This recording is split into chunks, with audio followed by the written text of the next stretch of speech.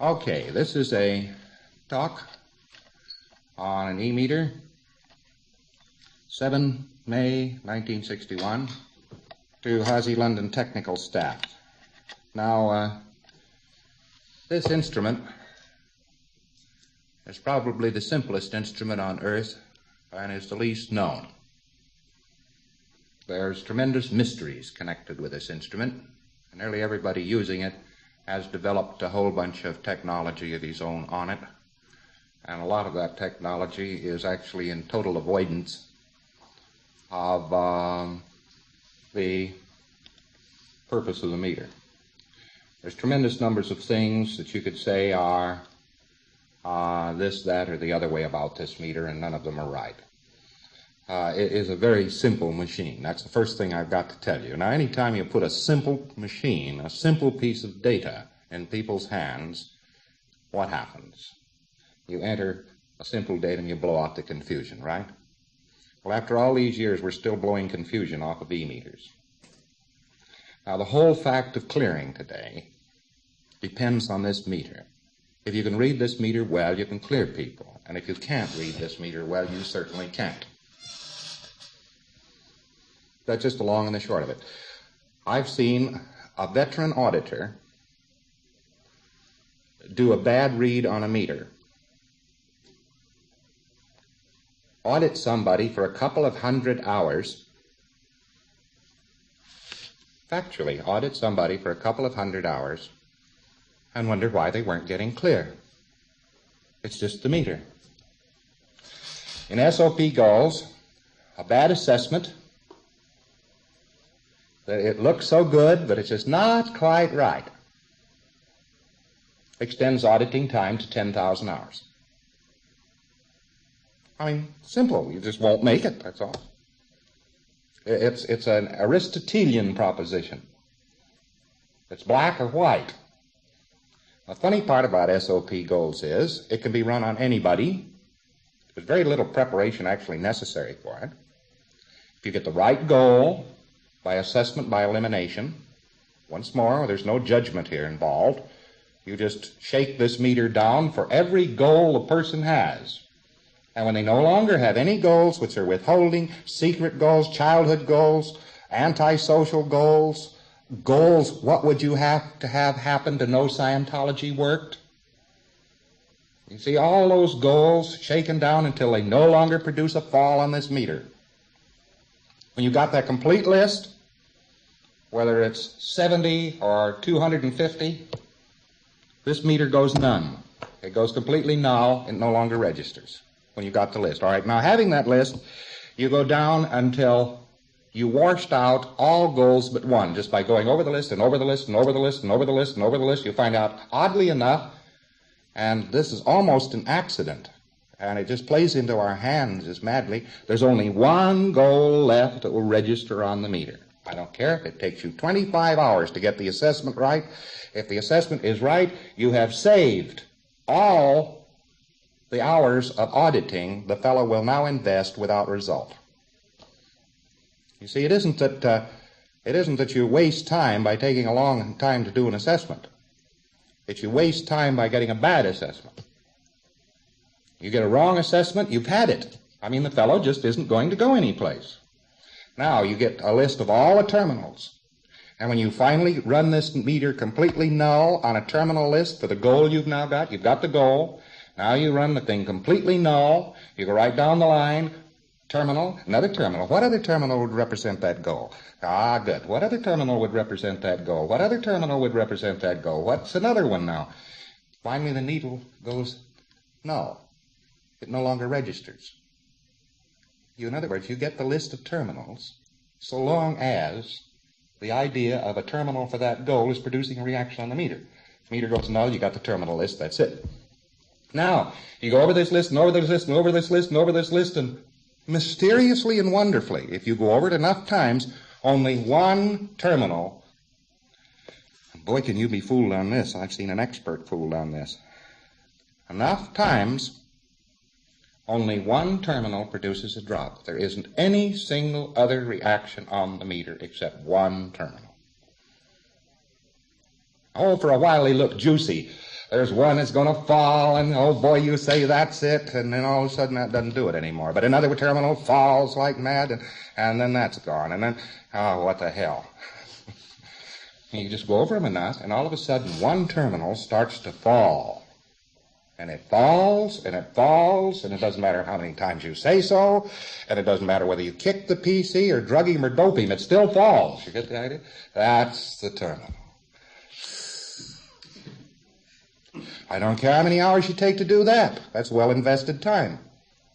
Because the number of hours it takes to do a good assessment is compared to the infinity of hours in auditing you're going to spend if the assessment is wrong. You got the idea? Because the fellow's never going to go clear, so you've consigned him to an infinity of auditing hours. Because he'll never go clear on a wrong assessment. He won't even get better. How do you like that? Now, we have lots of processes we can make him better on, which have no assessment, like put your finger in your ear, thank you. And the fellow's finally got his earache over with, and that sort of thing. We can do things with other processes, but not SOP goals. It's infinity or a finite. An infinity of hours in auditing is the result of a wrong assessment. And a finite number of hours is a result of a right assessment. It's just that bing bang, you see. It's just black and white. It's either that or it isn't. You're just about to get a new pre-have scale, by the way. And it took me quite a while to figure out how I could deliver the thing properly and exactly what it was. Well, we've got this in the works. Actually, it's in the typist's hands. But this is the point. What do you know? It does assessment by elimination. If you went over the key points of the scale enough times, only one point falls. Doesn't matter how many other points fall, only one point falls. So you do an assessment by elimination every time on the pre-have scale. Every time you do this assessment by elimination. As long as you've got 3 levels falling, you are wrong to stop. If you've got 3 levels ticking, you're wrong to stop. You go over that until you've got 1 level falling. And that is the level. The rest will blow off. They'll not is. Oh, heck, it may take you a couple of hours then to get the right assessment for the next level to run. Every time you flatten the level, why, it might take you now. I don't care if it does, you see. Because every moment that you run without the right assessment is totally lost in auditing. So how do you waste auditing time? You waste auditing time, well, various ways. One of the first ways is you run rudiments on somebody who is incapable of running a rudiment. That's a good way to waste auditing time. Let's spend 15 hours on rudiments on somebody who cannot produce any reaction on the body by thinking. The reason he can't is he alters every command. So you say, what part of that somatic could you be responsible for, or some command? That would be a bad process. What part of a leg could you be responsible for? You're going to cure up his PT problem. He got a pain in his leg or something like that. And you could go on and on and on and on and on and on. Why? Because the fellow is running, what leg has responsibility? Look, auditing doesn't work if they don't do the auditing command. So that alter-isness has to be knocked out. Obsessive alter-isness has to be knocked out, and all of this is preparatory to SOP goals. It's just preparatory. Now, what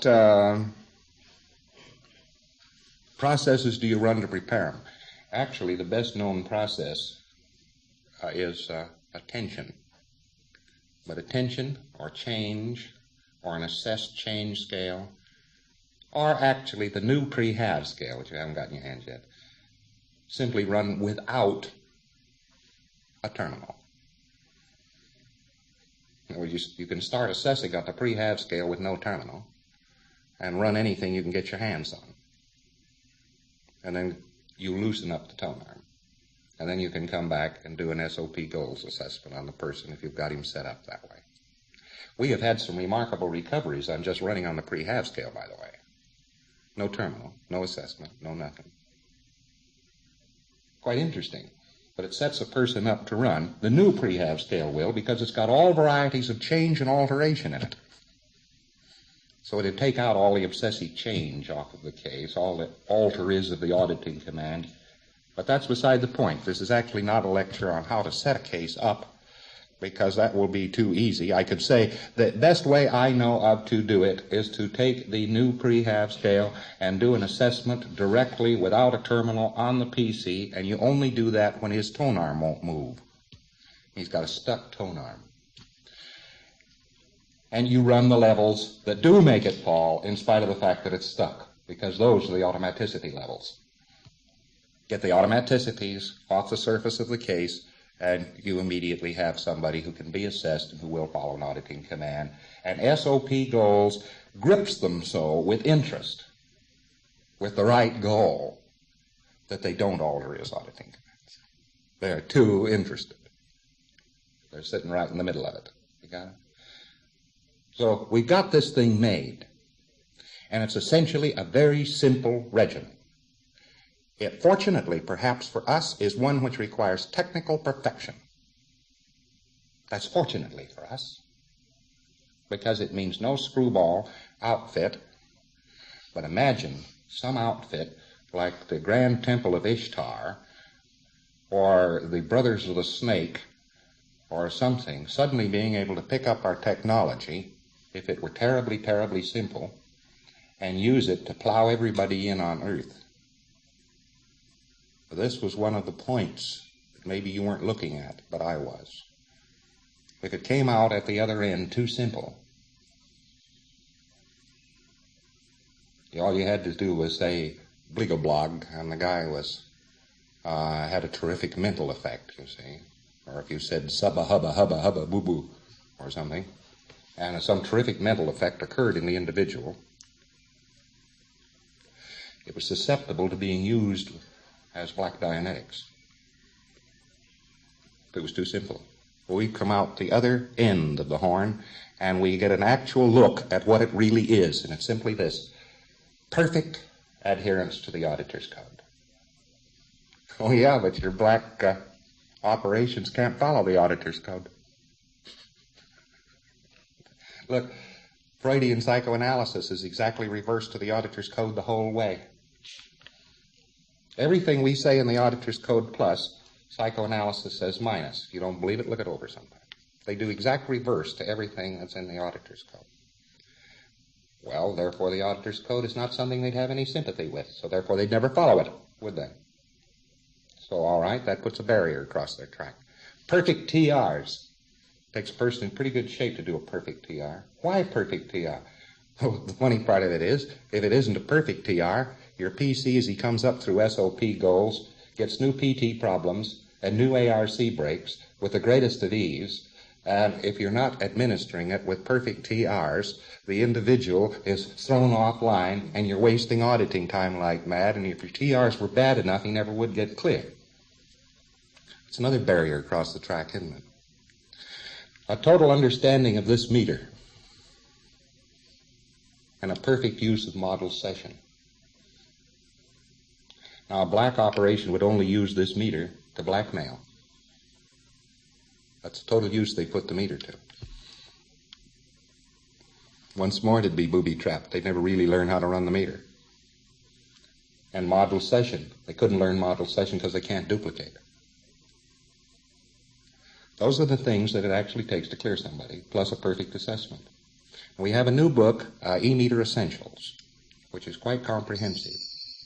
However, what I'm giving you today are, well, most of it is covered in E-Meter Essentials, but I'm going to give you right now a breakdown of the material on an E-meter, which is probably even a little more simple than the takeoff point of E-Meter Essentials. I've thought of a new point of takeoff. It's a very funny thing. I get better at explaining things. And I've got a better explanation today on E-meters than I had when I wrote the book just 2 or 3 weeks ago. Now here's this explanation. The reason I've given you, by the way, all of this rundown here on the subject of what it takes to clear somebody is just to try to tell you, look, guys, that's all it is. You know, I mean, there isn't anything else but those factors. There are no other factors. There are no sneak factors out someplace than those I have exactly mentioned. So if you say, well, there's something more that Ron hasn't told us, or something like this, look around to find out what fact Ron has told you that you're dispersing on, will you? Because I've actually now given you all the dope. It's taken 11 years to condense it, to find out all about it, to develop it, to get it into every case line, to require no vast mental gymnastics for each particular different case. I'll tell you how wide and varied Dianetics was. On several occasions, I dreamed up a complete regimen that fitted a case, and the case started to run on it, and then went out and invented a whole new Dianetics that applied only to that regimen which was invented for that particular case. A fellow by the name of Altman in New York City, remember that?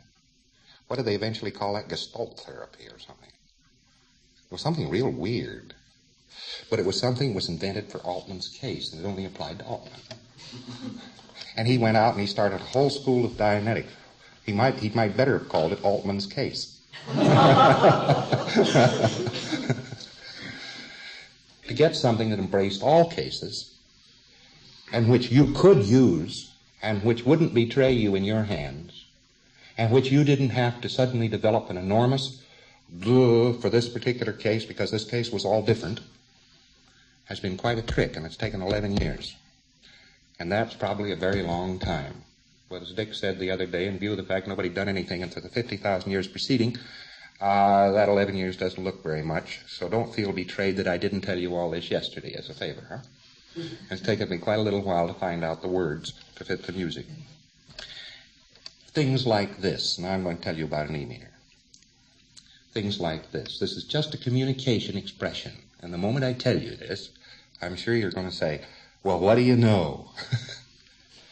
This is a tension machine.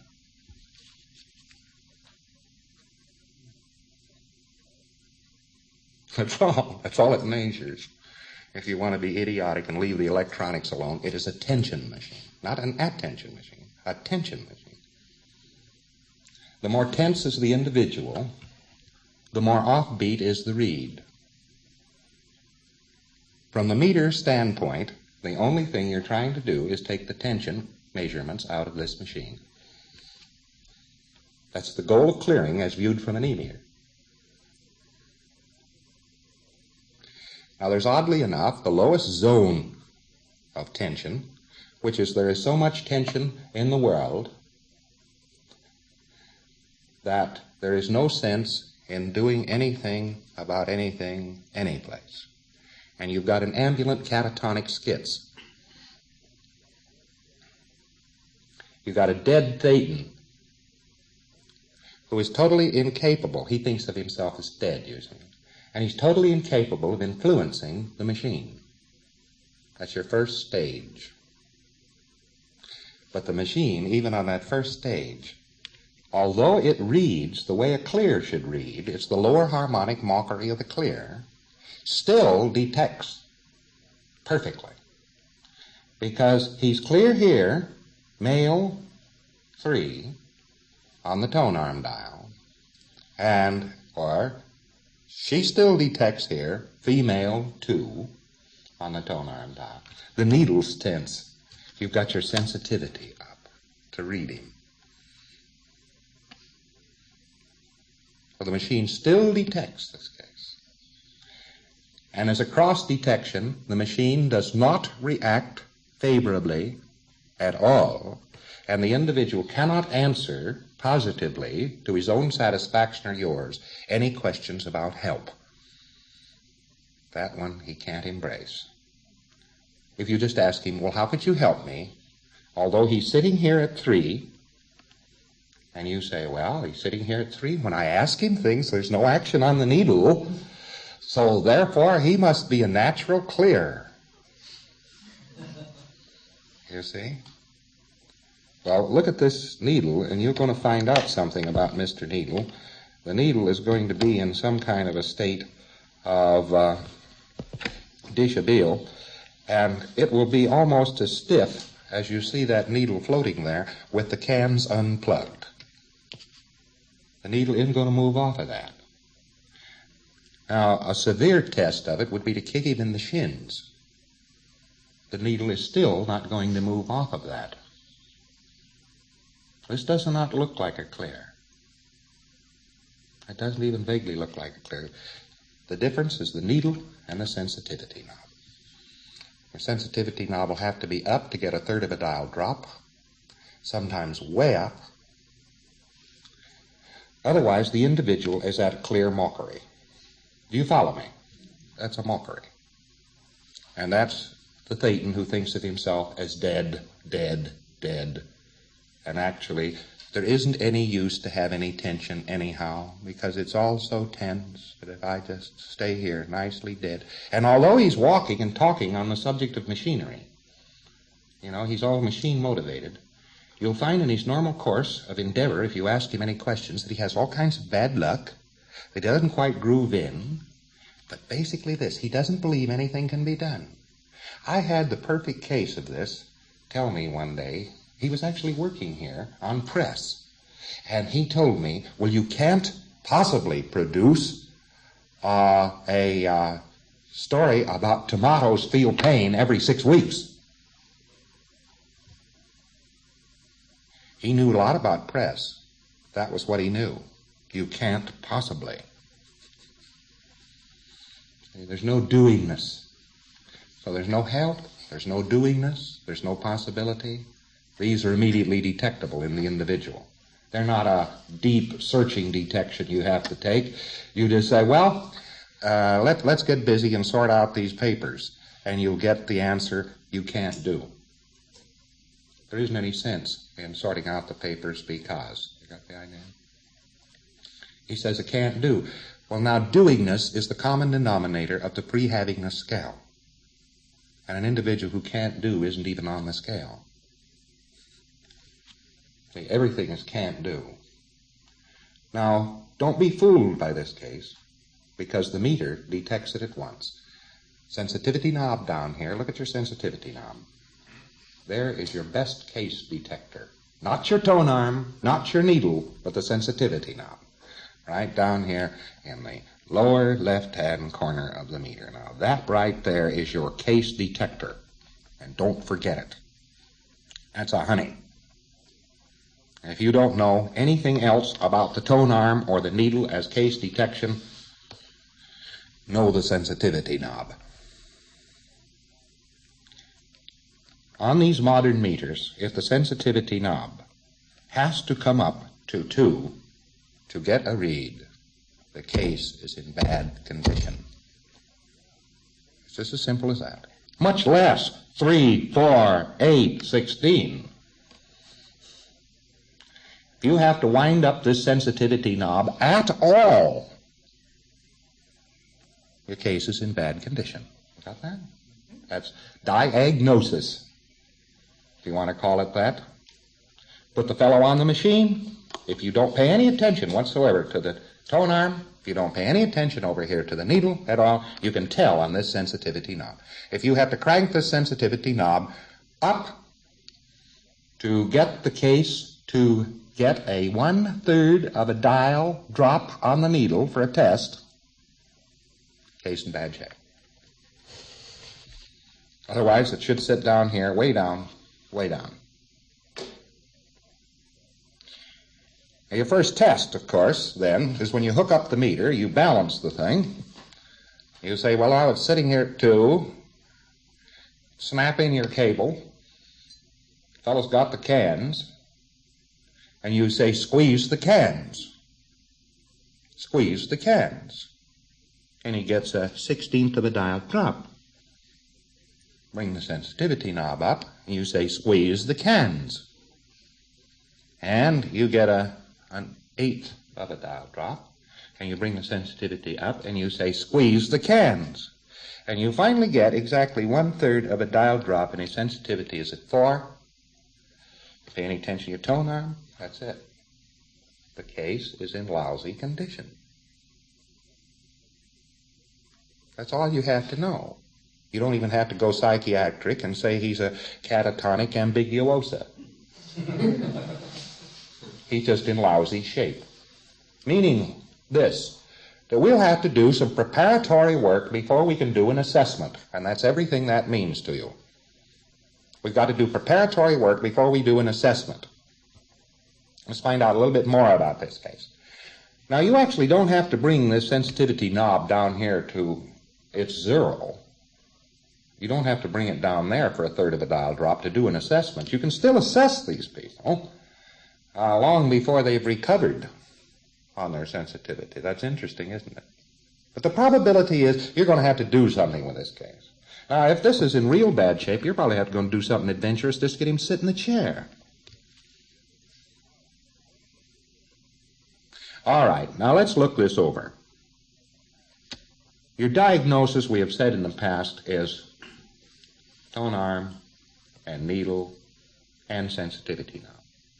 Your first and foremost diagnosis, and most everything you want to know about the case, is told to you by the sensitivity knob. Now we can progress with our diagnosis.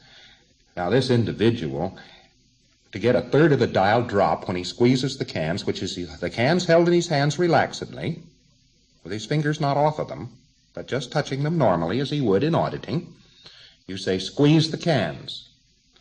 Now sometimes they go like this, you know, it's very jerky and so forth, and they keep squeezing. To me, that's diagnosis. The guy can't follow a simple order. You say, give the cans a squeeze. I don't know what he's doing with them.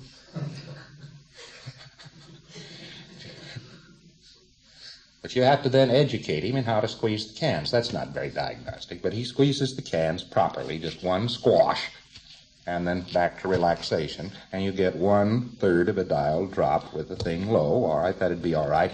But you get 1/3 of a dial drop with a sensitivity needle at 4. Individual's not going to have a lie reaction. It's going to be very hard to security check.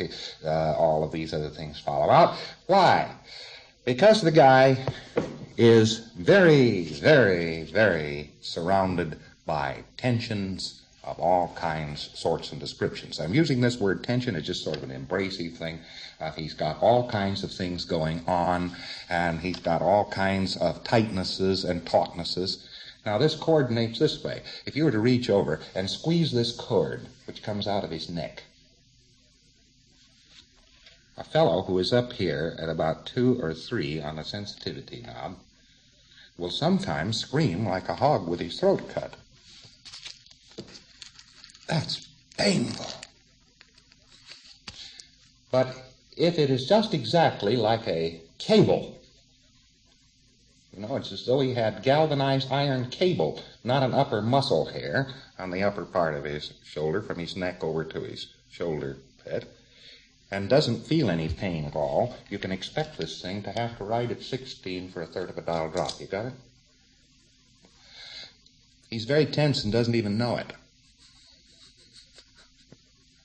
Now, how tense is tense? Well, actually, the fellow that can be nervous about being tense, or the fellow that can be jittery about being tense, or the fellow that can jiggle his foot, or scratch his head, or fumble his chin, is not in very bad shape. You go downscale, and this fellow is getting into the rigidity of rigor mortis. Now, that's in bad shape.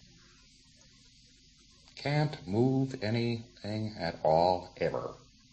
That's your sensitivity knob telling you the story of your case. You do a security check, get your 1/3 of a dial drop, and if this thing is up high, you know what you could really do? You could say to the fellow, well, why don't you get some auditing? And we'll security check you there. Because frankly, any security check that you get on this individual is going to be very suspect. He will, however, fall on things where he has crimes. But to clear him, oh my God. Well, we just had one. We just did 7 hours or so on a case to run a Joe Berg security check. Case isn't as bad off as cases go by an awful long ways. So that forecast that somebody reading at about 16 to clear every level you could get a tick on, what does that mean? That means a 25-hour intensive for one Joburg security check. Well, oddly enough, it would do him a lot of good. He'd get off a lot of width holes, and you'd see that the needle was loosening up and this tone arm falling, and you'd, more importantly for diagnosis, you'd see that this sensitivity knob didn't have to be so high, okay? Now, always run a meter with 1/3 of a dial drop. These meters are set, I check them over, and they do respond to that mechanical action. Another type of meter or another model or something like that, they might not respond that way. But this type of meter that I've checked out does respond that way. That you will get a proper fall if you have 1/3 of a dial drop on a squeeze of the cans on the needle. Don't run one jacked way up with its sensitivity very high and with the needle flying around, because you don't get any significant read. 1/3 of a dial drop at any given time during a session will give you a significant read, and it'll leave out all the heartbeats and so forth. Now, in E-meter Essentials, it gives you a drill. Let's go a little bit further now. In E-meter Essentials, it gives you a drill, and the drill is a body movement detection drill. And every auditor should do that drill.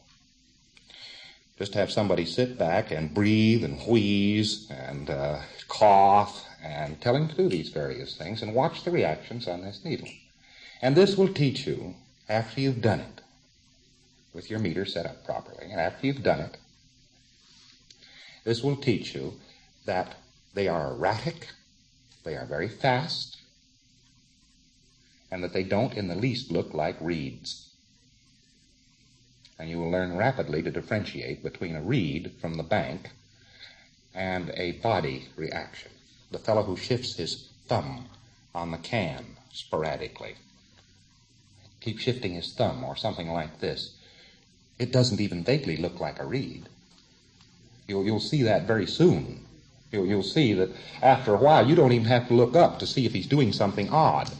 Now, you get into a rock slam as one of the needle characteristics, and you'll find that you usually have to check the PC. What are you doing? All of a sudden you got a wham-wham of the needle. Well, kind of check the PC. What are you doing? That's the only one that looks like a body movement. But then that keeps up, and he couldn't possibly be doing this rhythmic body movement as well.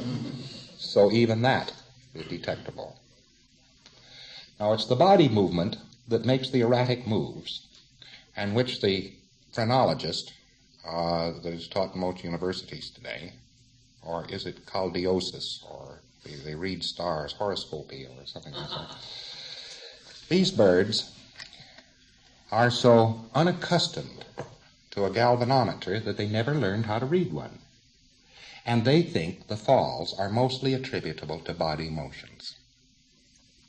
They have been defeated by the body motion. So they say you never can tell on a lie detector or this and that because it's a body motion. And this is the first invalidating factor they give the meter. Remember that the basis of this meter is 100 years old. This is not a new meter. A century this thing has been around. And for nobody to have learned how to use it in a whole century was something weird. Now, of course, we had to set it up so that it would read for our purposes. We had to redesign circuits. We brought it into a very compact package. The shelf life of the batteries in this British meter and the consumption rate are the same. Now, that's quite remarkable, isn't it? Did you know that you could take one of these modern Mark IV British meters, and don't do this, but you could leave it on in the case for weeks without running it down. Just leave it on for weeks and weeks, because its consumption rate is the same as shelf life for the battery. Pretty interesting, huh? Well, we've refined the living daylights out of the meter, and we've made it read, and we found out what these various components that can vary the meter mean, And we're not teaching you a new electronic instrument. All we're doing is teaching you a refined electronic instrument that nobody ever learned how to read. So don't feel that you're dense or stupid, particularly, because you don't instantly and immediately pick up how to read knee meter. Because remember, it's been around for a century without anybody in the halls of learning even finding out anything about it. You know that this thing is part and parcel of every lie detector in the United States. Men are actually sent to the electric chair on the evidence of one of these things, and the guys operating them don't know how to read them. They don't know anything about the mind. They don't know anything about the track. They tell you it reads only sweat. If the individual sweats suddenly, you get a drop. And then when he unsweats,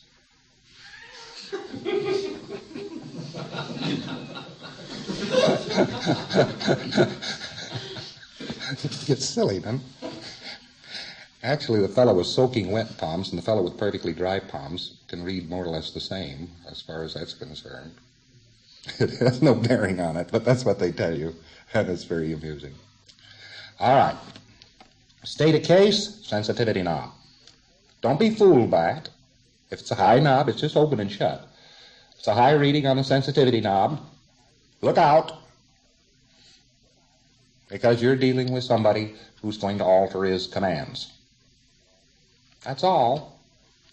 There's the possibility of his altering commands. Well, you probably have to go and do something with this straight on the pre-half scale to get the alterers of the commands before you get anything run. You got it? Simple. Let's put it this way. Let's make another remark on this. He is not a release. Now, the best person to run SOP goals on is a release. And if you were being terribly careful the whole way, you would make a release before you started SOP goals. The odd part of it is, if you're very good on SOP goals, you can do an assessment on a person who isn't a release, and you will make faster auditing progress if you do it. Normally, if you have a high sensitivity knob reading, it will assess only to a present time problem. Your whole SOP goals will assess to a present time problem. That goal, which is the present time problem for the case, will be the goal you will usually get. Something to expect, huh? Something to sort of know about the thing. But if you've released the person first, or got him up in that general direction one way or the other, well, after all, look at the technology we've had over the last many, many years. I mean, you can do all kinds of things with cases. You can soften up this meter. You can make this meter read differently with auditing. Practically everything we've ever found out is now valuable to us, one way or the other. I'm not saying you have this enormous span of things, but if you know something that has made cases well for you, you know, it's just this. If you know something that has made cases well for you, something like HC or something like this, you've made cases well with this sort of thing, you know. You've changed meter reads on them and so forth. Why, that's a better reality. Make them a release with it. And you'll find the sensitivity is reading lower. If you've done something that makes the case better, you've produced a release. Now go ahead with SOP goals. Now that fits into your reality, doesn't it? I'm not giving you a whole new package and saying all of Scientology is discarded, but I'm telling you where it stops. It stops at SOP goals. SOP goals is itself, and it is very precise. How you produce this release, that's a matter that is pretty well up to you. I can give you numerous ways that will be highly functional on numerous cases. But by doing 4 or 5 of them, you will always have a case in shape to be run on SOP goals. All right, let's look at the next factor on this. This has to do with the tone arm. This tone arm, this thing over here on the upper left side of the meter. All right. Now, this thing reads at 5,000 ohms female, 12,500 ohms male for the body, and its read is monitored for the body. It reads the body. When a person is clear, you're not reading him. The E-meter ceases to read. It's hit its zenith. When he's a total, stable, messed clear, it has hit its zenith. the meter is no good from there on. It'll always have to be used lower than that, however. So what have you got left here? You've got his body. And apparently a female body is 5,000 ohms, and a male body is 12,500 ohms, and that's represented by F with a circle around it, and 2 for a female, and the M with a circle around it, and the 3 for a male. Now that tells you at once by the lower harmonic case, the dead Thetan, why he reads at 2 and 3. See, that tells you why he reads at 2 and 3, because he's a dead body. You go down to the morgue and put the meter on a corpse down there, and you'll get these same reads. It's very fascinating, isn't it? So you've either got the Thetan not mauling the body around and changing its density every 3 seconds, or a dead Thetan, which couldn't, and you have these two extremes.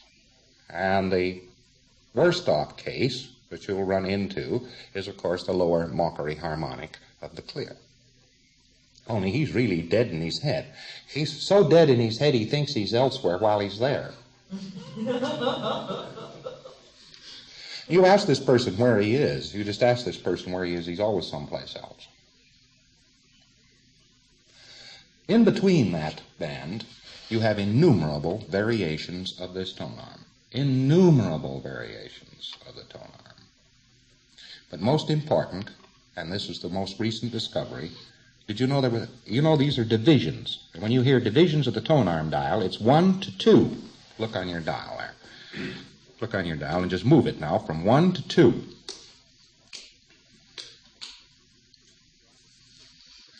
One to 2. That is called one division of the tone arm dial. One tone arm division, 1 to 2.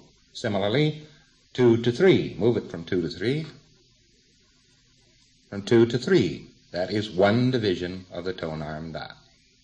Now back it down from 3 to 2. All right, back it down now from 3 to 2. That again is the movement of one division of the tone arm dial. Doesn't matter which way it moves, that is a movement of one division. Now, move it from 3 to 3.5, and then back to 3.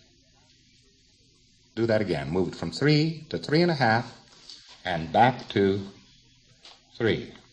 That is not one division of movement.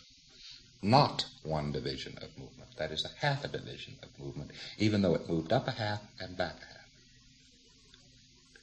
The way we're running this thing now, our movements are so explicit that when we say it has to have one division of movement for the tone arm dial, or an eighth of the division of movement of the tone arm dial, we mean in one direction, up, or one direction down, not 4 times with a quarter. Now let's look at 4 times with a quarter. Move from 3 to 3 1/4, to 3 to 3 1/4, to 3 to 3 1/4, to 3. That is not one motion, one division of the tone arm dial. Have you got that? That's not one division of the tone arm dial. No, one division motion of the tone arm dial, the way this is a refined look at the situation, is from 3 to 4, or 4 to 3. Now this may contradict some of your earlier data, but we've had to codify this thing, so we're expressing exactly what we're expressing. A quarter of a division of movement could be this. In 5 minutes, now move it from 3 to 3 1/4, to 3 to 3 1/4, to 3 to 3 1/4, to 3 to 3 1/4. Got that? That all took place in 5 minutes of auditing. That's a quarter of a division of motion of the tone arm dial. Didn't matter how many times it happened, that's a quarter of a division of the tone arm dial. Got that subtle difference? That's just so we don't make any mistakes about this. All right. Now, this tone arm is what we audit with. And you are being technically incorrect if you make a report like this. The tone arm dial was pretty motionless while I was running the process, but the needle was moving. Any mention of a needle during the running of a process is a faux pas. It has nothing to do with the running of the process. Now, curiosa, that it occasionally rock slams on you, is just curiosa. It's not factual. It doesn't immediately lead you into making any new decision or solution. It's interesting that there is something flying around. But let me give you a caution. Because this needle flies around, it is moving, isn't it? And your attention, it's moving rapidly, let us say. Your attention is liable to be drawn to the needle, and you're liable to start trying to interpret the needle as you audit a process. And it has nothing to do with the auditing of the process. We couldn't care less what the needle is doing. While we're running the process, we might as well take the needle and snap it off and throw it away. The only thing we're going to pay any attention to at all is this tone arm dial. If that is moving, the process is biting. And if that isn't moving, the process is not biting. And here we get a black and white Aristotelian fact. No motion on the tone arm dial, no action in the bank.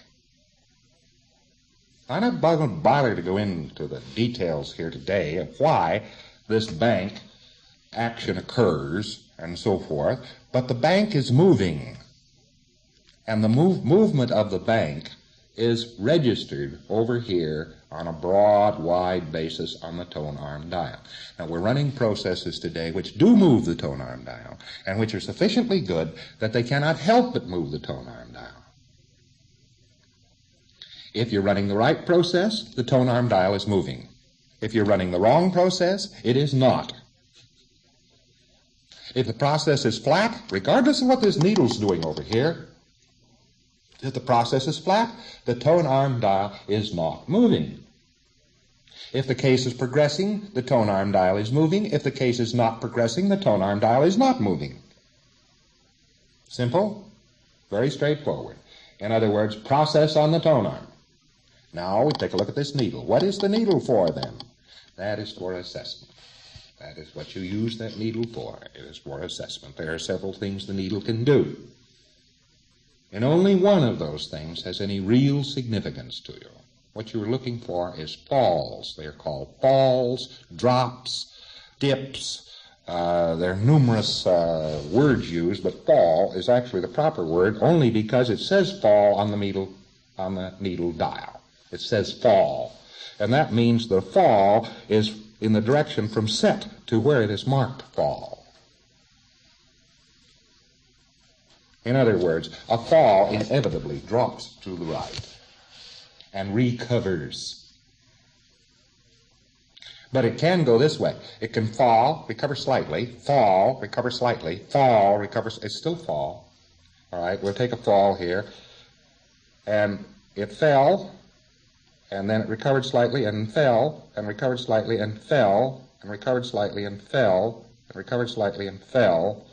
By the way, I don't pay any attention to this tone arm numbers here. These numbers don't mean anything over here on the needle dial. They mean something on the tone arm dial, but they don't mean anything here. I just noticed the other day somebody's marked this thing up for 2 divisions as one number. That will be changed. A division is simply the distance between 2 black marks on this thing. All right, with that repetitive and continual fall, the actual fall was 1, 2, 3, 4, 5, 6, 7, 8. In what space of time? Well, I would say in the matter of 2 or 3 seconds. You know, it kind of pumps itself down. Well, that is the number of divisions of fall. Now, this thing is marked off with little black marks, and you have these, and you call them divisions. Don't pay any attention to the numbers on the thing. And that is divisions of fall. Now, diagnostically, the fall is the primary needle manifestation. Now, let's talk into these needle manifestations. Fall, that's primary. A stronger manifestation than fall is the rock slam. That's just all over the, I don't know whether yeah, I can. I can make one of these things rock slam. There's a rock slam. Just agitate. Go ahead, do it. Agitate your tone arm here and watch that needle. Just move that back and forth rapidly. That's a rock slam. See that? Crazy. That's a crazy thing. That means you're right on the rock chain to the first time the guy ever decided to be another valence. That's right straight on the line. You get that thing, take it. That's your strongest read.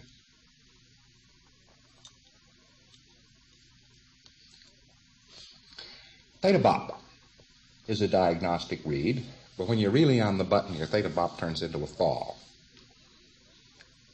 But if you're reading a bunch of questions and you get a theta bop, and you keep getting a theta bop every third question, theta bop, there's one of those questions someplace in the assessment list that is a theta bop question, and it has to do with leaving and death. And it's really kind of the yo-yo. The thetan's backing out of his head and coming back in slightly.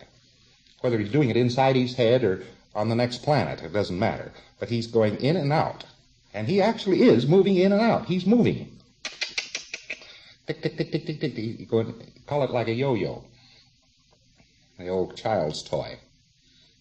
It bounced down and came back up and bounced down and came back up. And that's represented by a little tick, tick, tick that is almost exactly the same path. That's too fast a one. Now, if you just move this thing about an eighth of the division, move your tone arm back and forth smoothly about an eighth of the division, move it back and forth smoothly, an eighth of a division, you'll notice that needle rocking back and forth there over the same pattern. That is a theta bop. It does not matter a continental how wide the theta bop is. It can be a whole dial wide. Now, basically, I've always referred to a theta bop as something that did it repetitively. And most theta bops, which are going to be anything at all, do it repetitively. Now, if you refine this down to the knee plus ultra, you'd find out that one dip and one recovery at the exact same speed over the exact same area would be a one-motion theta bop. You're now sort of nagging at the facts. It's true. That's perfectly true. But it's not very useful. That's perfectly true, but it's not very useful. You get what I'm talking about now. Now, a theta bop has the equal halt at both ends. You see, you might as well call it a fall as far as diagnostics are concerned. If it fell once and recovered, you might as well call it a fall. But technically speaking, you could say, well, that was a one-jump theta bop, but of course it's diagnostic the way a fall is. See? You could differentiate between these two things. It would mean that the speed of recovery was the same exactly as the speed of drop. But it's still diagnostic. And it means the same thing ordinarily that a fall would get. If you saw that manifestation, sooner or later you're going to turn on what caused it. And then it's going to go rock, rock, rock, rock, rock, rock. It'll do the same thing many times now. It means that you just tick the edge of a theta bop. So fall, rock slam, theta bop. All right? All of them are useful diagnostically. All of them. The fall is ordinarily what you use. You ordinarily use the fall. That's the usual action.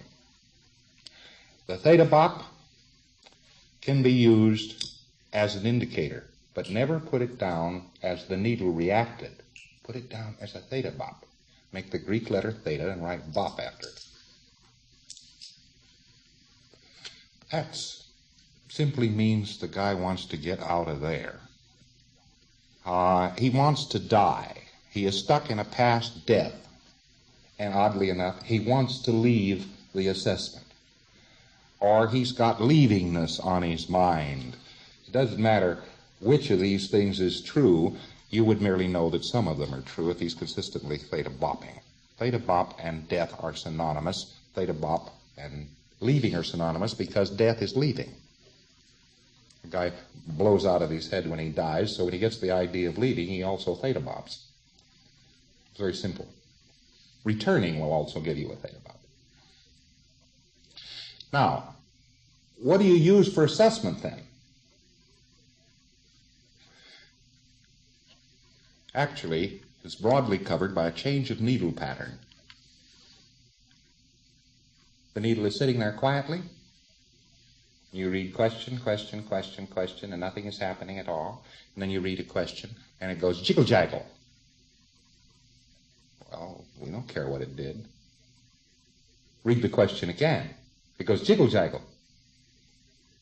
We really don't care what it did, you understand? It did something.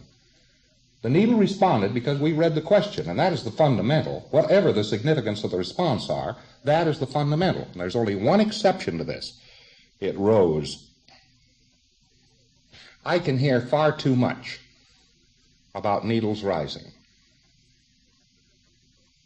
I can hear too much about this. I can easily be bored with this subject of rising needles. In fact, you hardly have to do anything to bore me with it. Because it means just one thing. It means the PC isn't confronting. And of course, that's why he's being audited. So, I'll show you what a rising needle looks like. Now take this thing and set it at 2.5. Set your meter at 2.5. And now move it slowly and evenly to 2.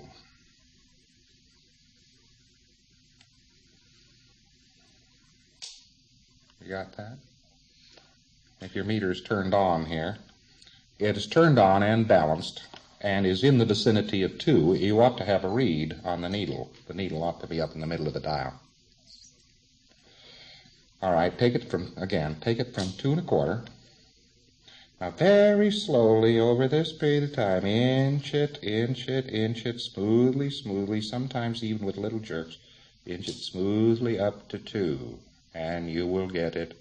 That is a rising needle. Now, naturally, needles have to rise for tone arms to recover, don't they? Just the mechanics of the meter tell you that. They have to rise. It's absolutely vital. Otherwise, you would never get another read anywhere on the tone arm, would you? And if you become too fascinated with a rising needle, you're becoming too fascinated with something which doesn't mean anything. It just doesn't, that's all. Beyond this just one thing. The PC has struck something he isn't confronting. Now, we used to use this rising needle this way. Anything that will stop a needle from rising is something the PC can confront, or is usually why the needle is rising. You can find out why the needle is rising by finding out what stops it from rising.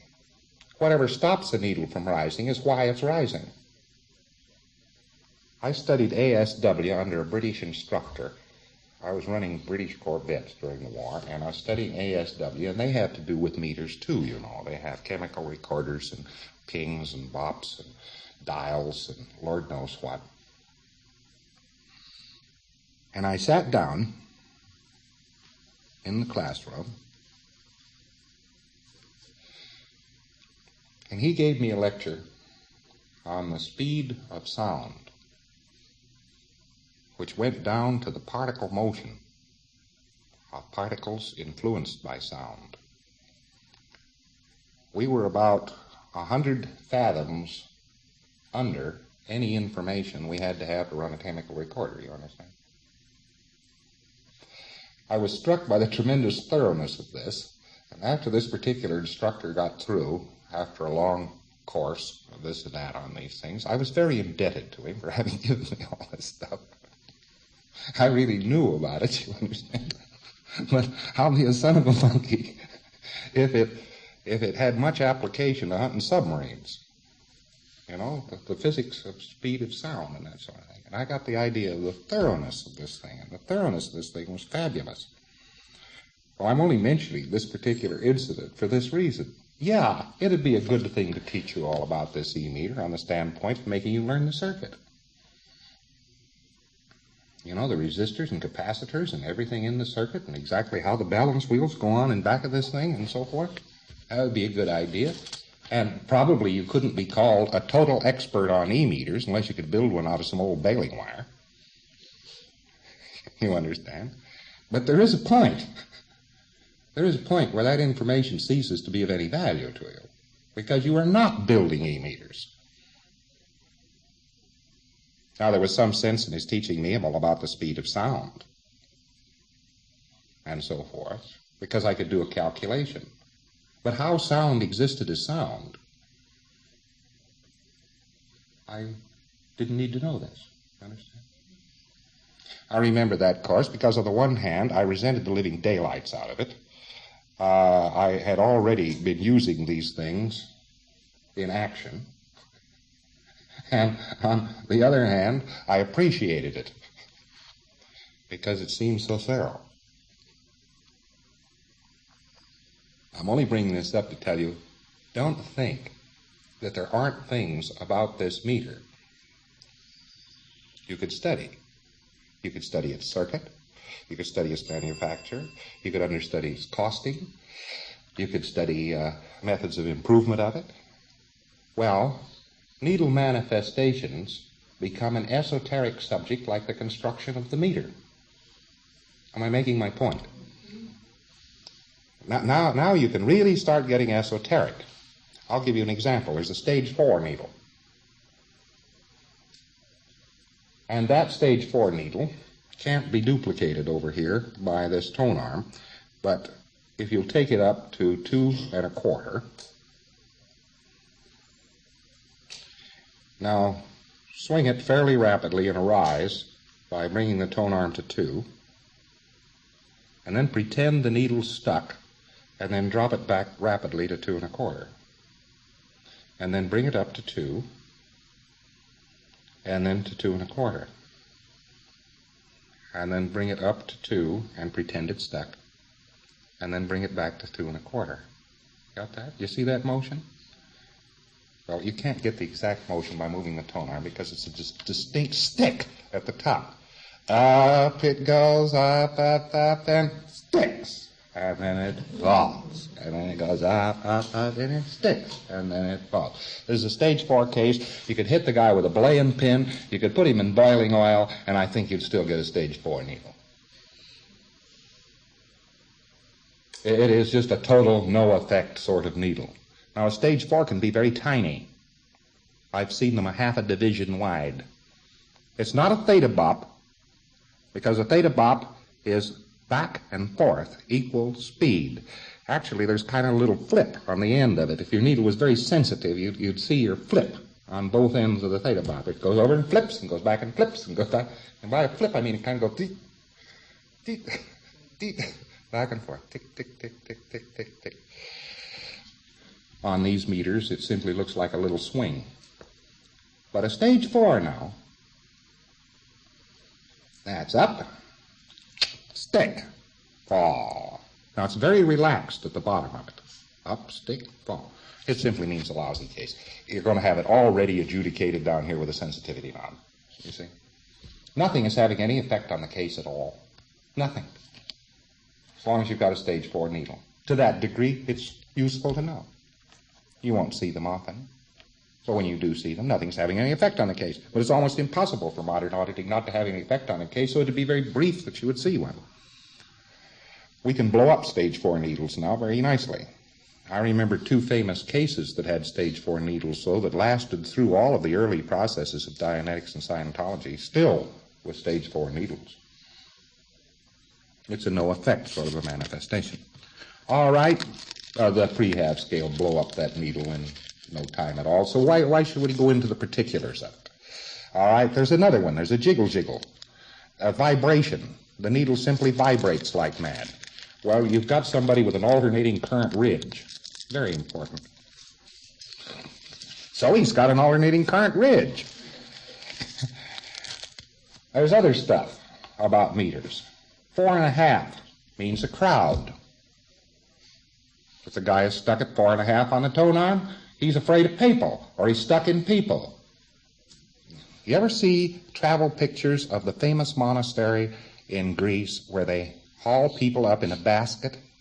That's their elevator, and it's survived down through the centuries because no invader can even get near it. He can't climb it. Have you ever heard of this one?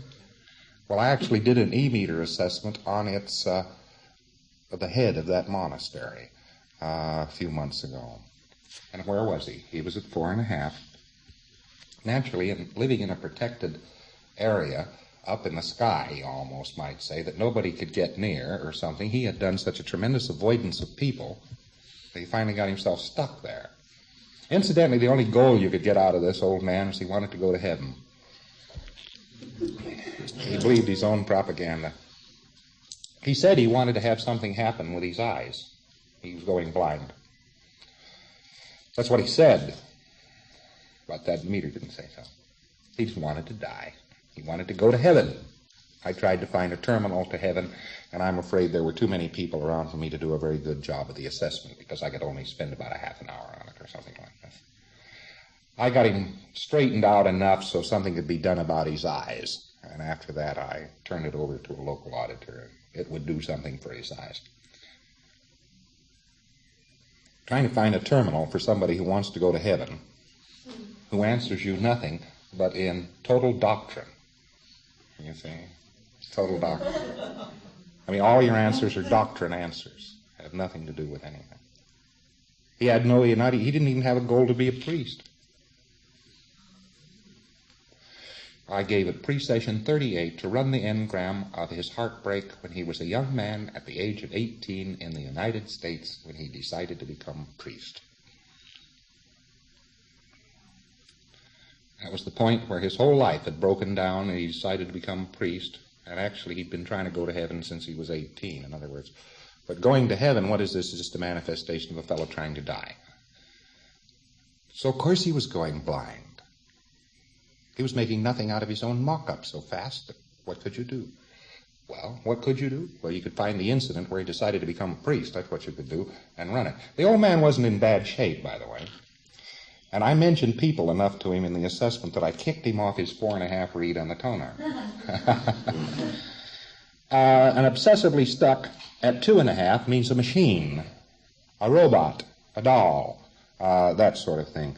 Now, these are just samples of bric-a-brac. Oh yes, as time goes on, these things are very nice to know, and they mark you as the expert. After I'd taken a course on ASDIC from a British instructor, I was after that certified as a total expert, don't you think? I could probably build the machines. Now I can't even buy one out of war surplus. I've been trying to get one for a yacht. They won't even sell me one. Probably an expert like that, he's least entitled to his machinery, isn't he? Now, these you might assign to esoterics. So get your levels of importance up here. Levels of importance. Terribly important that a reed on the needle produces, most ordinarily and usually and significantly, and which you always make record of, a fall. Next to that, a theta bop, more rarely a rock slam. Most positive reads a rock slam. Somebody starts rock slamming, and then you get him so he does nothing but rock slam on that question. That is the question that is producing the rock slam. And man, you'd better run it, because that is right on the rock chain. That is hotter than a pistol. Every time you come by Boy Scout, he used to have an ambition to be a Boy Scout. Ambition to be a Boy Scout. Rock slam. And then later on he wanted to be a minister. No rock slam. And then later on, why, he wanted to become a choir boy. No rock slam. No action at all.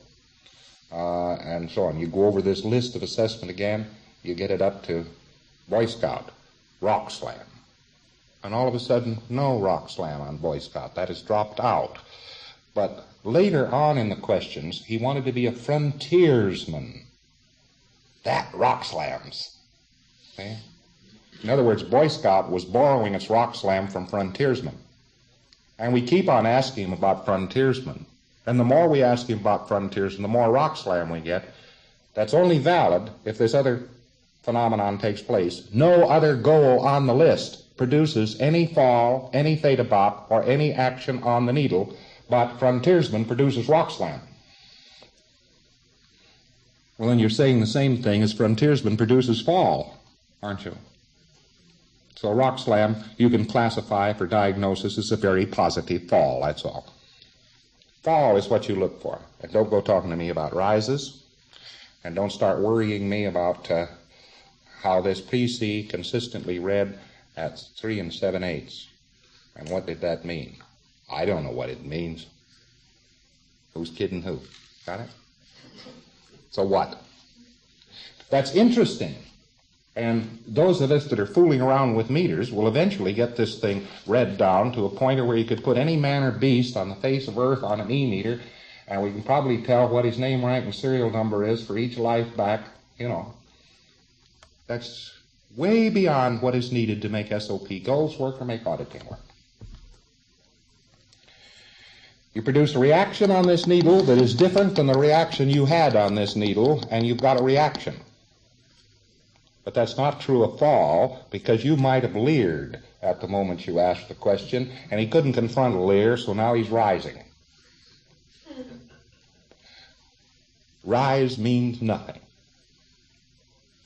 Now there's another read I'll have to tell you about on this meter, and that is 7 on the tone arm dial.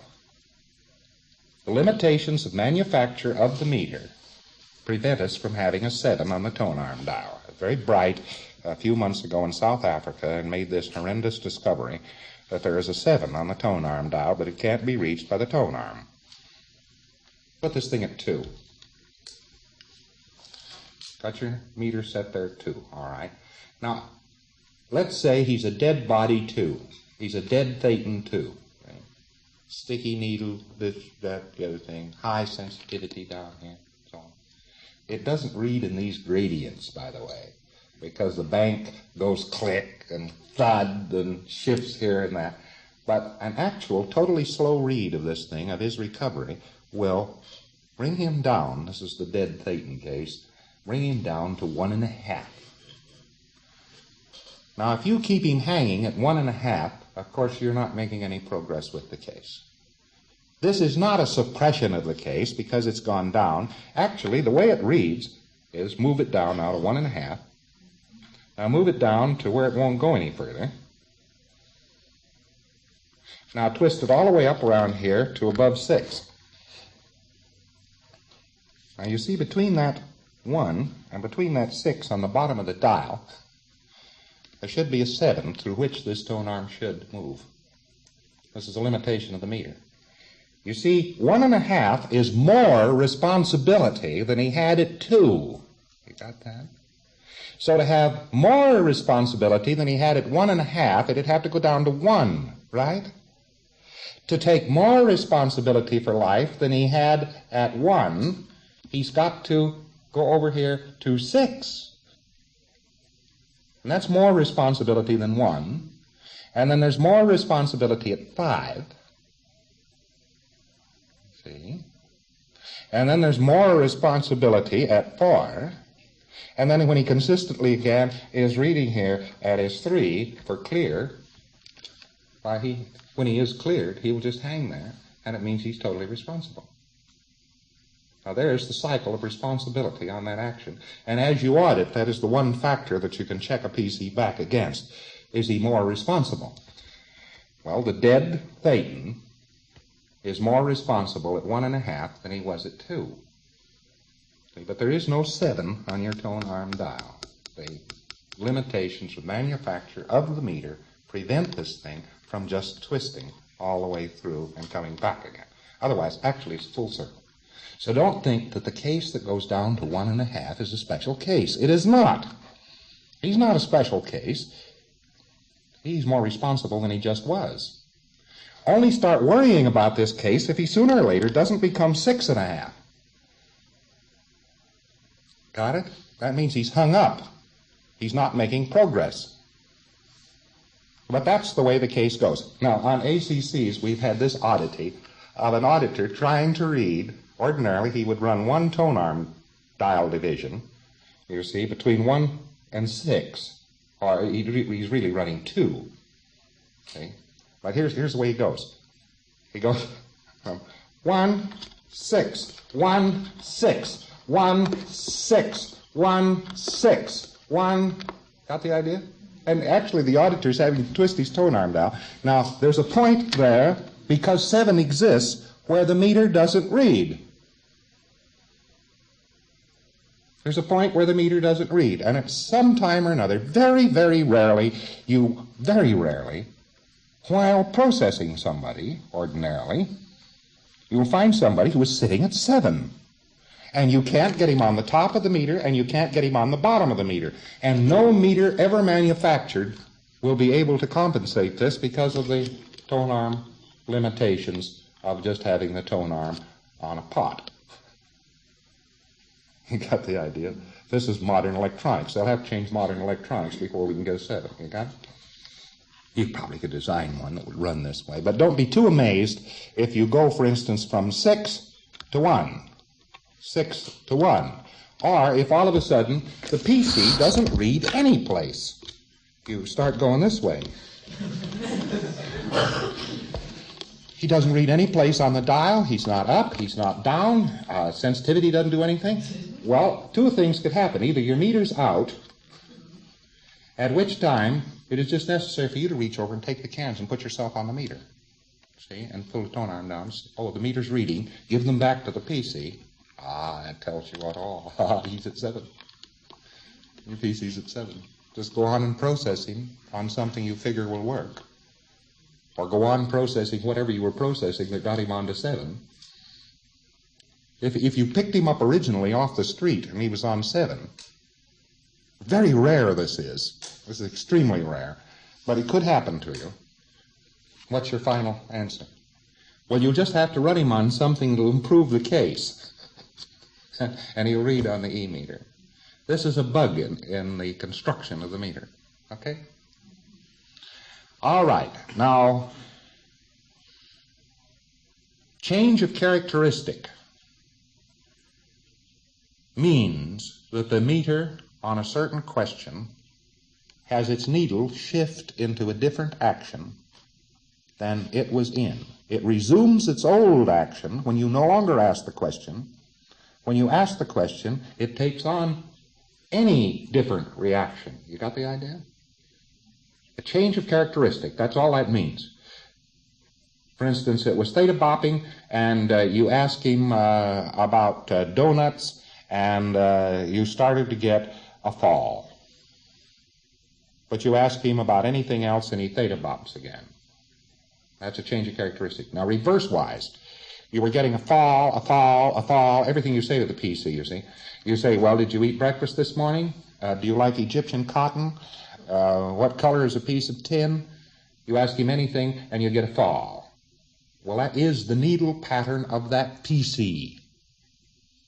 It's a fall, it's a fall, it's a fall, it's a fall, it's a fall. It'll be maybe a 1-2 division fall every time you say anything.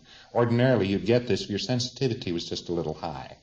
One of the ways to do it is just back your sensitivity off a little bit. But nevertheless, you can read through that. That is the pattern of the meter. You usually read from a still needle. Try to read from a still needle. But the pattern of the meter for this PC is a fall. Do you like Egyptian cotton? Have you seen a jeweler recently? Have you ever shot grapes? And it's a fall, it's a fall, it's a fall, it's a fall, it's a fall. The fall is always the same fall. And then you say, well, are you pleased with your marriage now? You get theta bop. Aha. Aha. And you say, do you like the Union Jack? And you get a fall, and you get a fall, and you say, are you pleased with your marriage? And you get a theta bop. That means that that question is charged. But which question is charged? It's the one that produces the change of pattern. You got the idea? Now, more loosely, you can say that any time the PC has a charged question within his level of reality, you get a change of pattern. You could say a fall is a change of pattern, a theta bop is a change of pattern, a rock slam is a change of pattern, don't you see? So basically you're trying to change the pattern of this meter. Now let's get back to tension. This meter has to be set up higher and higher, and its reads are tighter and tighter, the more and more tension there is on a case. And your goal of processing is to take that tension off, and the meter, of course, registers this. You get a low sensitivity knob. This starts to come in toward clear, and eventually tension isn't even registered on the needle. Sort of falls out in this order. The tension, as the case gets better, will fall out of the sensitivity knob. Then the tension starts, you see it's 6.5 on the tone arm dial. That's not untense. Actually, you go ding like this and the fellow hits high C, you know. All right, there it comes out of the tone arm dial, down, and he gets down toward clear read, and it pumps down over the hours and hours of processing, you see. Gradually pumps down closer and closer in, and eventually the tension totally disappears out of the needle. And the needle then is a free needle. We've been careless in use of terms. A free needle means the needle is free. A null needle means it doesn't get a change of pattern or react on the question. But a free needle just floats. When you've seen a free needle, it's become unmistakable. It just floats. It just floats around. Actually, it looks like your sensitivity knob. You can actually approximate a free needle by turning your sensitivity up maybe to about 16 on an average case, and then not let him breathe. And you'll get a float. And this needle just floats around. And of course, that's no tension, isn't it? Now, when you've cleaned up everything in life that he could possibly have any tension on, which is called stabilizing a clear, you just go over more goals and more prehabs. Just do all the steps of SOP goals on and on and on. He starts blowing them by inspection, and it gets easier and easier for him to blow them. There's less and less tension on this needle, and eventually you can't get any reaction on the needle, and that's it. You got it clear. You got that? So just I've taken you now from total tension, which is dead thetan, reading it clear, then you get a read on up the line, more in different positions of the tone arm, different characteristics of the needle, eventually up to, at no particular stage of the game does it read a certain combo beyond saying, well, the fellow does not now have to have his sensitivity jacked up. All right, he used to have, so therefore he's getting better. The fellow is not now reading at 6 on the tone arm. He reads down around 3.5, 4. Well, he's getting better, don't you think?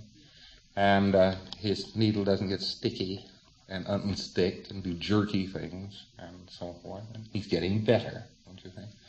And eventually, when the needle, the tone arm, and the sensitivity knob no longer produce, no matter what you do with them, any reaction on the thetan that you're auditing, of course, you can still, on a floating needle, you can pinch the guy badly and so forth, and rough him up enough, and go like this in front of his face and kick him around. And if he did get annoyed with you, which is not probable, but if he did, you could probably get another reaction on it. If you hit him with a truck,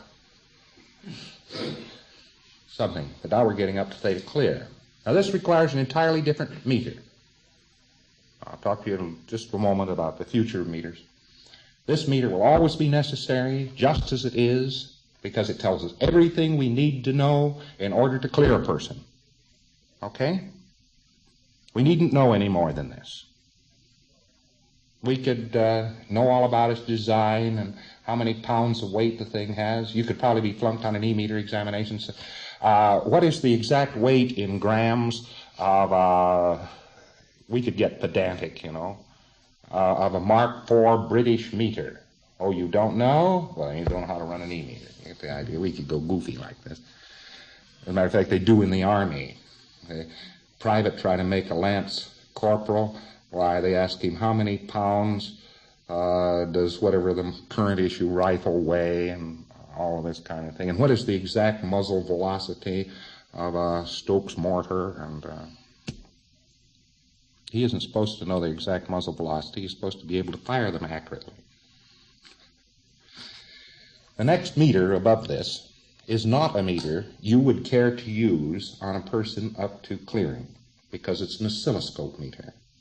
And for you to stand there with a green line dancing madly in front of your face during all of the auditing where this needle is, you wouldn't like it. You wouldn't like it. It's interesting, and if a case was real sticky, you might take one of these O meters or theta meters, and you might put a low-tone case on it, and you might be able to get him unstuck on his flows because it registers flows, but you wouldn't like to audit him on it. I've already discovered this. I've been researching, by the way, for this next level meter for several years. And I finally got it boxed in, so I know exactly what we're looking for and exactly what we've got to have. That's as far as it's gone. Well, I got some people building ones for that. But for you to audit with a going on here. Furthermore, they're about 2 feet deep, minimum. And they're about 1.5 feet high, about 1.5 feet wide. And you'd have to have the janitor come up and move it in your auditing room, because they're heavy.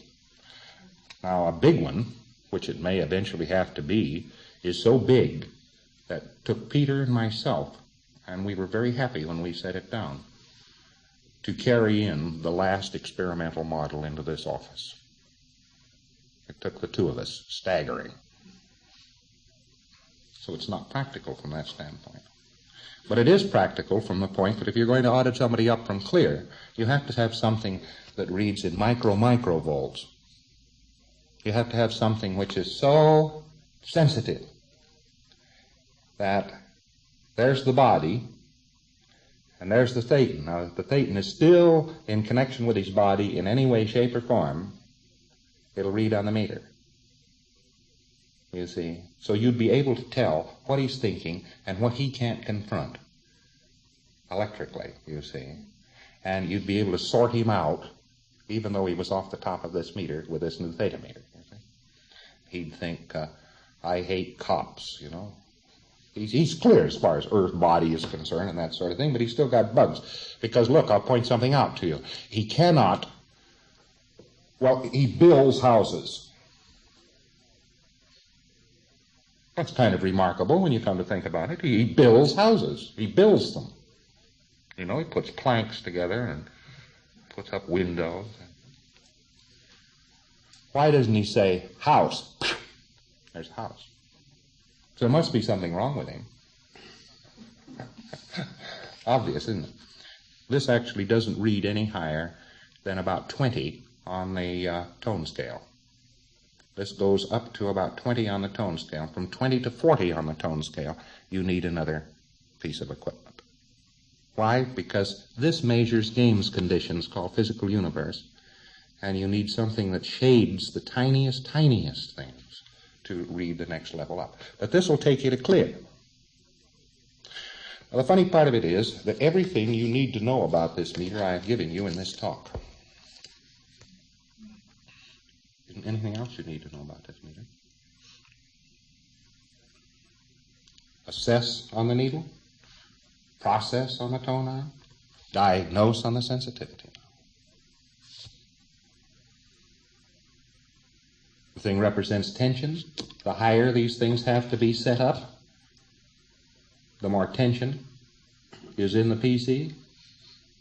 And as you run it, you are simply taking the tension out of the PC, and the needles, and the tone arm, and the sensitivity knob read more and more comfortably. And eventually, when they don't read at all, you've got a stable mess clear. When I say they don't read at all, it's just frankly that. I have a piece of news for you, just I might as well put onto this last few inches of tape here that's running that you'll be interested in. We have theoretically transcended meshed universe weapons. I may not mean much to you as a sudden statement, But as you go off the top of this meter, in other words, the meter is no longer active on the individual. It means his tolerance of motion, his tolerance of change is so great that if you hit him with a bullet, you wouldn't hurt him. You probably wouldn't even be able to hit him with a bullet. And the big boys walking up and down and mocking up space flights from their arsenals of atom bombs, here they are with their nice polished atom bombs that can wipe out the world and so forth. Well, nobody developed a defense against the atom bomb, and for a number of years I actually worked on mess defenses against an atom bomb, and I know they could be developed, but it would cost billions, and we all of a sudden have a defense against the atom bomb. A person who is super cleared, probably up around the level of theta clear, is not affected by them. He could probably stand right in the middle of an atom bomb blast, but his tolerance of change would be so great.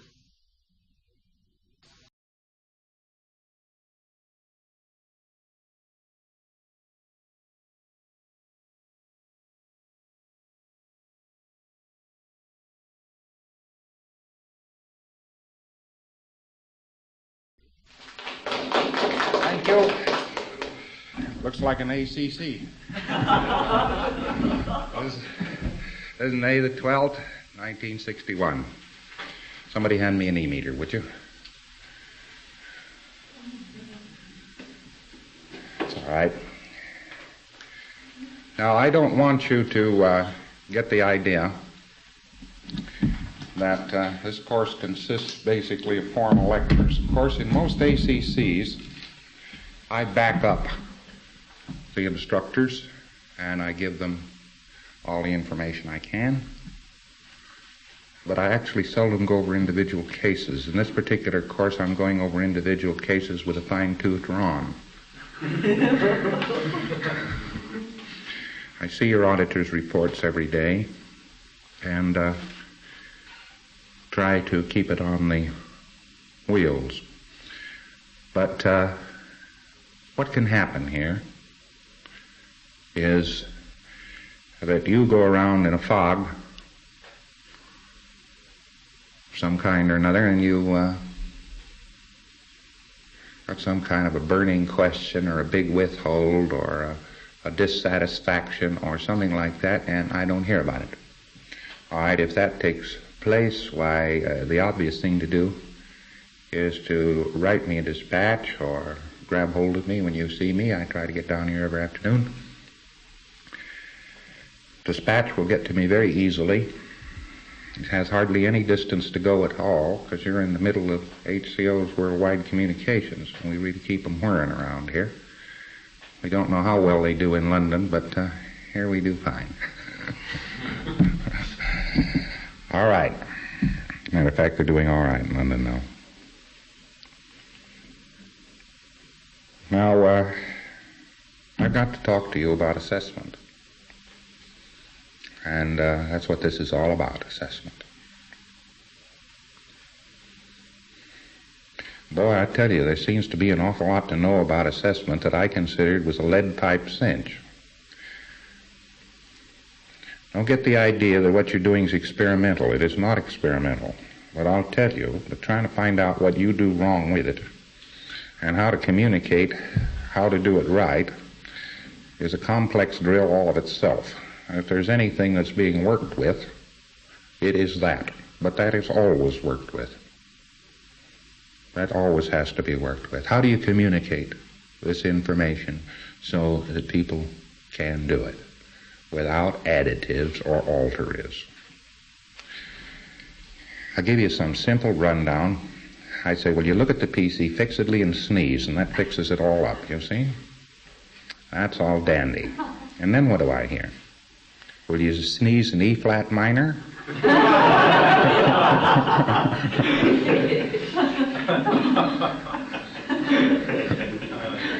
Well, what is the violence and duration of the sneeze? Is this done in an auditing session? Do you use model session form to put this sneeze in? Or is it a special form? Now, this, of course, isn't bounded by the auditor's code, is it? And particularly, this changes, of course, everything we have been doing before. Those things are pretty inevitable. Now, I don't mean to be sarcastic. I'm just showing you what happens. I'm not being sarcastic because this is too true. It is too painfully true. And it works like this. You, in trying to equate a relatively simple fundamental in Scientology at this time, are, of course, picking up a fundamental which sits right in the middle of anybody's case. And you tend to blow off a little bit of a confusion, you know, in trying to grab hold of it. And it isn't as if I were teaching you how to run a diesel engine. What little oddball ideas you had about diesel engines would blow off in a hurry. I could teach you how to run a diesel engine very complicatedly, even you girls, you see. Just bang, there'd be hardly anything to it. I'd show you, well, there's this, and there's that, and there's the other thing. I'd have to read a book and find out how myself first. But that would be very easy. But that isn't what we're teaching. And the data that we're teaching goes straight into the middle of a reactive computation. SOP goals right here at this minute is doing this exact thing and nothing else. It is exactly reversing how the mind got aberrated. And it reverses that exact process. Now, I'm not trying to hand out any stink cabbages to myself about this having been a hot piece of mental prestidigitation to get this job done. The best evidence of that is the fact that it had not been done before. All I'm trying to do here is show you that the most hidden factors of the mind were, of course, the things that aberrated the mind, because nobody has ever freed a mind before. So therefore, they must have been the most concealed, or they would have gotten as is. Just as simple as that, see? Almost anybody could have come along and as is them if they hadn't been very hidden. So although SOP goals, at first glance, looks very simple, it is actually undoing all of the factors which made a mind plow in, made a person's ability run downhill, and it consists of all the solutions that a person adopted to fix up oddball circumstances that haven't anything to do with anything anymore ever, and probably had nothing to do with it then. Here's this little fellow, he's playing out here on the hill, and he's just having a marvelous time, and he goes around and listens to panpipes and dances with the goats, and he's free as the breeze, and everything is wonderful. And the next thing we hear of him, he's a general of armies.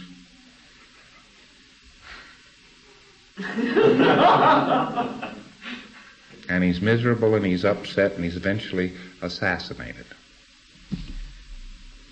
What happened? Who wouldn't want to have the kind of mind that could be happy doing something simple? Who wouldn't want to have this kind of a mind? Well, I don't know anybody who wouldn't want to have it in the long run. Because basically what you're afraid of is getting bored. Well, how come you get bored? It must be what you're doing is somehow or another insufficient or inadequate to the demands of the environment. Well, this little boy dancing on the hill amongst the goats,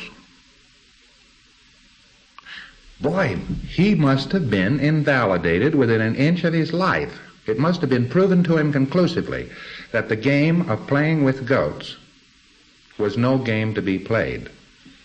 And he's lost a very simple game in the favor of a very complicated game, which he never did enjoy. What happened to him? Well, something had to happen to him. First, he himself had to get somebody involved in that kind of a situation on the back track. He himself had to take a little boy playing and dancing with the goats and push him into a position where he assumed enormous responsibility, for him to have the Achilles heel eventually of falling for the same trap. Well, you'd certainly never look for that, because we're totally educated to believe that everybody became a victim. I'll show you how far we've gone. Dick was commenting the other day on the old tapes of the Philadelphia lectures. And he says you're talking about, there's comments in there about being trapped in the mist universe and so forth. Well, we all kind of thought that at that time. And it was sort of obvious and so forth. Well, you couldn't have been trapped in the physical universe unless you trapped somebody in it. Well, who would have looked for this oddball factor? The psychologist knew the stimulus response. He knew that if you kicked Bill, Bill was kicked. That was a stimuli of some kind or another. But if the kick was a stimuli, then Bill was re-stimulated into doing something. But he didn't say what. He totally didn't look at the other end of the line at all. What was the consequences of kicking Bill? It isn't a stimulus response factor at all. It's an overt motivator sequence. To get kicked in the butt, it is necessary to kick somebody in the butt. You got the idea? I mean, it's this idiot simplicity. You had to open yourself up on this postulate. Being kicked in the butt is bad. And people don't want to be kicked. I am a people, therefore I don't want to be kicked in the butt, therefore I must resist being kicked in the butt, therefore I'm certainly going to be kicked in the butt. There's your overt motivator sequence at work in the most inelegant, stupid form. Who would have looked for these factors? Well, over the course of about 11 years, we've got them rounded up. The proof of the pudding now is the fact that we can go ahead and do things with cases that have never been done before with an accuracy, or if it is done with an accuracy. We can do it with an accuracy if it is done with an accuracy. In other words, we can advance a case accurately, almost as if we set it up and say it'll be here, it'll be there, and this will happen, and this will happen, and this will happen. It's a total predict, as long as everything done with the case is done with complete accuracy. Now, we know all the things that have to be done with a case. Now, there are only two reasons why people don't clear. I'll expand that because you are studying these other things. There's three reasons why people don't clear. Inadequate knowledge of technical application. That would be your first largest heading. Person doesn't know the TRs, doesn't know how to read an E-meter, doesn't know modeled session, and doesn't stay inside the auditor's code, you see. Actually, I'm not giving you, there are a whole large number of these things to know. There are literally thousands, and no, that's not so. I stated them all when I just made that statement. Technical application just includes those things. Next is the accuracy of assessment. The assessment must be done with total accuracy. There is not such a thing as a slightly correct assessment. In spite of the Dianetic axiom that absolutes are unobtainable, there is such a thing as a perfect assessment. It is an absolute. Perfect assessment. Now, it is very strange and very peculiar that there could be such a thing as a perfect assessment, because there isn't any such thing as a perfect mind. Here's an artificial perfection which you are trying to attain on a case, and it is highly artificial, extremely so. It has to be done exactly right. And we're learning more and more how to do it exactly right by finding out the things you're doing wrong. That's a good way to learn, though, isn't it? Don't make blunders, though, to teach other people. We don't need those. We got enough blunders at the present time. I have no insufficiency of havingness of blunders. All right. What do people have to know? Well, evidently, you have to invent certain things. And just to conclude this three, the third one is an incomplete pre-halve scale. You don't have the full pre-halve scale at this moment, and there could be the possibility that cases could hang up for a missing link in the pre-halve scale.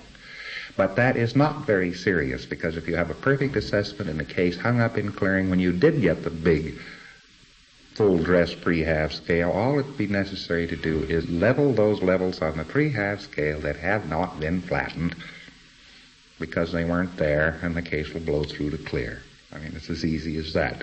All you've done is put a little bit of a weight on the line. Well, man has been waiting on this planet alone for several thousand years, so I think we can stand a few days. I got 2 stenographers typing themselves ragged right now trying to get that scale for you. Just as though man hasn't been waiting for it for that long. Well, how do you do a right assessment? If that is the most single important thing to do, how do you do it? Well, apparently there's, at present time, as many ways to do an assessment almost as there are people. Apparently. There are lots of ways to do assessments. Well, the more I look at it, the more it narrows down to the solemn fact that there's only one way to do an assessment, to achieve a perfect assessment. I haven't really found any question about it.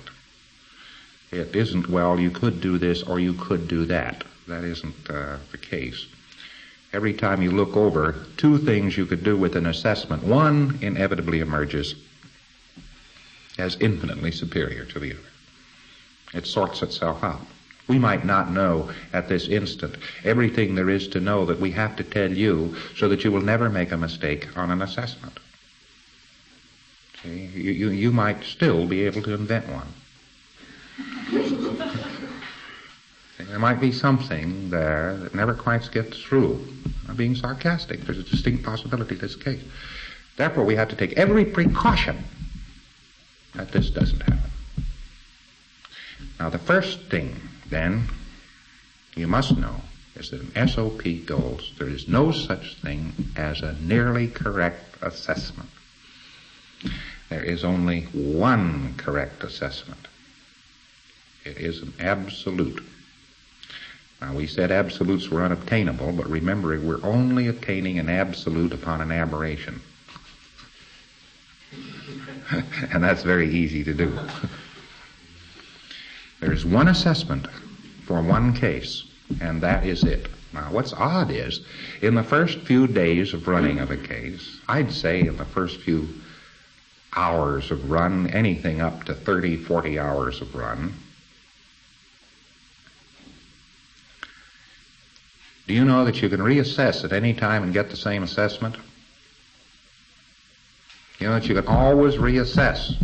The auditing of an incorrect assessment does not wipe out the correct assessment.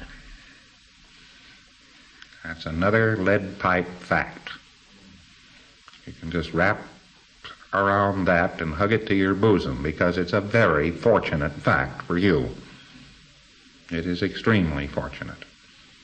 It means that you can make a mistake with a case and audit it for some little time, 25, 30, 40, 50, 60, 180 hours, and still do a right assessment on the case afterwards. Isn't that fascinating? Of course, you're going to have trouble with the case the whole distance. It's going to be ARC, breaky, and blow out the windowy, and he's going to be this and he's going to be that, and he may be upset or not progressing. The whole pre-halve scale may be getting kind of live and hotted up, and we can't quite figure out why the whole scale is getting hotter and hotter. It's just incorrect assessment. So there might be difficulties in trying to hold somebody still and audit them on an improper assessment that only technical skill could overcome. And it isn't true that an absolutely perfect assessment always audits with perfect ease. See, that has its bumps too, because you may make a technical blunder or something of this sort as you run that you'll have to patch up like mad, and the case is pretty trembly. Now, let's take a good look at this. If you can always do a right assessment, even if a wrong one has been done, then the answer to vast difficulties which you're having with a case, or auditing a case for 30, 40, 50 hours without marked and distinct improvement, has as its answer, those are the difficulties, auditing a case, and the case is just having one awful, horrible time, and you just practically can't hold the case in session, and the case is all ARC broke, and all of this stuff is going on. Answer, reassess. Perfectly. All right. A wrong assessment. It was one of these almost right assessments. If you just asked one more question or just two more goals, it would have been right. But you missed that. No criticism here of having missed it. Only if you get out of here and start missing assessments, I start hearing about it back over the lines again. I'll write the postmaster and have him turn in your Thetan. But if you did an almost correct assessment and the case apparently ran but just seemed to go on running, that would be the symptom. The case just seems to go on running forever and seems about to put in the next 280 hours going the same way. No marked change is occurring for every given 12.5 to 15, 20 hours of auditing. No marked change on SOP goals. Answer, reassess. Difficulties with SOP goals would come about through your inability to apply things right technically. Let's say your TRs are all out. You sit there and you look at your E-meter and it's all sort of cross-eyed and this thing keeps falling madly. The E-meter keeps falling and it keeps falling and you say, peanuts? You say, peanuts? There it goes. You say, peanuts? There it goes. And you say, well, peanuts are sure no. You can make a technical blunder of this character, you see, and get all wound up in a ball. If you confront us bad. Your PC may ARC break consistently and continually through just horribly bad technology. I mean, a terribly poor administration of the TRs, model session, and e-metering. You're missing the living daylights out of the rudiments. You know, the man drops off the pin on a PT problem, and you say, well, that's flat. You have a PT problem? Bang! Well, that's flat. Glad we haven't got to handle PT problem today. And your PC starts blowing out of session, getting snarly, and so forth. Oh, you can make those blunders. But the symptom of an imperfect assessment is you with nearly perfect handling of model session TRs and E-meter have one hell of a time keeping him in session. He's always ARC broke with you. That's the result of an imperfect assessment. It's not a correct assessment, that's all. The thing to do is reassess. Now let's answer this question. Do we care how much time you spend doing an assessment? No. We do not care. There are ways to do assessments more rapidly, but there is no such thing as doing an assessment more accurately. You can be very slippy doing an assessment. You can be quite rapid. You can be quite positive and very easy and very sure of yourself and come out with the exact answer at the other end. Or you can go at it slowly and ploddingly and chopping it all up and chewing everything up and spitting it all out and grinding and so forth. If your model session's any good, you can keep the PC in session. No matter how grim he thinks this is, but I don't care if you took 25 to 50 hours doing an assessment. I would much rather you did a perfect assessment than a fast, imperfect one. For instance, I wouldn't care in an HGC if they took a whole intensive of 25 hours just to do one assessment. I wouldn't care. Or if this situation took place, I would consider this perfectly all right. Fellow does an assessment, takes him 8 or 9 hours, or 10 or 12 hours, or something like that. And he did an assessment on this PC.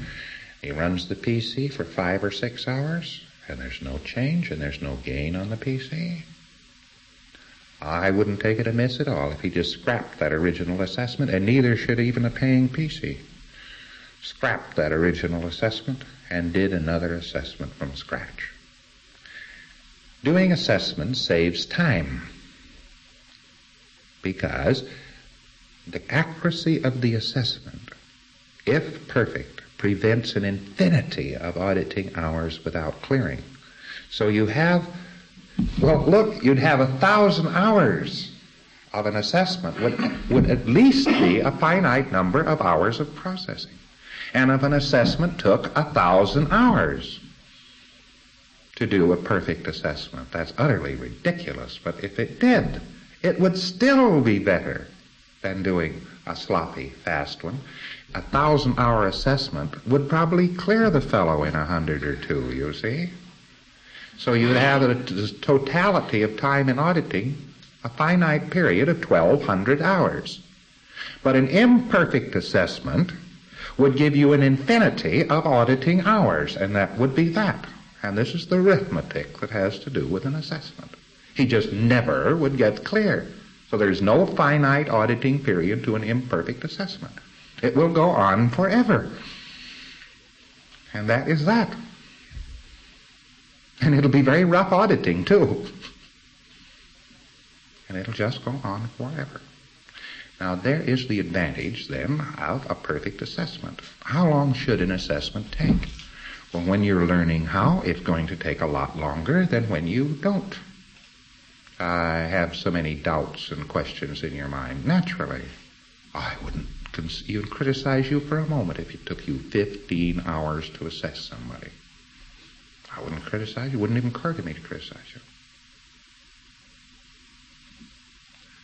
But if you took 25 hours to assess somebody and then got the improper assessment, and it was way off the gun and off the beam, and then you say, well, I want to get on with auditing him, so I would not be critical. I would again write the postmaster, and I would say, please deliver one.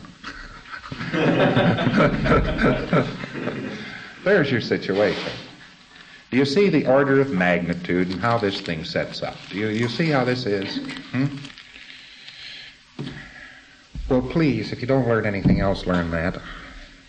Because it's your foremost datum. The foremost datum which you have, and which I know now is absolutely true. This is one of those weird, big truths. It's only true as far as auditing is concerned. It's only true as far as clearing is concerned. But within that framework, it is one gargantuan truth. A perfect assessment is the only assessment that you can afford to do on the PC, regardless of time, effort, difficulty, money, or anything else. The only one that you can afford to do. It's the only one he can afford. If you were charging £500 for an intensive, and it took you 3 intensives to assess the PC, and it cost him £1,500 to get a perfect assessment, do you realize that would be cheap? But that, regardless of what you got for an intensive, if he charged you £100 for 25 hours and did the assessment in 3 hours and did a wrong one He's a thief. That is a complete waste of money. An imperfect assessment would be a complete waste of money. That's all there is to it. Any auditing done now on SOP goals, not preparing a case, not getting a fellow over his mother-in-law trouble, or any of the old type of auditing that we have done. We're now talking about clearing people directly and overtly. Any effort put on to clearing somebody from the level of first assessment, SOP goals on, that does not result in a perfect assessment is wasted. And will continue to be wasted from there on out. The answer is assess perfectly. Assess 100%.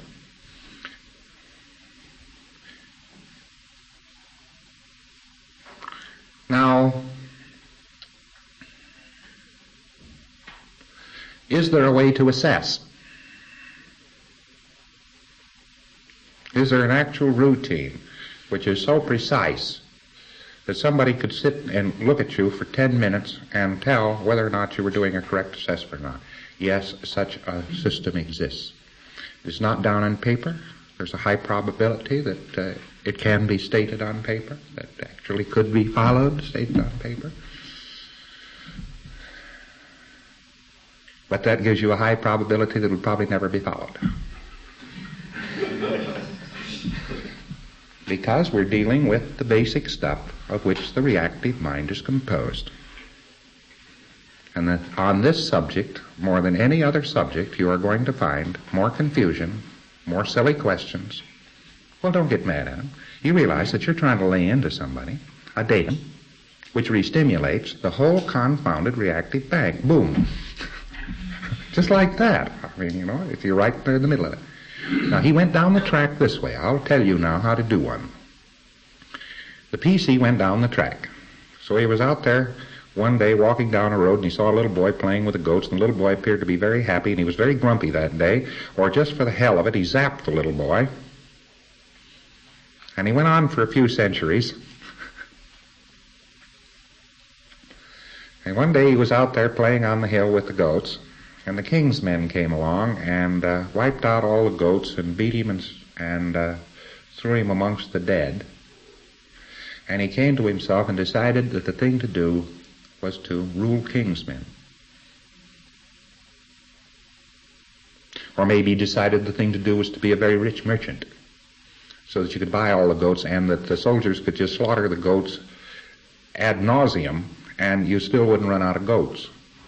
But you've altered his beingness because he has had to solve a problem. And the basic solution to the problem was a new beingness which gave him a new game. And a game consisted of beingness, doingness, and havingness. Those are the components of the game. But he is now not being himself. He is being a solution to the problem of living.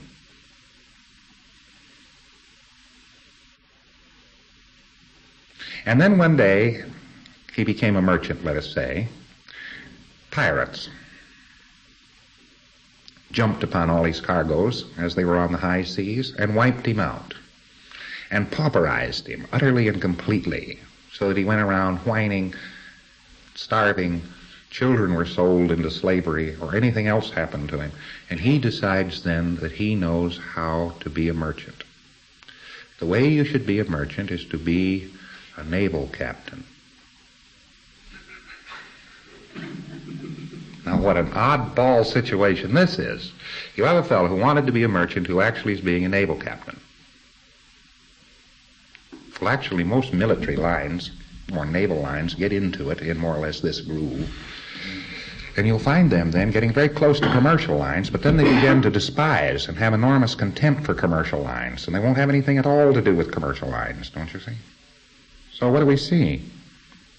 We see a fellow who is now in a tertiary condition with regard to his game, which was playing with goats on a hill.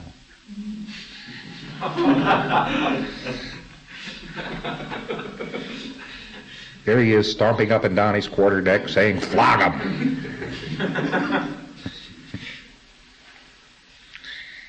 And then one day He is overcome by storms, battles, winds, everything else after long periods of time with this beingness in this game, and he decides the thing to be is a weatherman so that you can foretell storms. Now what game is he in? Now you're in the fourth position. Now it just literally took thousands of years. Don't think this happens fast. It took thousands of years for him to make these shifts.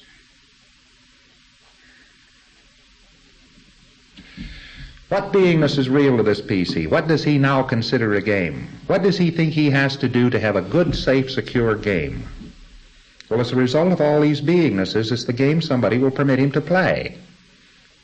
Therefore, when you clear him without clearing up his beingness, havingness, doingness, games condition, be, do, have, games condition. These things are synonyms. All right? You clear him up, but you don't clear up any of these problems of the games condition.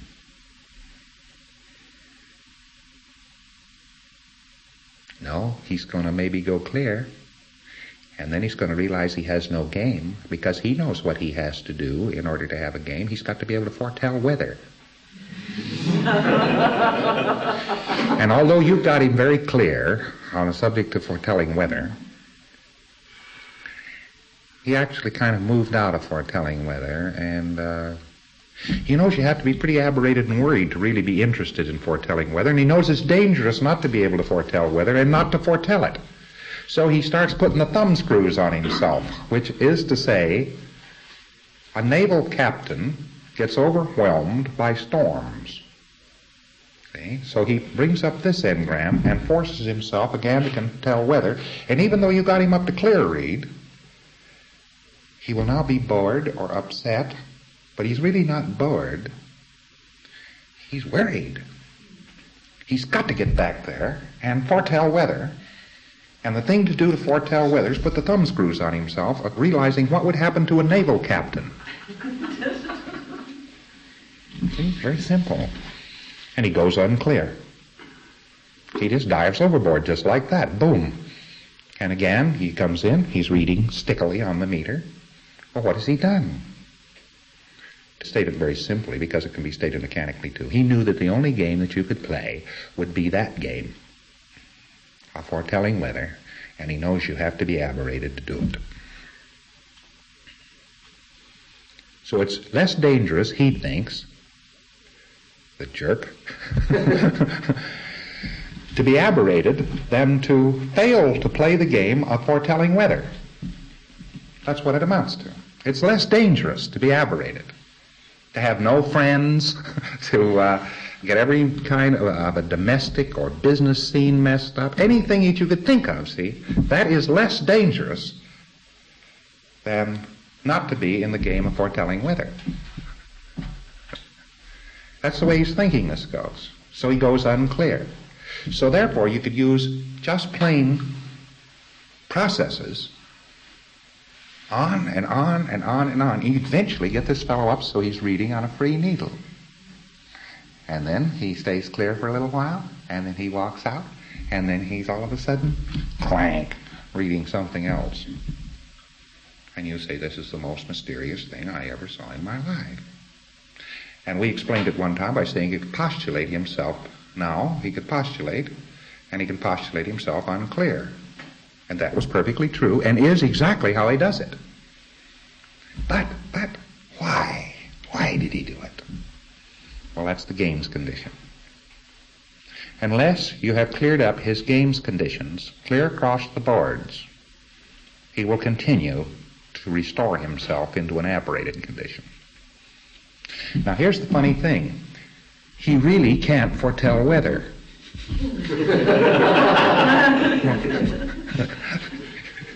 That's always the hooker on this, because he's too aberrated to foretell weather. See, he's got to play the game, and so you have nearly every human being on earth today is in this condition of he's got to be something, but he can't be it. There's something wrong with being what he's being, and so he can't be it, and so he really dare not be it, and yet he must be it. And this emerges whenever you're auditing somebody on SOP goals. Very shortly, along the line someplace, he will tell you Oh, he will say, if I go on with just a few more commands of this, the situation which I found myself in life so far will become intolerable, because now this goal I have is about to be cleared away, and I won't be able to do this anymore. And he comes to these fabulous conclusions, which the whole, quote, science of psychology came to in the States. Psychoanalysis came to the conclusion, psychiatry in general came to the conclusion long ago, that artists only art because they're crazy. That people only do the things they do because they're crazy. Well, that is not at all true. That is not at all true.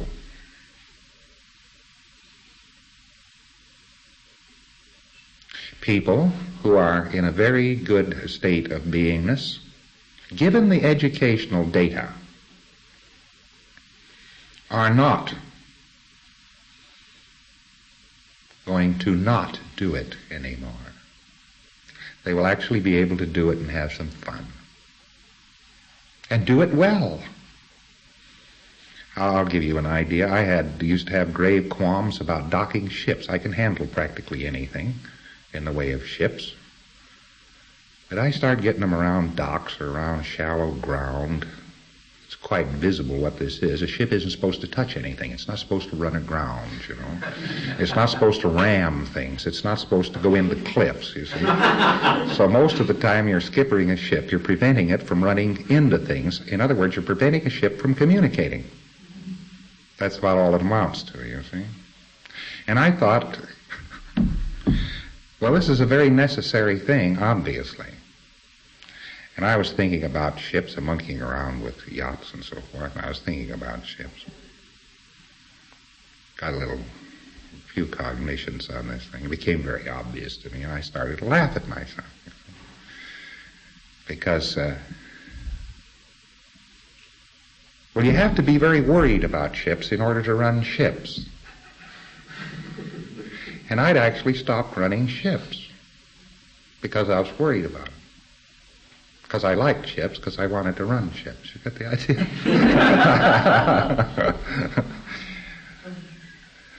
And this little thought came to me as I was sort of thinking this through and getting it straightened out. This little thought occurred to me. Well, now if I became totally unworried about ships, I would become totally incapable about them. What balderdash. The very fact you're worried about them will eventually cause you to ram docks with them.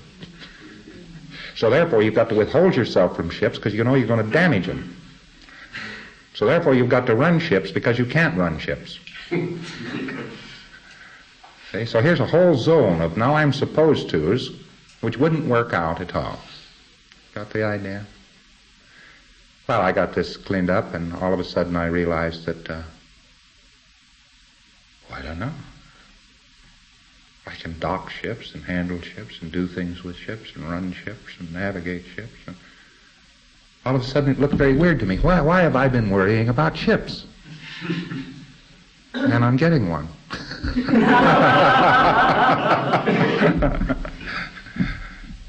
Of course, it's an old hooker, but it's all right. Right? That doesn't matter either. So the bottom falls out of it, so you take the lifeboats.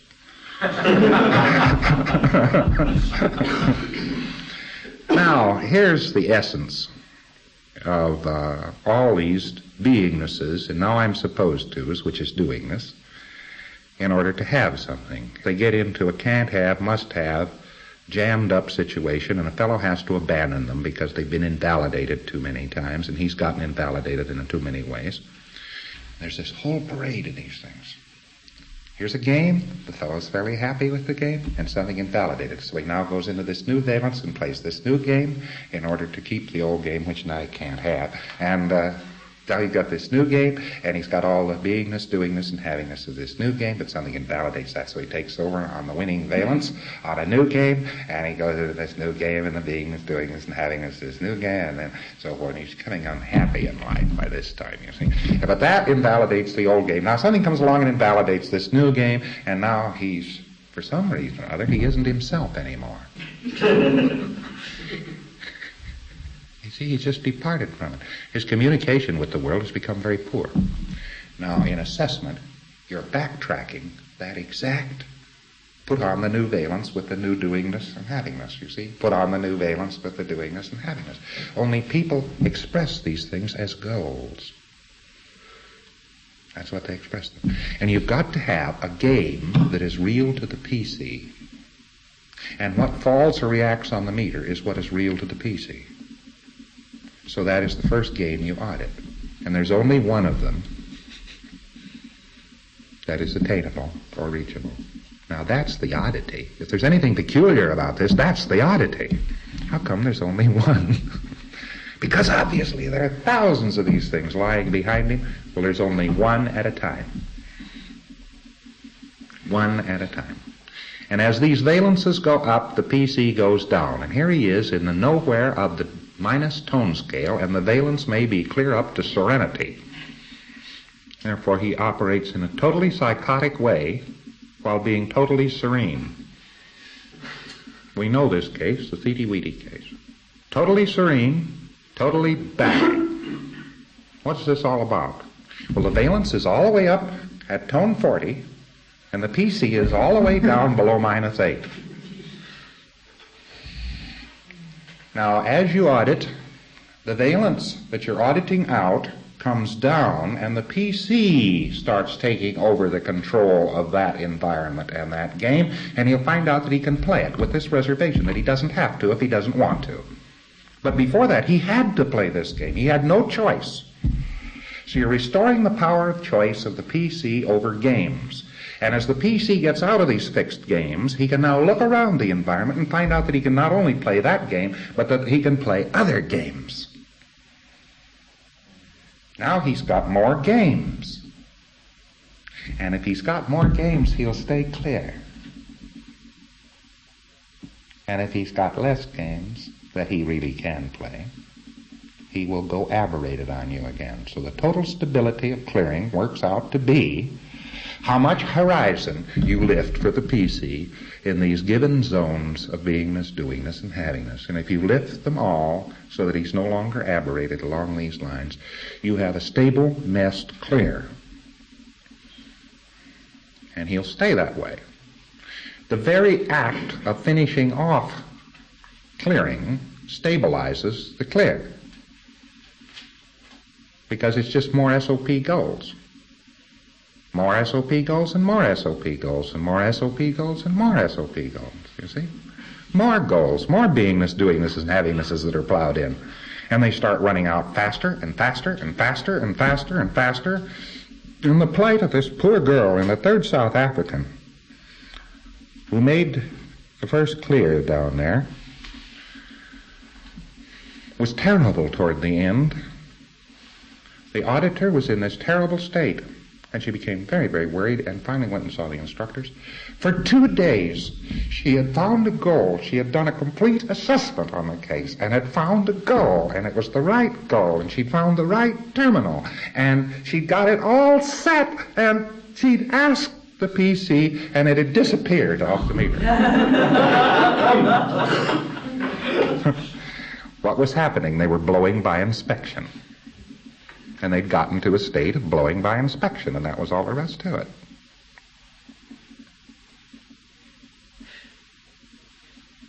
What do you suppose starts happening to life about that time? What do you suppose starts happening when somebody comes in, your wife comes in, your husband comes in, or somebody says to you, and the house is just burned down, and it's all bad, and the government's been overturned, and they're shooting all your business partners, and so forth?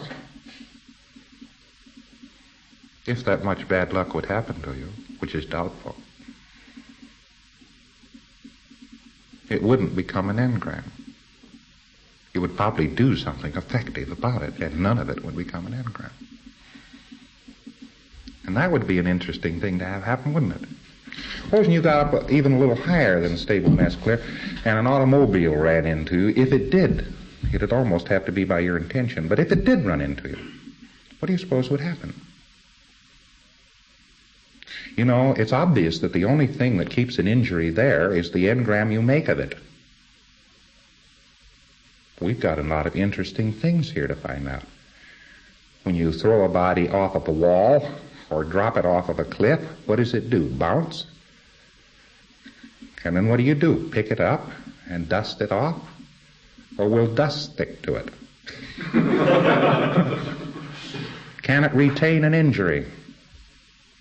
But all injuries are retained by mental image pictures. This has been demonstrated time and time again in the last 11 years. Interesting. But do you have to have a game to be injured? Well, if you don't have to have a game to be an injured invalid, the high probability is you can pick up your bodies, throw it against the wall, it bounces off. It just would have gone splat in a pale pink mist, you see, previously. Pick it up, dust it off, and walk on down the street. Is this the kind of thing that happens? Well, these things we don't know. But we're right there finding them out. I was rather interested to get a letter from a clear the other day. I didn't receive it, but it was written to somebody in the organization. And instead of saying how wonderful it all was, beyond the thing that she was getting along fine, which was a social statement, the whole thing was devoted to getting the show on the road in that particular area and the various problems they were dealing with and how they were settling them and how we could help out settling these various problems and straightening up that particular area. Darndest letter you ever wanted to read.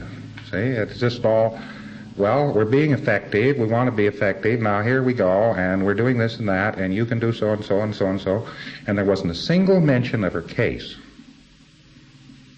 Beyond this social, how are you, I am fine. That was interesting too, wasn't it? How would it feel to go around getting things done and never be worried about your case? How would that feel? Would that feel odd?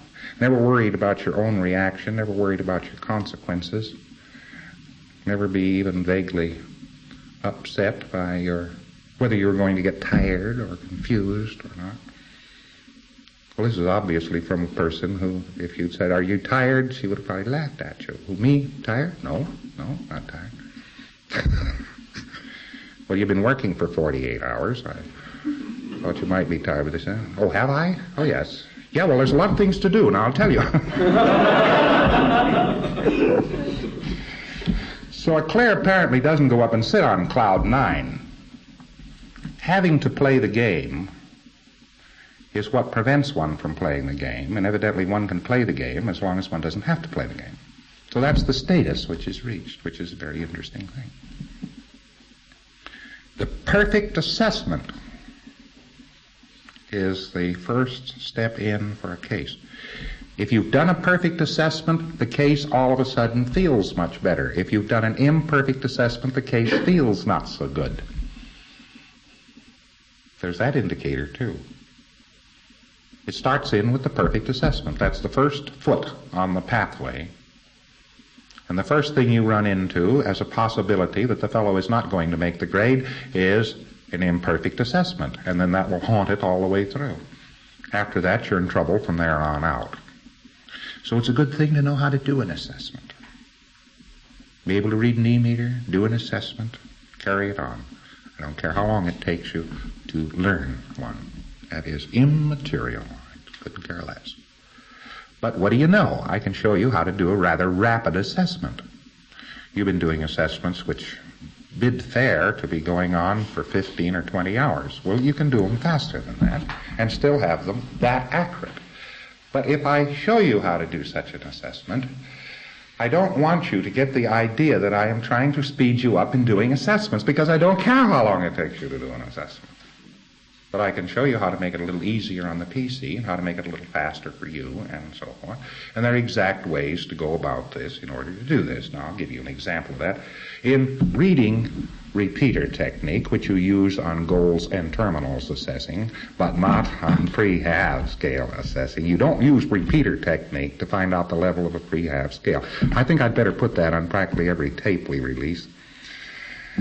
And all the information, bulletins, maybe I should carry it as a footnote on all bulletins, because it seems so natural after you've done repeater technique you see on goals, to do repeater technique on terminals. Then, well, pre-half scale, obviously you should do repeater technique on the pre-half scale. Everybody knows that. That's just one of these additives. Now, obviously, as you go down the prehab scale, you'd hit all of these levels. If you repeated each level over and over and over and over and over, you'd really grind the fellow in because you're auditing him on hot buttons. But that's not true of the goals, and it's not true of the terminals. So what's the best way to do a goals assessment? Well, it's to get all of the goals. That's the first one. And then when you're sure you've got all of the goals and you've been through the list one time, get all of the goals. And after you've been through the list the second time, will you get all of the goals? What do you mean, all of the goals? Well, you always ask them if there aren't some more goals. Every time you go through a list of anything in the way of goals or terminals, you always add at the end of the list, as the last kick up of the heels, what additional goals do you have?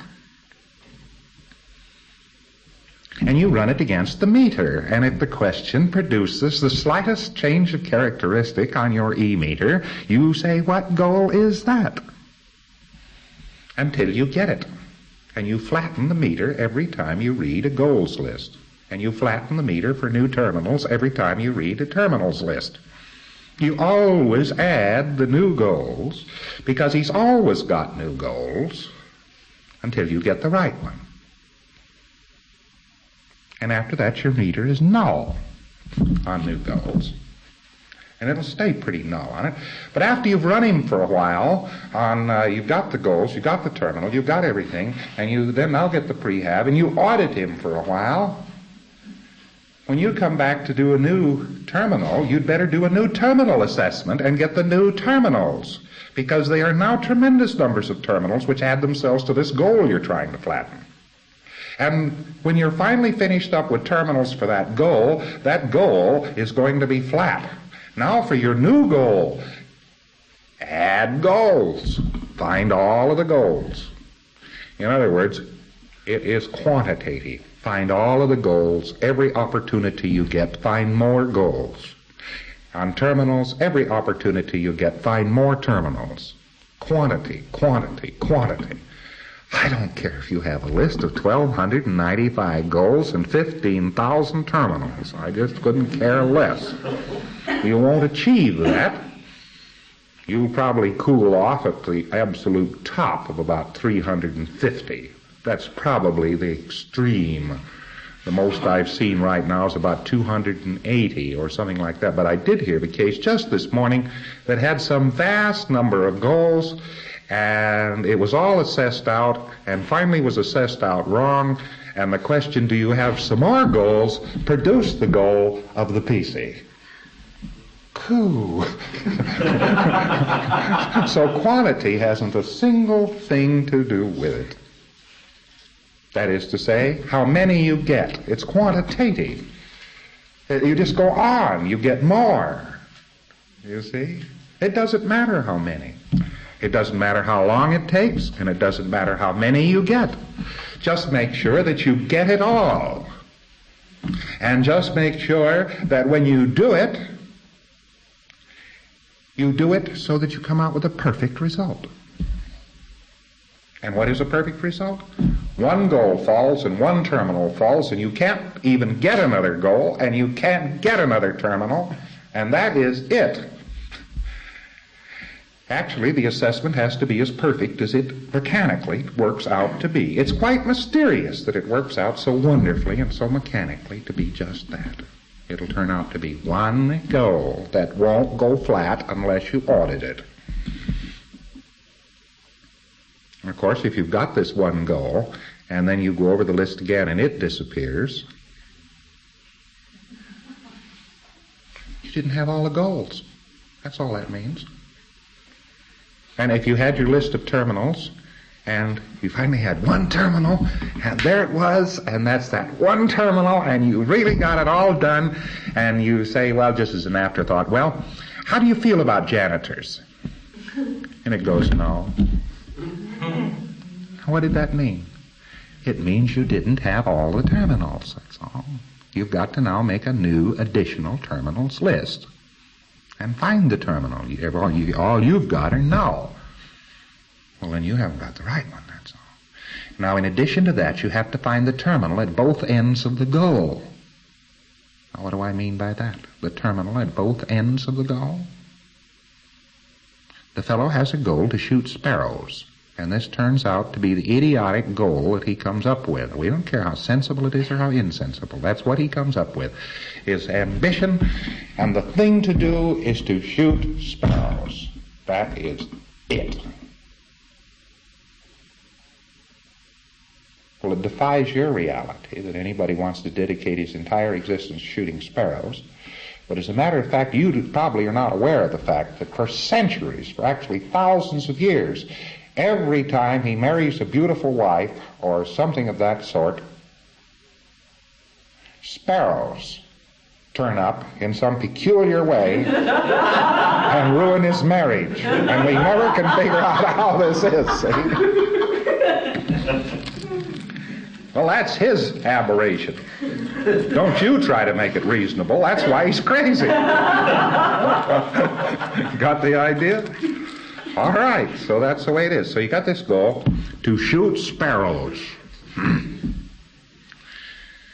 Now, when I say you get both ends of the goal, I mean you have to get a terminals list for the beginning and a terminals list for the end, because there's two understood terminals here. I want to shoot sparrows. Well, the first question is, who are you? Who would want to shoot sparrows? You understand? You get the terminals list for the I. Who would want to shoot sparrows?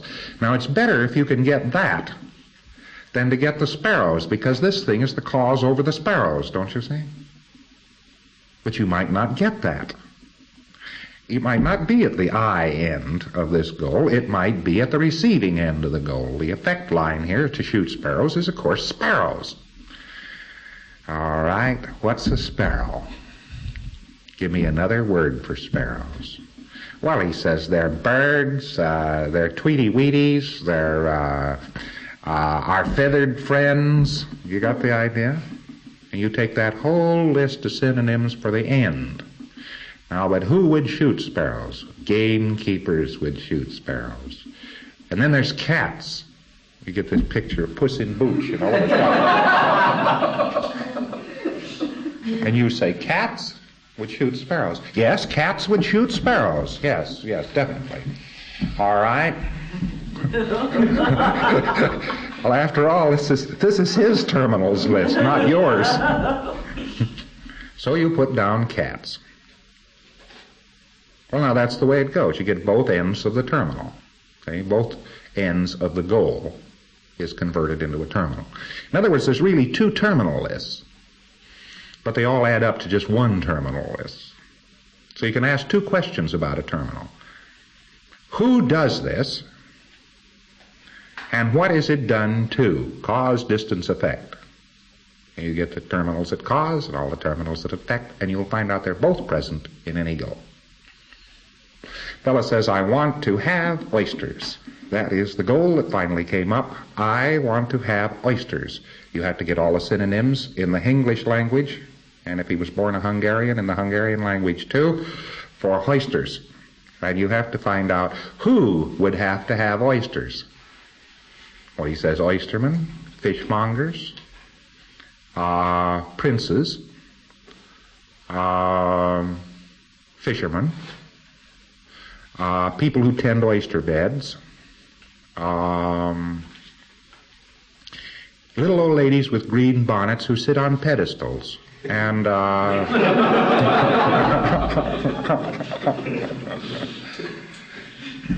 look, it doesn't have to make sense. If it made sense, he wouldn't be aberrated on the subject. That's something for you to remember in all goals listing. All right, now let's take another look at how to do a fast goals list. The reading of the list is very important. If in doubt, leave it in. That is a primary rule of goals assessment. If in doubt, leave it in. The only mistake you can make is eradicating a goal that is still alive. Now, to save you time, if it rock slams, on your first 3 repetitions of the goal or the terminal, or if it rock slams on 2 of those repetitions, or if it rock slams on 1 of those first 3 repetitions, leave it in. If it rock slams, leave it in. Because rock slams turn on and turn off and turn on and turn off, and there's no sense in you wasting time trying to get it on again. If it slammed on it, it slammed on it, and that is all there are to it. So it slammed on a rock slam. Well, rock slams are very often sporadic. Leave it in. Simple, huh? Now, if you get anything like 3 falls, the same or increasing, while reading the thing the first 3 times, the goal or the terminal, if you get 3 falls, or if it looks like it's going to go on falling, or if it looks like it is going to increase its fall, leave it in and go on to the next read. Do not try to flatten it. Got it? But if in the first 3 reads of the goal or on a terminals list, this does not apply to the pre-have scale. I want to get that note in there often. Assessing on the pre-have scale is done at 1 announcement of the level only. You don't announce a level twice, you just announce it once and take what it said. Now, if you read 3 times and it was off, it was on, and it was slighter, you'll develop an instinct for this. It looks like it's going to fade, doesn't it? Repeat it more than 3 times to get it to know. But if by the time you've repeated it 5 or 6 times and it's now starting to develop a good healthy fall, get off of it. Don't punch them to death when they keep falling. Only knock out those which appear to be in a declining, fragile state. That clear? All right. So the maximum test that you make is 3 reads of the goals and the terminal with no pre-have. 3 reads is your maximum. 3 reads of the goals list, 3 reads on the terminals list. And you make your determination out of those 3 reads. If it looks like it's going to fade, rub it out. Keep on repeating it and get rid of it.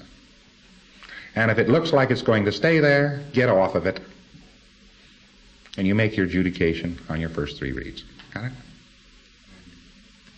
On the pre-have scale, for heaven's sakes, just say it once and mark what it fell in terms of divisions. Don't repeat a pre-have level, because you're auditing the fellow if you do. You're not assessing, you're auditing. This is an old law, by the way. You think we've changed. Man, have we swung back to the beginning. You know, one of the first auditing processes that ever existed was repeater technique. You know that? And on the pre-have scale, do you know that this, way back when, that you could always say a phrase once or twice to find out if it was hot without getting the PC plowed in. But if you said it 4, 5, 6, 8, 10 times, he'd had it. You'd thrown him right into the middle of the bank. Your PC will actually continue to as is his goals list more rapidly if you follow the system which I have just given you. What are you really doing? You're going over the list more times and going over the questions less times. It's better to go over the list more times than the questions less times. Why? By the time you get to the end of the list, you will have scummed off one entire chain. That chain will be gone. Now when you go back over the list again, you're not reading these goals now against the force of that chain. That chain is gone. So these things that are going to flatten will now flatten with greater rapidity. And you keep doing it. It doesn't matter how many times you go over the list, you follow this same rule. Make your adjudication in the first 3 reads. Are you going to rub it out or are you going to leave it there? There's no great liability to making a mistake. It's just you're going to fog up the PC, and he's going to be a little less comfortable, and you're going to slow down. You're doing your assessment. We don't care if you slow down doing the assessment. We don't care if the PC gets restimulated while doing the assessment. We're just asking you to be sure, but I'm just giving you a system which will work faster. And it's real slippy. There's hardly anything to this system. You say, I want to shoot sparrows. There's wording that goes with this, and I'm going to give you complete wording of this, and I'll turn it out in a bulletin. There's no particular reason to give you the wording now. What you have to do is tell the PC that you're going to read a new goal. This is in essence what this is, whatever the wording turns out to be, and that you want to know how he feels about it. In order to put his attention on this goal, you'll shift his attention faster by having a little set pattern there. I'll give you that pattern in a goals assessment model session. So there's a model session for assessments, which is slightly different, not enough to bother with, because it's the same difference in model sessions as you'd get in running processes. You can change processes in model sessions, so you can change processes in doing assessments. You just put it in that slot. That's the way you do the assessment. That's actually how this works. Now, here's the essence of this thing. You put his attention on it, and you say, I'm going to go over this goal with you, which is, I want to shoot sparrows. See? It's right on that meter. See, because that's one repetition of it. I want to shoot sparrows, and then you say, how do you feel about that? And you don't take that read. That read is no. There is no read because you haven't repeated the goal. You've asked him how he felt. But his tension is on this more strongly, so you'll get a variation in these first three reads. So you actually only have two more reads left. You'll say, I want to shoot sparrows. Thank you. I want to shoot sparrows. Thank you. Well, the first time you said it, it fell about 3 divisions on the needle. And the second time you said it, it fell about 4 divisions on the needle. And the third time you said it, it fell 3 divisions on the needle. Well, that's just it. You put a slant over there in the margin. You just leave it there. And you say, now I want to go over this goal with you, which is, and you read the next one. I want to shoot my mother-in-law. That's one read. How do you feel about that? I want to shoot my mother-in-law. I want to shoot my mother-in-law. You can acknowledge it, and you better have. So I want to shoot my mother-in-law. Thank you. I want to shoot my mother-in-law. Thank you. And notice those 3 reads. And what happened this time? Well, when you said, I want to shoot my mother-in-law, there was a nice hard fall. And then the second time you said it, there was a little theta bop. And the third time you said it, there was a tinier theta bop. So you say, I want to shoot my mother-in-law. Thank you. I want to shoot my mother-in-law. Thank you. I want to shoot my mother-in-law. Thank you. It's null by this time. Cross it out. That goal you don't go over on the whole list again. It's gone. Got the idea? It's not just that it changed characteristic. It actually looked like it was going to flatten. It looked like it was going to change. It looked like it was going to shift off. It looked like it didn't amount to anything. Now you get into this characteristic. You say, I'm going to go over this goal with you. I want to shoot sparrows. How do you feel about that? And he says, it's really eagles. And what do? Scratch out sparrows and put in eagles? No. That's wrong. He's giving you a brand new goal. So you write that down underneath the goal he just gave you. So you say, all right, okay, we're going to cover this sparrows goal first here. I want to shoot sparrows. Thank you. I want to shoot sparrows. Thank you. This looks like it's getting tough. You know, it looks like it's strong. It's a heavy thing. So you say, well, we're going to leave that. And now, I want to shoot eagles. And it falls. You say, I want to shoot eagles. And it falls. And I want to shoot eagles. And it falls. So you say, and I want to shoot eagles, thank you. And I want to shoot eagles, thank you.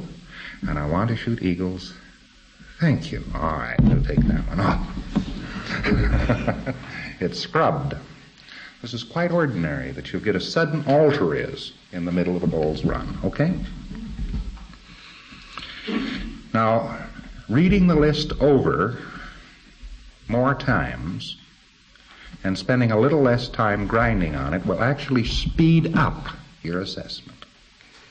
That's in the interest of speeding up an assessment. But these interests are not very great. Now, what happens if you get down to the end on the 16th read of the list, and there are only, see, when you go over it the next time, you only read those goals that have a slant in front of them, which said they still read. You use the same principles in going over this.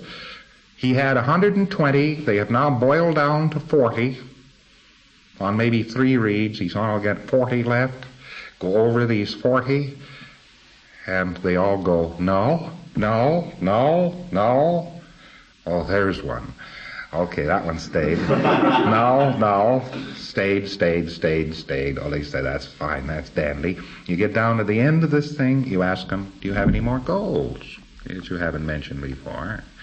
He says, no, and the needle's quite flat on this. So you go over the remaining goals, and there are now 12. And you go over these things, and you say, well, same formula, and scrubbed, and that one scrubbed, and that one scrubbed, and that one scrubbed. That one stayed. Okay. All right. And when you get over that list, you ask him if there are any more goals, and he said no, and the needle is nice and no. And so you go back over it again, and you now find out there are 3, and you go over it, and it's scrub, scrub, scrub.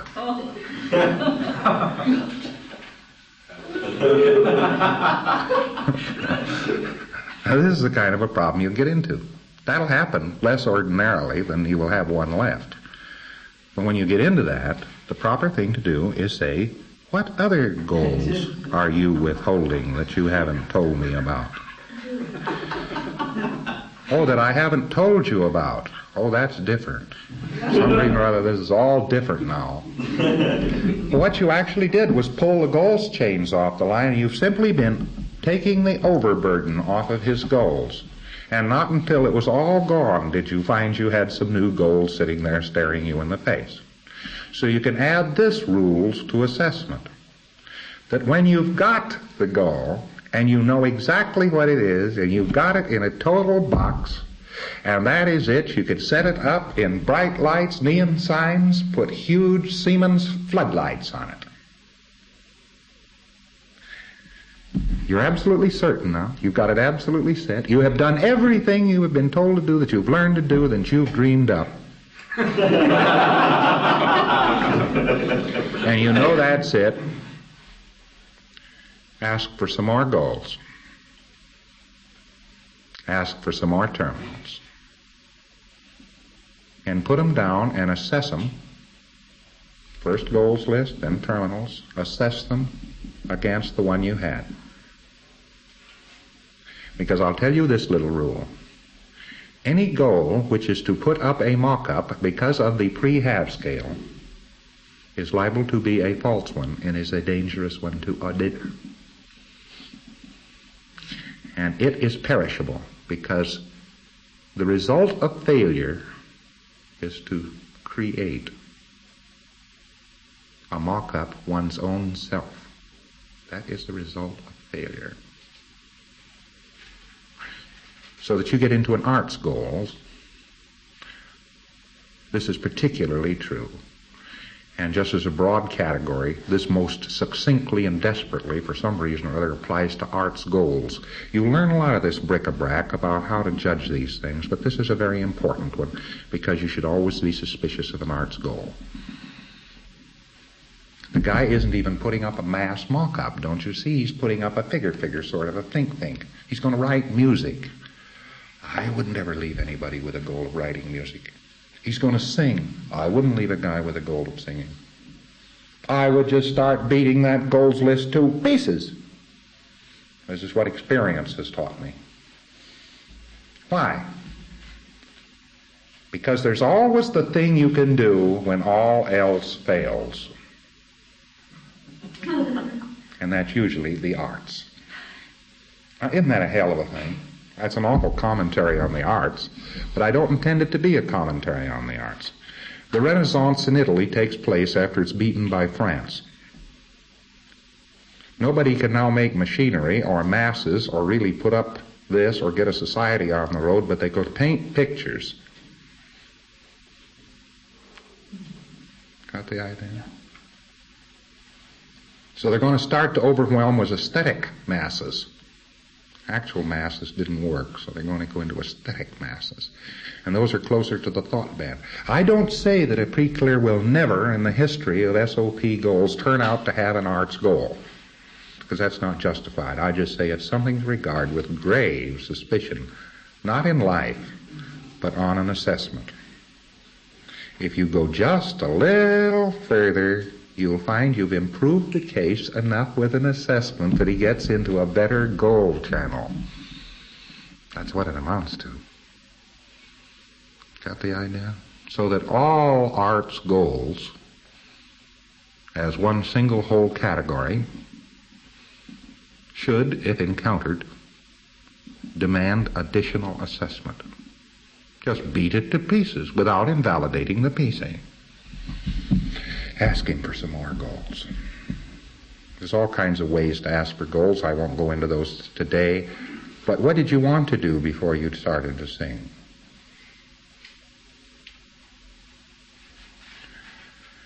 Oh. Well, that's not possible. Clang! You'll find out they usually have an answer to it. What did they want to do before they went into the arts? What do they really want to do? Now, this also applies to these figure professions like law, philosophy, these other professions. Things that are in a thought band exclusively and only, such as arts and that sort of thing. It's a very featherweight goal, man. It's pretty featherweight. It denotes a hell of a failure just ahead of it. But that isn't any reason why it won't turn out to be that on some PCs. Isn't any reason why it couldn't be the perfect assessment in the long run. But it is something that very easily blows while assessing, and you can find something more solid to run, and your assessment has actually accomplished some auditing. So it's something to just be suspicious of, not something to eradicate. All right, now let's go into this just one more tiny step, and we will find out that a perfect goals assessment gets the right goal and the right terminal so that the case can be run. That's what it does. And there's only one set that unlocks the case. And if you run the wrong one, you will find out about it. So, the thing to do is, if the case is not running right, to do another assessment. There is no harm in doing this, because if the right assessment was done the first time, oddly enough, no matter how violently you assess on the second time, if you do it in model session, picking up the ARC, break present time problems and the other things which you're supposed to do, you're going to get the same goal on the second assessment. And if it was the wrong one, it probably is gone by this time. What mistakes, then, can you make in modern processing? You can make the mistakes of attempting auditing without your TRs, E-meter, and model session in perfect condition. That leads and breeds many other mistakes. Your next mistake is you can fail to achieve a perfect assessment. It doesn't mean that you have to do it perfectly with your little pinky in the air and just exactly this and that. It doesn't matter how adroitly you do this. The perfection totally consists of achieving the result of the right goal and the right terminal for that PC. Now, if you've got that, you've got it made. That's what I mean by perfect assessment. Not doing a perfect job of assessing, because you could probably achieve the right assessment by doing an imperfect job of assessing, as long as you were bulldoggish enough to carry it through to its conclusion and to be absolutely sure. If you have any doubt in your own mind about the rightness of the assessment for any reason under the sun, except, of course, that you yourself would hate to be that terminal. We've already found that. A person finally got it. And when you're absolutely sure that this is the only thing that's going to shake out of that case, and that's the last thing that's going to shake out of that case, and that's the only thing that's going to shake out of that case, and the only thing that can disturb this now is auditing on the pre-half scale, when you're absolutely sure, then start auditing. Until that time, continue to assess, no matter how boring or how upset the PC gets or anything else. Continue to assess. Keep the ARC breaks picked up, keep the present time problems picked up, get the withholds off the case, get it whizzing, and keep on assessing till you are sure. You and the meter know. The PC does not. Now, the PC may speak during an assessment. But that's practically the limit of how it enters into an auditor's judgment. I've had a lot of experience with this. And amongst the experience is PCs becoming wildly enthusiastic about some goal and wildly enthusiastic about some terminal. Oh, a balloon jumper. Boy, that's the thing, you know. They're right in the middle of the whee, you see. A person who jumps from a balloon and comes down in parachutes. Oh, boy, that's it. I know that's it. All my life. It explains everything. It's just it. The next read, it drops out. You say, how do you feel about balloon jumpers? What balloon jumper? That's discouraging from that point of view. Now, I want you to do assessing. I don't care whom you grab by the ear and start to assess. I don't care who gets assessed. I don't care how badly they get assessed or how well they get assessed in terms of technology, the waving of the pinky, how you hold the E-meter, the expression in your left eye, just say nothing, the expression in the right eye. We don't care anything about those things. What we care about is that perfect assessment at the other end, and carry it on down. If you do one of these, you'll find out you'll give a case an enormous advance. If it's perfect assessment, the case gets enormous advance. They say, cool, you see, it's some terrific cognition, you know.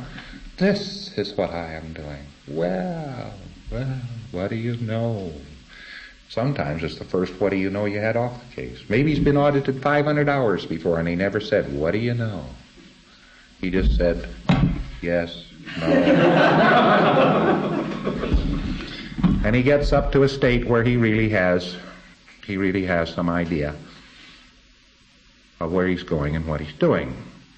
You don't have to tell him that's his goal. The E-meter and he will find that out. Now, he isn't going to find it out until after you found it out, because you're plowing right into the middle of this fellow's beingness. Crash. So I want you to do, at the drop of a hat, an assessment. I don't care if you start assessments on people and never finish them on that particular person. We get them someday. You haven't loused them up. You haven't loused them up. We can now do a complete assessment. You can take an assessment that another auditor has done, just scrap it, and do another assessment of your own. If his assessment's right, you'll get the same answer if your assessment's right. It doesn't matter how many times you assess. Now, the only time an assessment goes wrong was when it was absolutely right, and it was audited for a few hours, and that was the end of that terminal. And now you can't assess for the same terminal. You may get some other terminal for the same goal, but it already is showing up on the case. The case is advancing if this occurs. The case feels much better. The case looks much different. SOP goals running is very rapid, and you can tell the difference in the people. You can tell the advances. Okay? All right. Now, if over this weekend you have a person sitting innocently, and there's an E-meter anywhere to be found, you might ask him the searching question, rather speculatively, what do you suppose your main goal in life might be? Oh, you don't know? Well, let's find out, shall we? That's enough excuse for doing a goals assessment. You'll find out that where people before maybe didn't volunteer at once to be guinea pigs or something for auditing, you might have had some resistance. You almost never have resistance on that question about goals. Okay? Yes. I think Khrushchev himself could be put into session with us. Okay? Yeah. Thank you.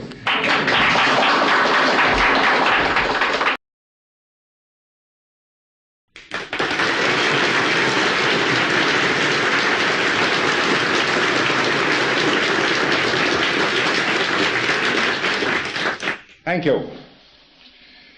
Well, now we've gotten ourselves a few cases moving along. And every time I see you, why, you're less plowed in. This is Operation Reverse the Furrowing. Okay, let's see, what is this? This is the 19th of May, 1961. This is St. Hill special briefing course. Now, once upon a time there was a knucklehead.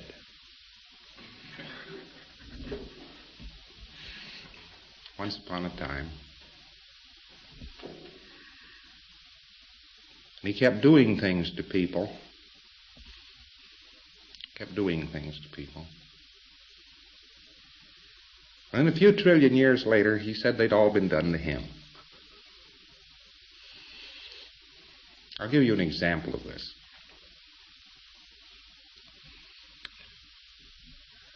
In a moment. But right now, I want to talk to you something about E-meters and assessments. This is very, very important. I'll tell you more about this knucklehead. The E-meter is a very peculiar instrument. It is absolutely accurate. But when somebody is so knuckleheaded as not to ask the right questions, of course, it apparently gives wrong answers. An E-meter is as accurate as the auditor asks the right questions.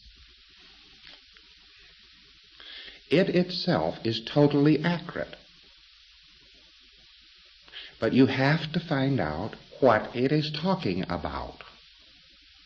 And it is not necessarily talking about what you were talking about as the auditor. But it is talking about something, and the probability is that it is very close to what you're talking about when it's talking sporadically, but not quite it. And when you ask the right question, the E-meter then reads hard and consistently. But the near right question reads inconsistently. So when you get inconsistent reads, your question is not quite right. That is a general rule. Not quite right. But when you ask the right question, the E-meter will then tell you it's the right question by reading consistently. You can ask for a withhold, something on this order. You can say, well, are you withholding anything about your house? And the E-meter will go click. And now this fellow who comes down the track all these trillennia, having burned houses, massacred the inhabitants of houses, having chewed up the landscape of houses in general in many wars and many lives, knows very well that it's a house. And he becomes completely fixated on the idea that he must ask the question about the house. The house, the house. And the E-meter goes, flick, flew, no read. Read, no read. All right, what about this house are you withholding? And the E-meter goes, flick, and then no flick, and then theta bops, and then it goes no answer at all, and then it goes totally no. And this fellow who knows very well that it is about a house, he says, is it a big house or a little house? And the E-meter goes flick, and it goes flew, and it goes no, and it goes this and that. Just nothing seems to happen, that's all. Nothing seems to happen. And then the DFP or somebody whose specialty was burning down barns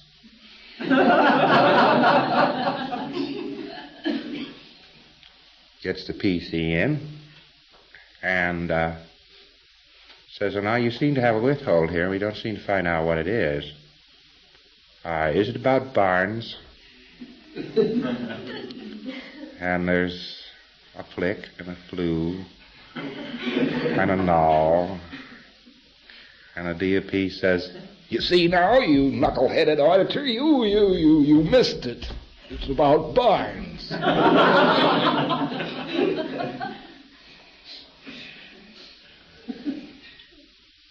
And there it goes. But the thing doesn't clear. And the PC says, no, I've never done anything to barns. Oh, it must be barns, must be barns. It's just, come on, confess. What is it? Barns, barns. It must be barns. Has to be barns. Everybody knows what do you do with barns. You burn them down when they're full of stock. Always produces a hell of an ARC break in the vicinity when you do that sort of thing. Leave the house alone, but burn the stock up. That's best. And nothing's going to happen either way, because they haven't learned this rule. The E-meter reacts and clears on the exact right question. That's what it reacts and clears on. But it will give you an indicator. It is nice enough to tell you you're getting warm. But when you don't get a consistent read on an E-meter, you are just warm. You're not red hot. When you're right on it, it'll read consistently, and it will clear at once that the PC comes up with what it is. That is on a security check. And if it is the chain on which the PC is totally plowed in on, from one end of the track to the other, it will just go on reading and reading and reading until it's audited. The rule is you have to audit things that don't clear on a question. That is the rule, a general rule, where it comes to auditing, or where it comes to clearing rudiments. You say to the PC something or other, and you get a fall on the rudiments. And you say, well, do you have a withhold? What that's falling on? Are you withholding anything? The PC says, no. The E-meter goes clink, clank. It'll go falling on just about what it's falling on just exactly what it's falling on. And you start probing for this thing, and all of a sudden you say, well, is it something about me? Your fall becomes steadier and more consistent. And then the PC said, well, yes, last night I told somebody you were a bad auditor. The fall disappears. But the knucklehead then audits it. Having cleared the meter, he now goes into what have you done, what have you withheld? You got the meter clear on rudiments. Why are you trying to do anything else? The rule about rudiments is simply this. Rudiments are there not to run the case, but they are there solely and only to set up the PC so that he can be audited and will stay in session, definition of which is willing to talk to the auditor and interested in own case. And that is what you're trying to get him to do. And if the rudiments are too flagrantly out, it won't happen. But setting the meter on a third of a dial drop and going over the rudiments, if you do not get a wild or significant fall, you just leave them alone. You know, with a third of a dial drop, you can't see some of the meter reactions. So you just blind yourself to that much meter reaction. That meter reaction which you cannot see at a third of a dial drop will not get the PC out of session. Have you got that? It will not take the PC out of session. So advancing the sensitivity knob to a point where you get a 16 dial drop on a can squeeze, and then clearing the rudiments of every flick on that enormously expanded scale, you just waste an auditing. Because clearing them all up, you're running the case with rudiments. But if you clear rudiments on a third of a dial drop, and mind you, do that carefully when you set the meter with a third of a dial drop, why, you don't see any fall, any theta bop or anything. Mind you, there'll be falls and theta bops are there, but they're obscured by the fact that you're reading from the still needle. You follow me? You told the guy to squeeze the cans, squeeze, you got a third of a dial drop. You just leave the sensitivity knob right there, ask through the rudiments. It doesn't move. Now a little flick, while you got it set at a third of a dial drop, you'd investigate it. If it did move it, you would investigate it. But usually a little flick like this just blows up. I mean, you have a present time problem? Yes, I have a present time problem. Worry about going out and putting in a pound note into the parking meter or whatever the police are demanding these days. Well, do you have to do that now? Well, no, I don't have to do it for half an hour. Well, would it be all right if at a half an hour I remember it and send you down there? Yes, that would be fine. Drop this pins. Do you have a withhold? Yeah, no. You get a fall, get a flick, get a theta bop. You better find out what it is. But that's on the sensitivity knob set at a third of a dial drop. Now, if your sensitivity knob was set at 16, and you got the equivalent of, the can squeeze drives the needle across and bounces off the pin, that's actually probably set for about 5 or 10 dials of drop on one can squeeze. Now you ask him, do you have a withhold? Why, hell, you can even read his heart beating. Okay. It'll register this closely. Are you withholding anything? And 42 trillion years ago, he shot down a pilot in flames and was very careful not to let his own body drop or get burned up. So he's withholding his own body, you see. So are you withholding anything? Yes, you get a reaction. But, look, that reaction is his case, and it is not adequate to stop a PC from going into session. You got it? The purpose of the rudiments, 100%, the purpose of the rudiments are only these: to set up the case so that it can be audited. The purpose of the rudiment is not this, to run the case. That's not the purpose of the rudiment. There are numberless things I could tell you about rudiments, but ordinarily, in ordinary auditing, it totally suffices to make sure you get all of the falling or observable ARC breaks, problems, withholds off, and objections to the room. You see, that's totally adequate. If they fall, get them off with the sensitivity knob set for a third of an hour. Oh, well, how about the E-meter that can't be retreated on its sensitivity? I'm afraid you've got a rebuild coming.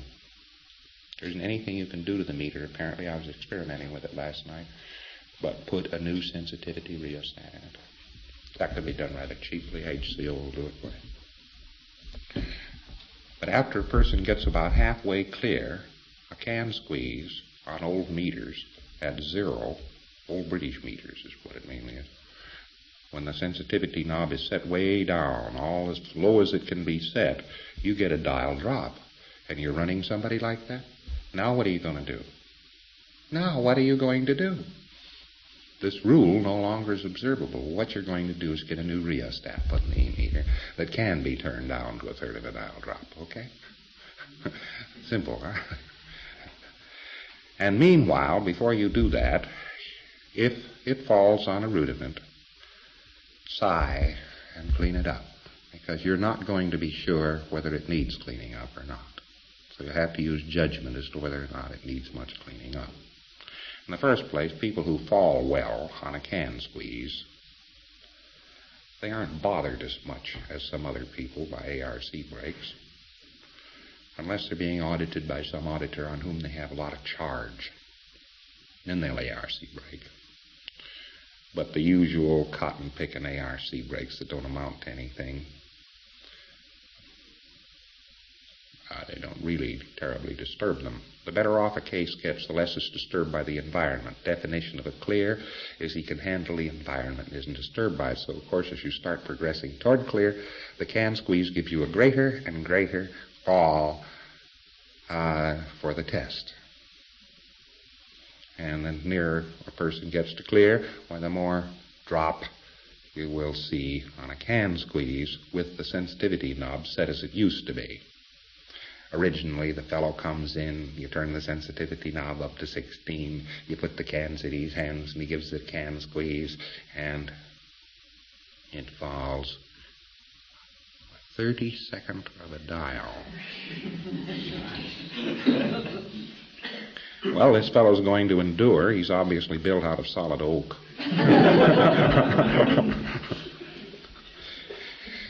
The same setting, if you care to observe a meter, running SOP goals, supposing you did a long and thorough assessment. You wouldn't do a thorough assessment on this guy. You wouldn't do an assessment at all. You would do a Joburg security check. And then you would give him a general run on the pre-have scale. And you'd clear up some levels on the pre-have scale, just general, you see. And then when you got so it was looking much better, and the tone arm was reading much better, and you knew you weren't reading a dead Thetan, and you did get a little bit of a drop on the can squeeze and so forth, you could go ahead and assess him. So you go ahead and you complete your assessment, and you'll notice suddenly that it's sitting at a fairly low sensitivity setting, and a third of a dial drop occurs very easily. The case is much looser. The needle is much looser. You follow this? All right. That's the way you handle rudiments and handle an E-meter. But Mr. E-meter will tell you that you are close if it's answering sporadically. But if you're answering dead on, you'll have this interesting experience. You are running a Joburg security. I am going to say this one thing. For anyone listening, this later section is going to get into the R word. So, just be ready for that.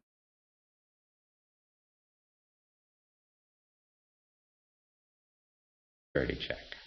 And you ask the level, you ask the precise level, have you ever raped anyone? And the needle falls in response to that question. A Joburg security question falls something on the order of about a quarter of a dial. And the PC says no, and it falls a quarter of a dial. And you say to him, well, have you ever really raped anyone? And it falls a quarter of a dial. Now listen, you can go down the list of all the things he might possibly have raped or done sexually that might be considered rape or anything of the sort. And if it's not exactly on, the exact same fall will continue. On a withhold, you've got a reversal of the rule. The E-meter falls in response to the question. In this case, it continues to fall if the question isn't asked. So there are two phenomena in which you're involved here. One is you have to ask the right question to get the fall, the exact right question to produce the consistent fall, and the other one is to get rid of the fall. You understand? And that requires communication from the PC. And in failure to communicate, it won't go away. Don't think your meter's busted because you were asking this question, and hours later he just never seemed to get through a Joburg security check. He will always get the same fall. Always, always, always, forever, practically till the end of the world, would he get the same question, have you ever raped anyone? You can ask him, is it this lifetime? And you get the fall. Did you rape somebody in this lifetime? You get the fall. Did you rape somebody in your family? You get the fall. You understand? He has raped somebody. That is it. You have asked the right question. Now, having asked the right question, you see, is one part of this comment. The only way you'll get rid of the fall is for the thing to be answered. So first, there's the right question that produces the fall. And the second phase of it is the answer that eradicates the fall. And it must be, surprise, surprise, the exact answer. The precision instrument, called the E-meter, depends then upon the exact question to get the response and the exact answer to clear it. Now, you follow me? Now, the individual who continues to fall on a certain terminal is so involved in electrical masses, exchanges, energies, and so forth in the mind that that terminal has to be audited. Only then do you get rid of it. So it is not, in that case, just the one right answer. It's enough 1,000 right answers to clear it. Therefore, when the pre-clear does not give you the exact answer to the auditing command every time, you will continue to get it to read, and auditing will continue to infinity. You must get an answer for every auditing question. And it must be the answer to the question you asked. Otherwise, it continues to read on the meter. Well, you're not fighting the meter. The meter only indicates what's still banging in the fellow's mind. In other words, a pre-clear could be audited for 10,000 hours without ever answering the auditor's question and still be reading the same way on an E-meter. How do you like that? You got that? So that a case that hangs fire falls into just these categories. A present time problem is there consistently and forever. This is what you call a hidden standard sort of a thing. The guy's got a long duration present time problem, and he knows when he will get better. It's when his hair stops standing up when he sees a horse. And he waits for this endlessly to start happening. And he tests out his auditing results. He has an intensive, and he goes and he finds a horse. And he very carefully puts his hand back here, and he looks at the horse. And if his hair doesn't stand up, he says, I got some progress. And if his hair does stand up, he says, well, that auditor's a bum. I think I'm joking, but that is true of every case that walks the street that is having a rough time that's by a hidden standard. So part of your goals assessment must always get out these hidden standards into view. Hidden standard is our technical term. The PC will call them problems of long duration, if they're fairly sane. But they also respond to things of difficulties in life. A word I commend to you as very useful. Are you having any difficulties in life? Now, what difficulty would have to change for you to know that the auditing was working? Or more broadly, what difficulty would you no longer have if Scientology worked on you? What difficulty would have to happen in order for you to know that auditing was working? You got that? This is the hidden standard. I'll show you what happens when you don't address the hidden standard.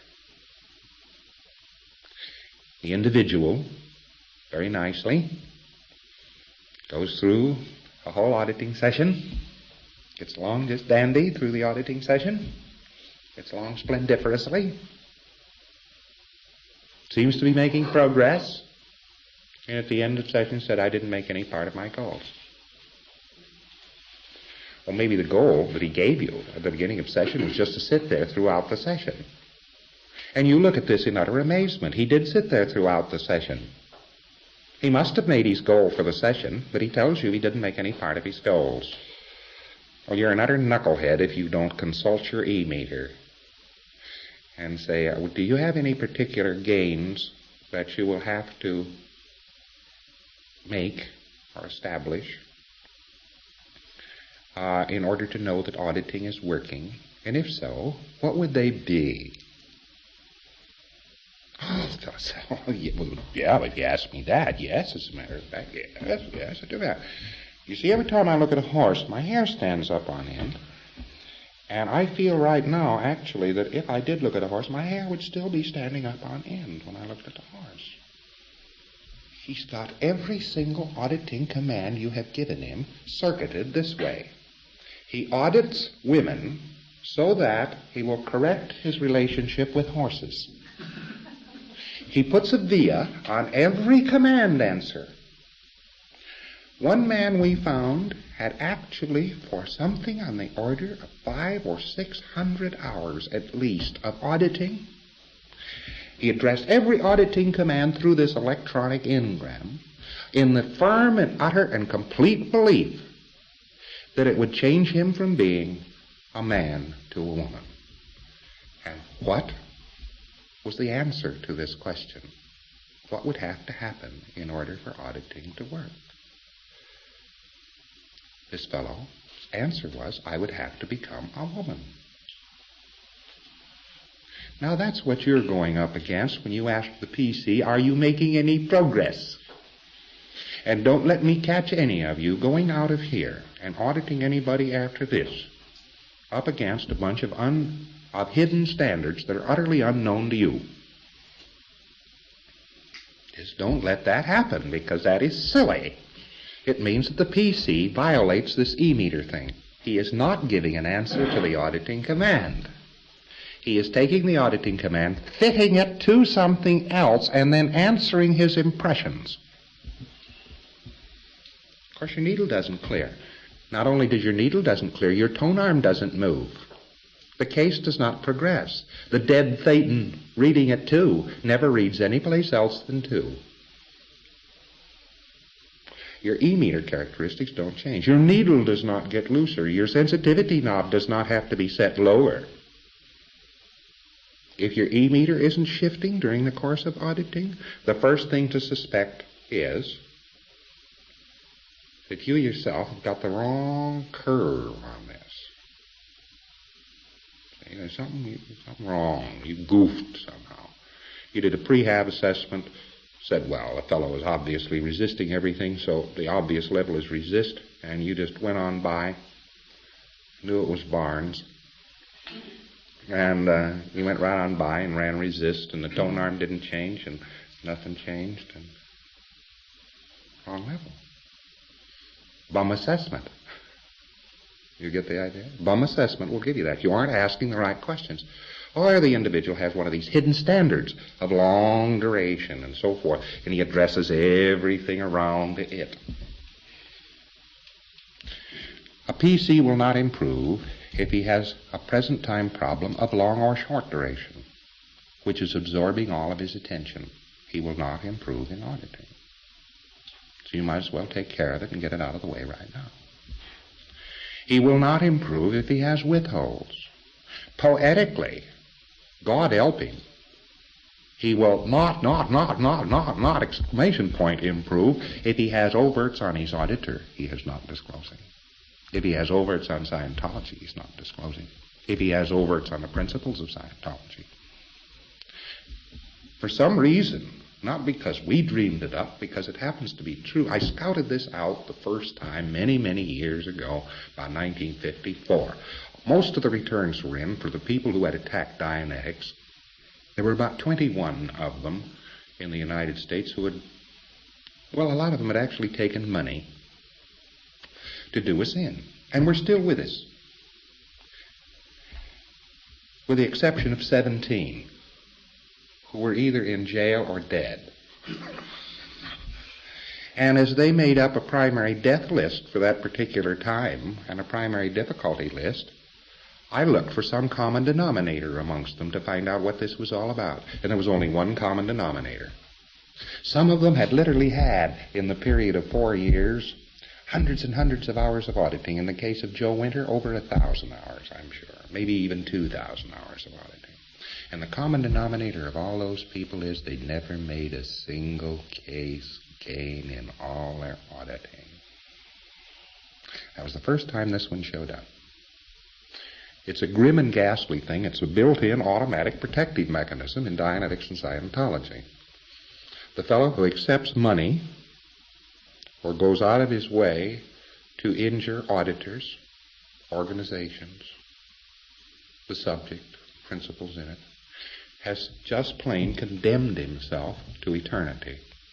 That's all. He just condemned himself to an eternity of there he is, going on down. Honest, that sometimes it makes me gasp because I've gotten so much data on this by this time, at the actual adventurousness of how some of these characters will swap a couple of quick sixpences for the next 200 trillion. Doesn't look to me like a good bargain.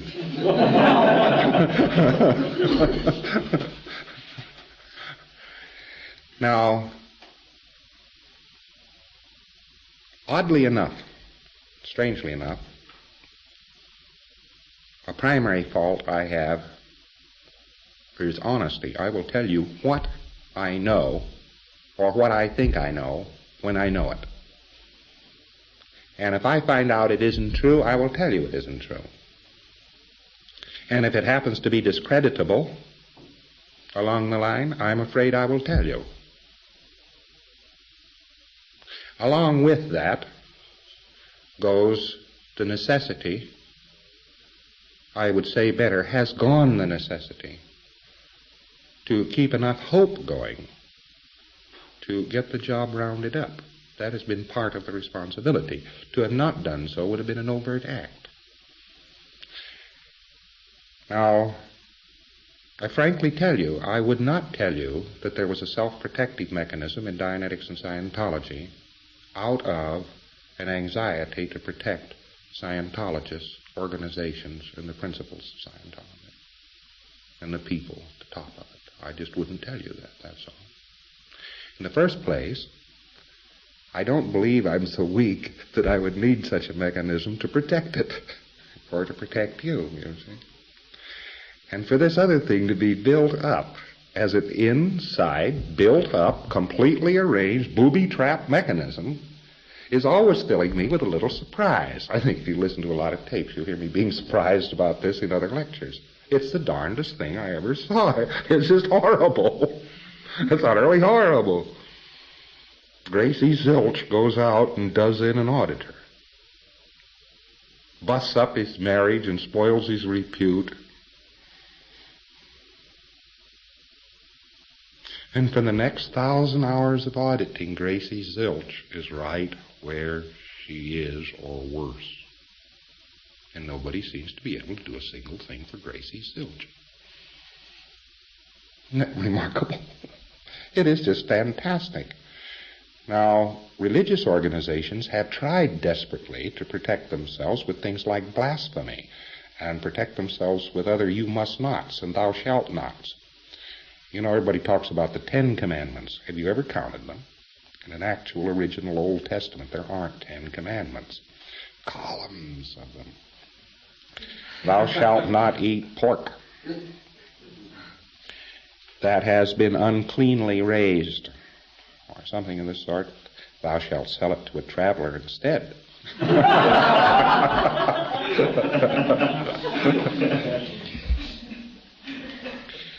What it amounts to is you can't look for help from a quarter on which you have tremendous overs. Even though the help were given you, no matter how gratuitously, it wouldn't be accepted by you. Because it's always looked on as a betrayal. Why is it looked on as a betrayal? Because one has betrayed that help. So, of course, when one is audited under these conditions, he has this remarkable frame of mind. That everything anybody is saying or doing to him is calculated to betray and destroy him. So the more he is treated, the worse he gets. Now, that happens to be our little built-in self-protective mechanism. Now, because we are the only science of mind that has ever come up the line and sat back on its haunches and proved itself across the board, we can also undo that. If we want to take enough trouble, we can also save Gracie Zilch. One auditor sits on her head and the other straps the cans to her feet, and the third, as she's being held down, locates what she has been doing on an e-meter using something like a Joburg or something like this, you see, and actually gets the thing taped out, and then finally says, well, Gracie, we've got the goods on you. And now why don't you go off someplace and realize that if you don't do something decent about this, you're sunk. And I don't care, it might take 2 hours, 2 years, or 2 lifetimes. Sooner or later, she's going to come in and tell all. Fascinating, huh? We can undo it. So in a little tiny microscopic way, not accepting $500,000 from the Communist Party of America to do in a central organization, that of course killed a man. I bet you right now he's tagging around in a schoolroom someplace or another, wondering what is wrong with him and why he feels so spinny. A fellow by the name of Don Purcell. He died. He did this, and for 3 years he just went on a toboggan and died. One of the reasons was nobody was interested enough to even try to do anything for him. And the other thing was he had made it impossible to arrive at that data earlier by causing such a tremendous disturbance that he slowed up research. I felt like telling him one time, I just sort of felt it in my bones. I felt like telling him once or twice, look, maybe someday your wife's going to get sick, or your kids are going to get sick, or something's going to go really wrong in your existence, and you're going to need us like mad. You see? And here you are doing nothing but getting us so upset and disturbed that we actually can't do very much in the way of research. And you're slowing us down. Maybe someday we will know something that you really need to know desperately. And sure enough, it happened to work out. Of course, there is this. I would say that it wasn't totally probably the overt withhold mechanism. I think Susie's postulates. Because if she ever wanted to see a man dead, it was that man. Anyway, let's get over to some more about this e-meter now. Do you see that if this, on a much more dramatic basis, can exist, your failure to find out your auditor your PC has been nattering about his auditor between sessions, your failure to find this out while running rudiments is to throw away a session. Do you see that? Because just as it isn't very terribly important, so it isn't very hard to pick up. But it is important enough to knock a whole session out, or maybe a whole intensive out. So when they've got withholds in life, in general, which separates them from the human race and all livingness, or in particular when they have withholds on the auditors, central organizations, people in the central organizations, you see, there goes the case. There goes the intensive. There goes the session. You want to do something for this guy will give you a failure. Why? Not because of anything that you did to him particularly, but because he just goes around nattering about it. When people are not clear, if they know this perfectly, they actually go around sort of holding themselves in a frozen, don't think anything bad, don't think any bad thoughts, you know.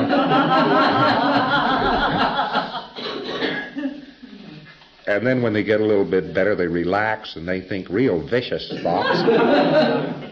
And then they give them up as withholds. That's a sort of a revenge in itself. And then later on, if they happen to have done something that they found out the auditor, you know, and realized suddenly that the auditor wouldn't like it or something like this, well, you ask them for it and they give it to you. So overts are more difficult to clean up, that is withholds. Overts which are withheld are more difficult to clean up. The worse off a case is. It's proportional.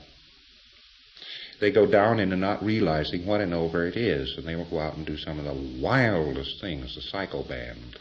Go out and do some of the most incredible things and not consider them overts at all. They won't fall on a meter. So here's a modification on your third of a dial drop. You set it for a third of a dial drop and run the rudiments. But your third of a dial drop only goes for those rudiments and the assessment which don't consist of getting off withholds. So when you get that withhold, reach over here, crank up your sensitivity, ask for the withhold, and strip it. Good, you see. But if it is too active on withholds, and it's going bang, bang, bang, bang, and you don't clear it right away by asking what it is, Joburg security check. You don't run anything further than the rudiments. Than that. In other words, run the rudiments, and then enter into Joburg security check. By the way, Joburg security check is done in model session form. It's not done outside of model session form. Nothing is these days. There isn't anything done outside of model session these days. Nothing. So your rule about the sensitivity knob is that the only exception to a third of a dial drop, now I'll tell you this very advisedly, the only exception in running SOP goals and its preparatory steps to the third of a dial drop setting is when you are after withholds. And of course that includes at once the Joburg security check, and it includes the withholds in the rudiments. You've got it? That makes it very easy, doesn't it? Magnify your read when you're after withholds. If you're not after withholds and you're just generally assessing, third of a dial drop. If you're auditing and running, third of a dial drop. If your meter insists on dropping more than the third of a dial drop, get a new sensitivity rheostat installed in it. I'm afraid there is no other answer.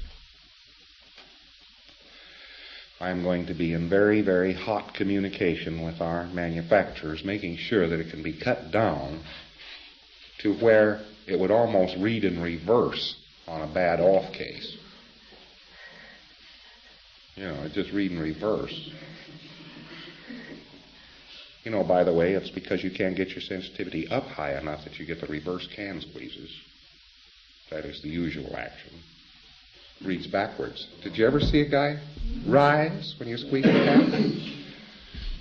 Well, you just haven't got enough sensitivity on it. You can get the sensitivity up. And if the sensitivity can't be gotten up high enough, he will still reverse. Get the sensitivity up high enough, I think. No, I suppose. You get rid of that. All right. Now,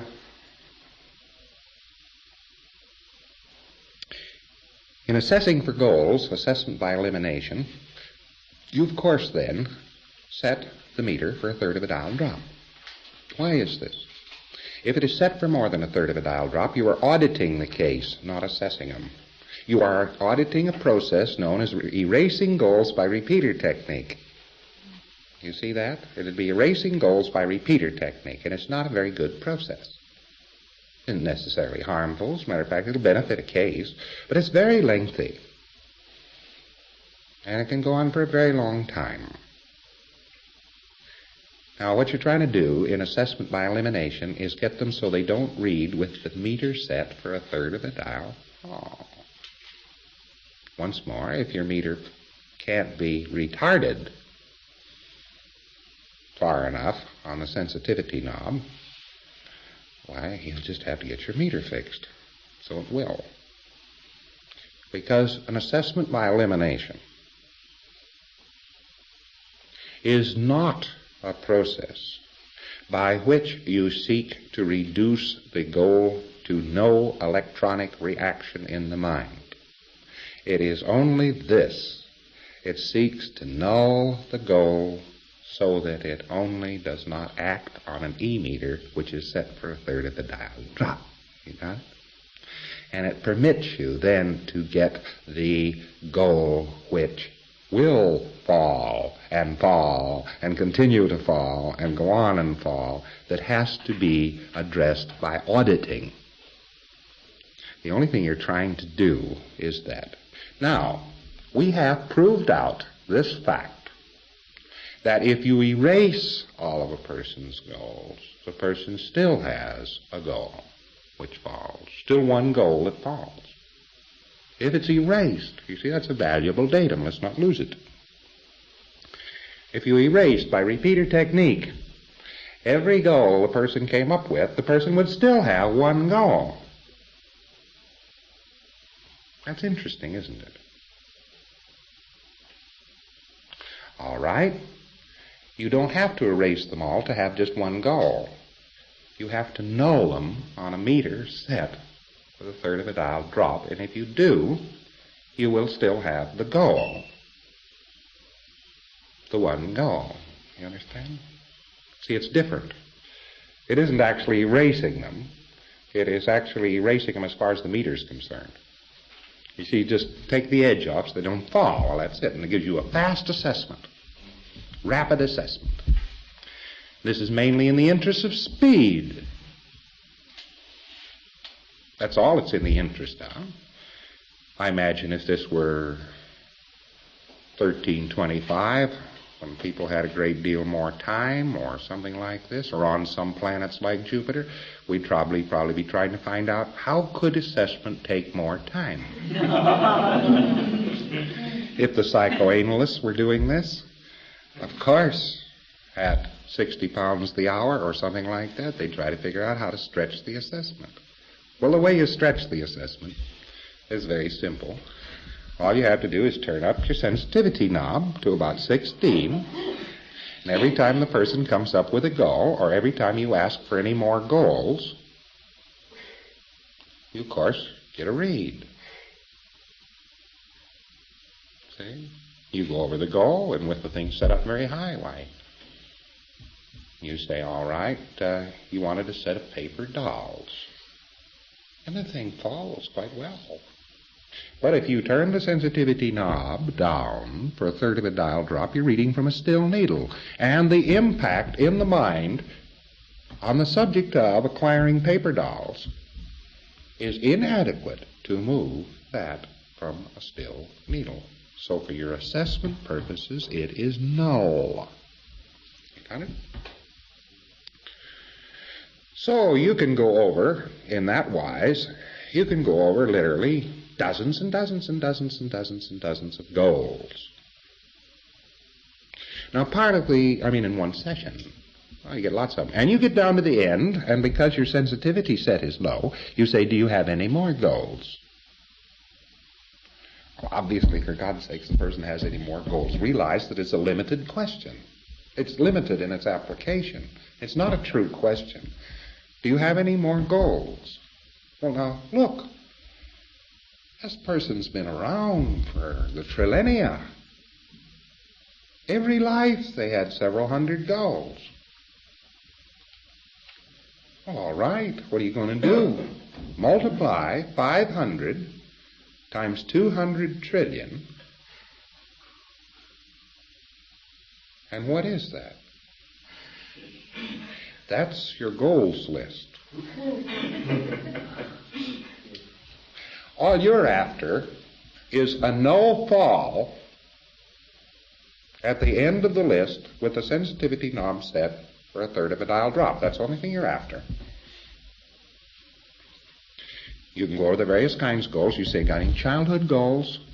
Are there any more childhood goals? Are there any more withheld goals? Secret goals? Are there any more antisocial goals? Have you thought of anything that would have to happen for you to know that Scientology worked? Are there any difficulties you haven't mentioned to me? And look, by the time you got all of those that I just gave you, practically in order, listed, and you get down to the end of the list and you ask all of those categories again, and you get no fall. To your naked eye, you see no twitch. And don't tell me that if the needle rises, you go on, because that's getting to be a very sore point. It keeps coming in over the lines and so forth. The needle was rising, so I had to continue to run the rudiments. And somebody just today spotted that. It's because it's in the TRs. The E-meter TR has in it rise as a reaction. How many reactions are there to a needle? And rise is one of them. And then you say if you run the rudiments and you get a needle reaction, you must flatten the rudiments. And the auditor applies these two things. Bing, bing. When we say a reaction for the rudiments, or a reaction for an assessment, we mean a rock slam, a theta bop, or a fall. In order of importance, it is a rock slam, a fall, or a theta bop. A theta bop is the least important. A fall is the most ordinary. And if you're getting rock slams, watch out, because the whole bank is grouped. Remember the old Dianetic grouper? Well, the old Dianetic grouper, if we'd had people on E-meters in those days, would always have registered as rock slam. It's just a grouper in time, and a grouper in place, and a grouper in mass, and a grouper in this and that. And so you get a rock slam. In passing, just while I'm thinking about it, I better tell you something about running a rock slam. If you're assessing and getting rock slams on the pre-half scale for a terminal, let's say the goal rock slammed, you know what a rock slam is now. It's an irregular, wobbly, large or small, shiver and shake across the thing. A theta bop is a very regular one of any width. But a rock slam is a shiver and shake, and it dances around, and it's very jerky, and it's quite unmistakable. Once you've seen a rock slam, they're quite weird. When you see these things turn on, you say, what in the name of God is that? These little tiny needle shivers that you see are probably microscopic rock slams. I don't really think they're a different breed. There's a point of adjudication here. Do you just run the rock slams off? Do you assess it as long as you don't have a rock slam? And run it as long as you don't have a rock slam? Assess it for the rock slam? Run it until you don't have the rock slam? You could do that, you know. This is not a hard and fast point. Because the rock slam is going to turn into a fall. It's going to turn into a theta bop. It's probably going to go no. The liabilities of doing that is you've got a rock slam left someplace else on your pre-half scale. There's a matter of adjudication. We'll have more data on this someday, in the very near future. But I would say, knowing the nature of a rock slam, that if you just followed rock slam and ran the rock slam off so that you didn't get a rock slam in 20 minutes, or something like that, the case might make better progress. But we'll find out more about that. That's not a hard and fast rule at this time. It's just this. When you're running a rock slam, remember you're running probably a very short duration. If you could hold a rock slam with your tone arm so that the needle continued to sit solidly at set, what would the tone arm be doing? Yeah, it'd be quite a wild tone arm, wouldn't it? Huh? Well, that would be the one thing you can't read on a tone arm. You have to read it over on the needle, because you can't do that with a tone arm. You see, theoretically, when I say process by the tone arm, I mean keeping the needle somewhere in the vicinity of set. And that gives you your tone arm motion. Well, a rock slam, you can't keep the needle in the vicinity of set. You see? The tone arm would be slamming. Well, certainly you're going to run run a tone arm slam, you can't set a meter for a tone arm slam. So that's what you'd run flat. You got the idea. You'd run the tone arm slam flat. And if you assessed again, you'd find the rock slam has now gone elsewhere. It's a matter of adjudication. It's a matter to be proved out. It's a matter to be settled. But that is a point. And I'd better tell you what points really don't exist in clear-cut silhouette relief.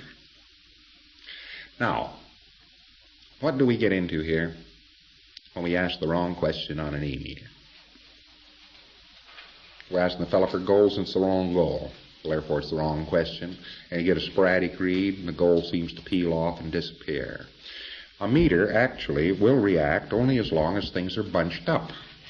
And as you're assessing for goals, when you first grab a hold of the PC, the goals are all in one terrific mauled up ball, you see. And so any goal is doing a dance. But as you repeat these goals with the thing set for a third of a dial wall, the goal peels off the main mess. It comes free and becomes itself. And as you go over goals list over and over, and later, same way with terminals, the terminals list over and over, you're going to find this as a persistent and continuing manifestation. That the wrong questions peel off and the right question remains. So that is true of an E-meter. If you always knew the right question to ask, you would always get the same thought. But at the same time, the assessment has therapeutic value, something for you to remember. If you just assess somebody, maybe he's in lousy condition and really isn't ready for assessment and so forth. If you just assess him and you do a good job of assessment on him, you're going to get an improved case and he's going to feel better about things. An assessment cannot then be classified as something which must be done to set up an intensive. Similarly, a Joburg security check, if run well by the auditor with a nice gunned-up sensitivity knob, is terrifically therapeutic. Terrific. And once more, could not be considered something by which you set up a case to audit it. These things all fall within the perimeter of auditing, because they are therapeutic, they are beneficial. They advance cases. Let me tell you that just this one thing of a Joburg security check has advanced cases that have never before moved. Why did they never before move? They were sitting there holding on to their cotton-picking wet holes. And their wet holes were so heavy that they couldn't communicate to the auditor, so they were never in session. So auditing never worked. So you can't call a Joburg security check, then, something that occurs outside of intensives or outside of auditing, unless it is being used for purposes of security. And then, of course, you don't do it in model session form. You just find out whether this guy's safe to have around, that's all. If the questions all clear up, voila. He's safe to have around, provided you know how to do a Joburg security check. That's the other little proviso that you must be awfully sure of. Some of you, or maybe all of you, will someday have the experience in Scientology. If you've got a new HGC admin,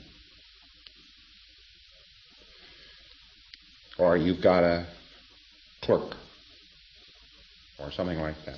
You taught them the this and that of things. And you're too busy to give this new applicant a security check yourself, or if everybody else is too busy and you can't turn them over to a good auditor to do this security check. And you say, well, you know the rudiments and you know how to do this, so you just go ahead and give them a security check. And you're going to find out where my viewpoint sometimes is. In total bafflement of how anybody can invent as many ways of doing something wrong. And my viewpoint is very often on that total bafflement. I know why it happens, so that it doesn't continue to baffle me very long, and it doesn't upset me but it is still something to marvel about. If you were to take somebody and give them an hour's instruction on the e-meter, show them about the needle, and then turn over some raw meat off the street and tell them to give this person a security check so you'd know whether the person could be hired or not, your usual response is not, the person is all right. The usual response is, he couldn't possibly be hired. If inept people were running e-meters at all sides to do security checks for the purpose of employment, you could guarantee this: the whole world would at once be out of work.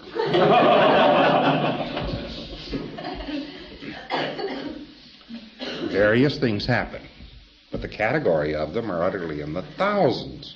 And there's no sense in going over the number of things they can do wrong, except those things which are rather common errors, or which can be used to clarify the right way.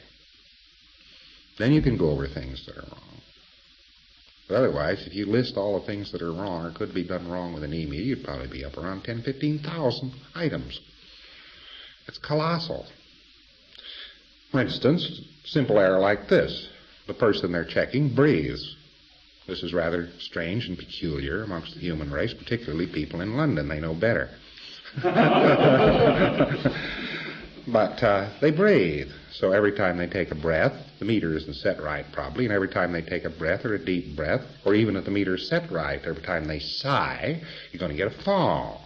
And if the person were doing it, they wouldn't even realize they had to repeat the question again or anything like that. And they would be saying at that time, "Have you ever embezzled the funds of an employer?" You see, or some such thing. And the person says, he's getting kind of bored with this, and he says, it falls. And they write down, "Embezzle funds of employer."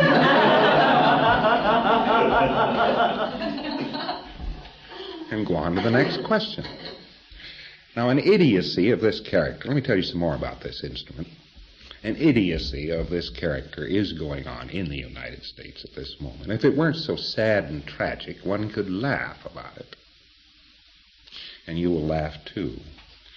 You probably won't laugh so well until you yourself conduct this experiment. And this is what is known as compartmenting questions, and something you will have to know in doing goals assessments. The compartmentation of questions. The fellow turns in a goal. "I would like to be a fireman and crawl up ladders and rescue beautiful women." That's the goal. So you come to it on the goals list. And by the way, these goals are always put down in the fellow's own words. He'll amend them, but when he wants to amend them, you amend them and add that amendment as a new goal. So you are reading along his goals list to him, and you come down to this one. You've come down the list, and you've covered now maybe 75 goals, and 20 of them are still registering after a brief repetitive read, and you've gone on, and the remainder, the 55, have sort of dropped out, and you're just feeling fine. You come to this one. You want to be a fireman and crawl up ladders and rescue beautiful women. Only you read it this way. You want to be a fireman, crawl up ladders, and rescue beautiful women. And you get a fall. And you say it again. You want to be a fireman and crawl up ladders and rescue beautiful women. Fall. You say, well, that one stays in. Give it a slant. Right, that one's in. You read it a few more times than that, you think. But it looked like it was getting a stronger read. Let's say after you read it 2 or 3 times, it was getting tougher. More reaction, more fall, more theta bob, more rock slam, more something. So you just left it in, and you said that was it, and you went on to the next goal. And the next time you come by this thing, you read it, and by George, it's still in. And you go tell somebody, you say, you know what his goal is to be a fireman.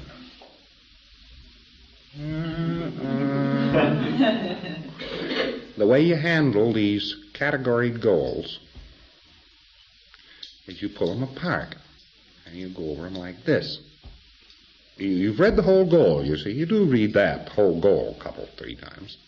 The thing continues to read. Now let's find out what's wrong with this thing. You say you want to be a fireman. You want to be a fireman. You want to be. That's the end of that. That's the end of that read. It just disappeared. You say, good. To crawl up ladders. You want to crawl up ladders. Crawl up ladders. Crawl up ladders. That's the end of that one. That's the end of that one. Rescue beautiful women. Rescue beautiful women. Rescue beautiful women. Ah, that's what we were falling on. You want to rescue beautiful women. Ah, that's good. That's good. Now, because it fell apart otherwise, let's be just a little cleverer, and let's say to rescue, to rescue, to rescue. That disappears. And what was he falling on? Beautiful women, beautiful women, beautiful women. As what healthy male wouldn't. So this whole goal disintegrated except beautiful women.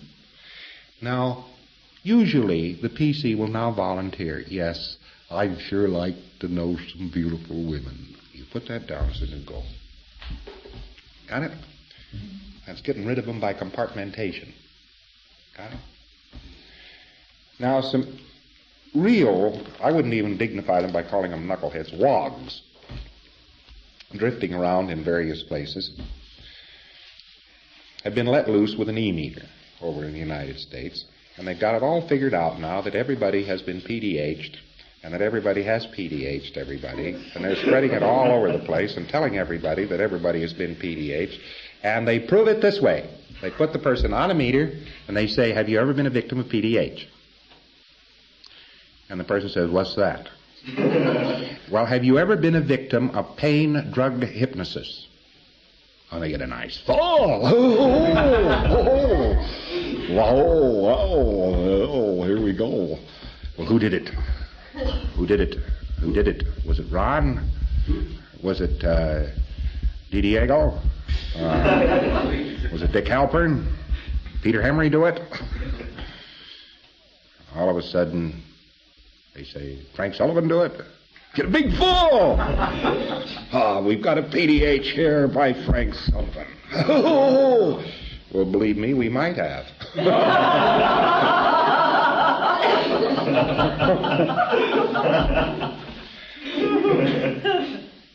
Teaching is not implanting, but teaching on the whole track often came to implanting.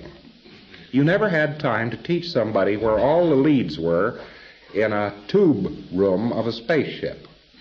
And there were 800,000 different leads and connectors to all the electronic equipment.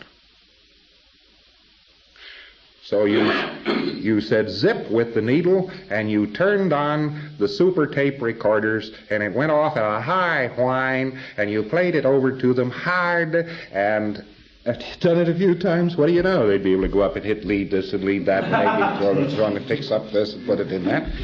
And actually there are people around who've gotten so used to being trained that way that we have today a thing called dormophone, which, by the way, doesn't work on anybody who didn't ever teach anybody this way. Doesn't work. Learn the Spanish language overnight.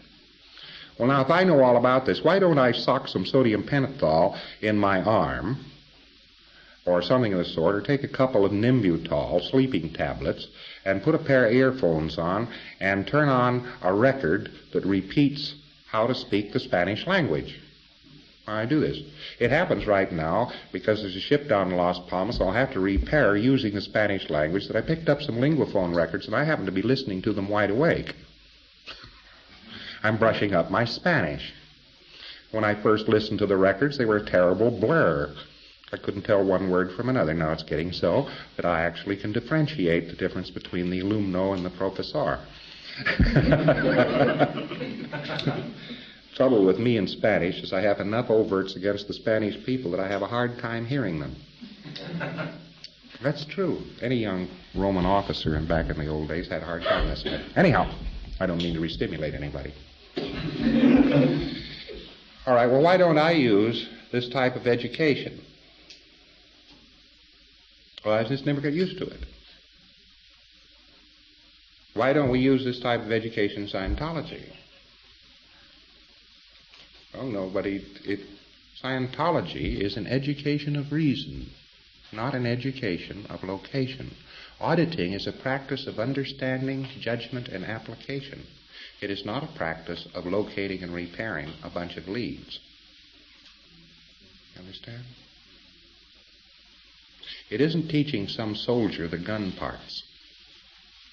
It leaves him with the initiative to handle weapons. Big difference there, you see. So all somnolent education is limited to the pat solutions or locations to the questions. Now, if they were all pat solutions, and everything was all pat in all directions, it was mostly locational, nomenclature, and category, and where found, you can do it. The Thetans have been doing it on the whole track forever. I mean, as long as we've had time, this process has been going on. But some people have become very specialized in doing only this. And those people set up a machine that furnish an implant for any given situation, and will answer with name, rank, and serial number, exact date, time, location, situation, and text. 5 or 6 times over the last 9 years, there have been big fads going around with this, and anybody who has used this as a consistent and continual means of education, nothing vicious about it, they just used it as a means and method of education, that's all, can set up a machine that will respond. It'll give an implant for any given situation. But that is much rarer. Let's go back to how you use an e-meter on this other thing, and this will amuse you far more. If I've stepped on any toes while I've been saying this, I'm very sorry, but it is simply usually used for educational purposes. You got a new crew aboard the spaceship, and not a single cotton-picking one of them knows anything about space flight. What is the best way to handle this crew? You shove them underneath the proper speakers, and you give them the proper drug, and it all runs off at a high roar, and all of a sudden you have a totally educated spacecraft crew. Right now you could probably get a Vizio of lying in a nice bunk on a spaceship, and it's got a speaker over your head, and it's playing violin music that is very soft and soothing, and at the same time giving you the regulations and identity and so forth which you exactly are supposed to occupy, all of the duties, regulations pertaining to these duties, your relationship to other crew members, everything that has to do with your job.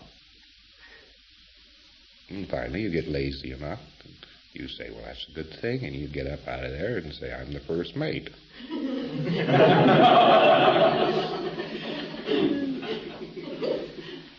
Matter of fact, you have a society right here at the present moment which is going into this particular line. So don't feel abusive about it, because every time you even captain a spaceship, you've had something to do with this. But I'm talking about somebody who's made a good specialty out of it, who's figured them out, who has used it consistently and continually, or who has practically never done anything else along whole and enormous stretches of track. Those people will develop an identity which gives implants. They'll implant themselves. They can come up with an implant for any given situation. That is rarer. That is rarer, but it is not rarer than 5% of the human race. Well, you wouldn't call that terribly rare then. You just say it's a bit scarce. And almost anybody could be restimulated with auditing up to a point of where they produce some kind of a reaction on this thing. Almost anybody. But let's take compartmented question and look this thing over.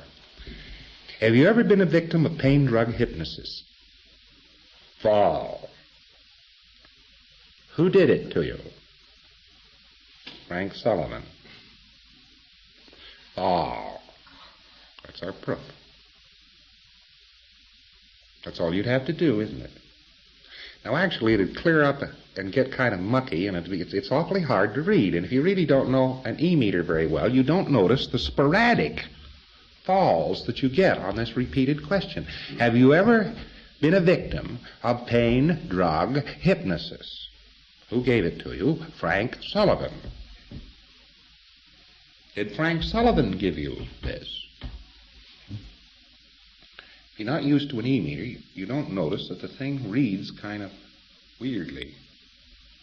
If you've got hold of an individual seeing the meter, or something of this sort, who's got a good machine on this particular basis, it'll date it. It'll make it all reasonable and logical and set the whole thing up. Where do you get an engram bank from, huh?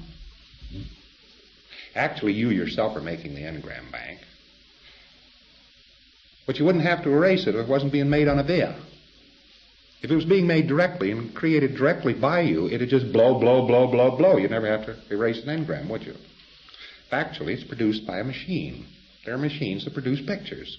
The Satan's got them. They're invisible. He's got them stuck away under his left armpit or something of the sort. And they produce these pictures. And it's a machine. All right? All you have to do is specialize that machine a little bit and it'll produce a PDH. At will. I could take such a person and actually get PDHs until it became foolish to the person.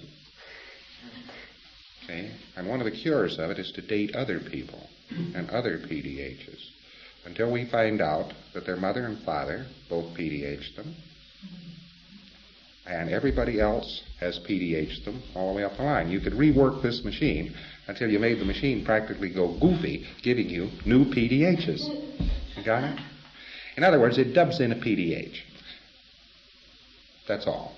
And that's dub-in, just as such. Whereas the person is actually giving you perfectly valid engrams. When it comes to this particular type of engram, it's a dub. You got the idea? You know that a lot of young girls walking around right now, you say, well, get a mental image picture of your father. And they get a hairy ape, or they get something else, see? In other words, they got a machine that will dub in fathers. Well, so there are machines that will dub in PDHs. But that isn't really what I'm talking to you about, because that's more advanced curiosa. And that isn't really what I'm talking about at this particular time, the advanced curiosa. I'm talking about e-meters and this single question: have you ever been a victim of pain, drug, hypnosis? Who did it? Frank Sullivan. Listen, if you're an auditor and you know your business, you know there's such a thing as OW. And you know this, that an e-meter reacts to the auditor's questions. And any question that is near the truth of anything will cause a reaction on the machine. And it is up to you to get a consistent read. You have to ask the smarter question. You have to ask the varied question to polish that read up. And all of a sudden it's reading like mad, and you know exactly what it's reading on, and everything else that it might have been reading on disappears. All right. Victim, how many people do you think will get a reaction on the word victim? How many people do you think will get a reaction on the word pain? How many people will get a reaction on the word drugs? How many people will get a reaction on the word hypnosis, or hypnotism, or hypnotist? And if they've had a few overts, or if they've read some of his literature, how many people do you think would get a reaction on Frank Sullivan? No, all a question proves when it reacts on an e-meter is that it, or some part of it, has charge on it. Or the question is near some question which will have charge on it. Got the idea? Now, by varying your question, you can smooth out the read. As you become used to the instrument, you'll notice that it reacts sporadically and occasionally on something. Well, you just shape your questions around and change it around until you get consistent. Always the same read, always the same read. You can only keep it reading the same, however, if you practically muzzle the PC. The second he starts imparting information, the read blows up. Because if he answers the right auditing question, the read blows up. But of course, because he answered it and the read blew up entirely, you also know what you were asking. Don't you see? You know what was right. So with the PC totally gagged, you could, by questioning, PC not permitted to talk, actually with a gag on. And you have to gag PCs if you want to carry this thing out to its extremities. It's a good drill. And they get too interested. My favorite mechanism for newspaper reporters these days, by the way, is to find an automobile accident they've been in. They evidently have all been in automobile accidents. Where the accident occurred, who was hurt in the accident, where they were hurt in the accident, and find out the whole lot, such as the make of the car, and all of that sort of thing, without letting the reporter say a word to me. And man, does it make citizens out of them.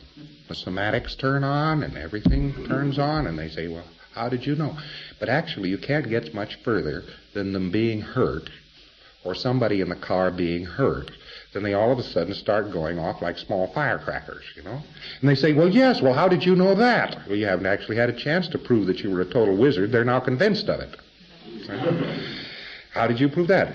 What do you know? Yes, as a matter of fact, it was an old Rolls Royce, and it went off the edge of a cliff down in Devonshire, and yeah, that's right, there were other people in the car, all right, girls they were, and so forth, and I didn't ever realize this before, but I must have gotten jammed under the dashboard. You know, I got a terrible pain here. Yeah, and I must have been jammed under the dashboard. I never realized that before, you know, and they go limping out. Of course, such a thing dies out in the course of about 3 days, but they don't go back to the office and write that story that the editor told them to write to clobber Scientology, mostly because they can't now sit down comfortably. It re-stimulates them. This is a very effective way of handling reporters, by the way. It's a real convincer. Similarly, this other drill is a marvelous convincer to somebody who believes he has been PDH'd. Have you ever been a victim of pain drug hypnosis? Well, now, just as you would in goals compartmentation, you say the word victim. You ever been a victim? You ever been? Yeah, I've been a victim. Yeah, well, that's the end of that read. How do you feel about pain? Oh, no, I don't want anything to do with pain. Read. And they say, I don't want anything to do with pain. I've had an awful lot of trouble, and during my early youth, I was in agony most of the time. They had my teeth in braces and so forth. And that one drops out.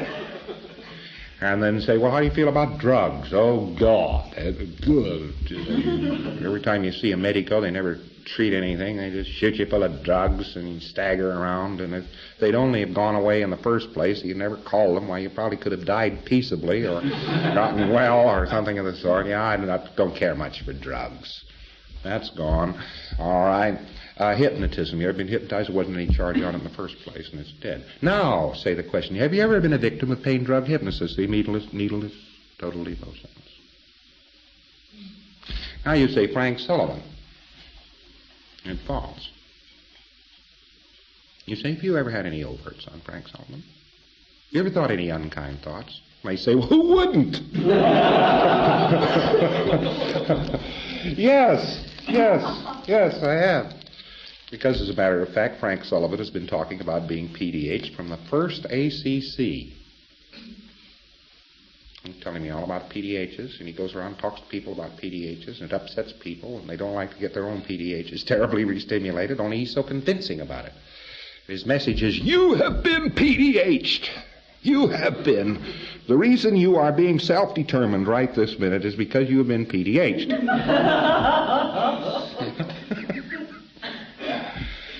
So, with this kind of a thing, of course, the guy gets unkind thoughts. He says, this guy's nuts. You know, although he might continue to be pleasant. And the person says, yes, I've got lots of overts in that line. I've thought a lot of unkind thoughts in that particular line. And you say, well, how do you feel about Frank Sullivan? You get no motion to amount to anything on the needle. You've kind of blown it. Now you say, well, has Frank Sullivan ever PDH'd you? Now you'll get another surge. Well, have you ever thought anything bad about Sullivan going around telling everybody that you've been PDH'd? Well, yes, I have. Well, has Frank Sullivan PDH'd you? And that's now no. Now you say to the person, have you ever been a victim of pain drug hypnotism? No. Have you ever been given a pain drug hypnotic implant by Frank Sullivan? And it's no. What was it falling on? It was falling on connected re-stimulators. And as soon as you blew off and the PC actually answered directly what you were talking about, now supposing he had been PDH'd and he told you an awful lot of stuff, well, yes, and he answered all these things, yes, I've been worried about those things and that sort of thing, and the fall canceled off on all of them, and you said, well, have you ever been PDH'd by Frank Sullivan? And you got a hell of a fall. You know, you'd never be able to clear that fall, never be able to clear that fall at all, if the person had no recollection of ever having been PDH'd by Frank Sullivan, if he had been. it would continue to fall. That would be that. Now this becomes a case for auditing. How do you audit it? You put Frank Sullivan on a general pre-half scale, and you simply run him flat. You assess him for level just as you would an SOP goals terminal. You find out where that level it falls. You put together an auditing command on Frank Sullivan, and you just run that out. And then when that tone arm stops moving, as it very well might after about 4 or 5 waggles, see, it might only be a few dozen commands, see? You find your new level, and you flatten that, and you find your new level, flatten that, and all of a sudden you can't get any reaction of any kind, either on being PDH'd or anything else. It will have blown. That is the magic of the pre-half scale. Marital Scientology, just going from the ridiculous to the sublime, as I said before, this thing about PDH would be amusing if it weren't so kind of sad. It's kind of knuckleheaded, you know? It's kind of terrible thinking of some people running around madly trying to tell everybody and convince everybody that they have been PDH'd, because they're simply dramatizing their own overts, whether now in this life or on the backtrack, and they are worried about them. Don't you see? And when they've got to sell a bill of goods of this particular character and make it their life work, they might as well be writing out a confession and putting it in the hands of every Scientologist they talk to. The guy says, I've been PDH'd, I've been PDH'd, I've been PDH'd, and yap, yap, yap, and you've got to believe me and all that sort of thing. If he's making this, he's not telling an auditor this. He's not going and getting auditing. He's just telling everybody this. He's all the same as writing out confessions and signing them and putting them in Scientologists' hands. I have PDH'd the living Christ out of people for ages. You see, I'm pro. That's what he's doing. That's what he's doing. Well, it's all right. But people who have done PDHs, ordinarily on the whole track, in the best of thoughts, that was the best possible thing to do at the particular pace of time. So as a result, if they got a machine that'll produce PDHs, so what? It'll all come out in running SOP goals. Why worry about it? Furthermore, if some guy did PDH somebody, let's say that Sullivan did go ahead and hold down somebody and slap him and cuff him and put him under drugs and shock him and put in hypnotic commands and run some patch together tape to him that told him to go and take HCA courses, that wouldn't be a bad implant, by the way.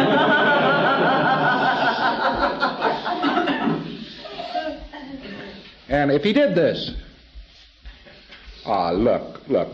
Look, nothing can happen to you in one lifetime. Not even a PDH, not even an electric shock from a psychiatrist and so forth that you can't handle now.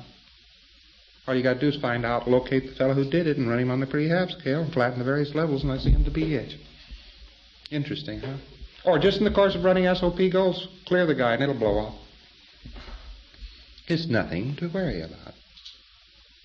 And I'm sure that no smart Scientologist, now that we've got clearing going, and we've got cases running so well, would waste his time PDHing anybody. Look at all that hard effort that would just blow off in a short auditing session. We're actually getting faster today than they can be laid in. Used to be that we took them out much more slowly than, an engram in general was erased much more slowly than it was laid in. Well, you look at the number of engrams, just count the number of engrams that must blow in the process of clearing a person. And it is some binary digit factor. The factor, you could start up on this wall here and write 1 and then zeros, column after column after column, the whole length of that wall, and so forth, clear down to the bottom of it. And you would not have stated a number large enough to give the person the number of engrams that he'd have. That number would not be large enough. And when you can take and blow this up in the course of, at the outside, a couple of 100 hours of auditing. Holy cats, how many engrams is that per minute of auditing, of actual effective auditing? It's some fantastic number. It must be billions and billions of engrams, in fact. So who would waste their time? But once more, going from the ridiculous to the sublime, what I'm about to give you is the birth of marital Scientology. Not really its birth, but it's grown up and got some pants and skirts on it.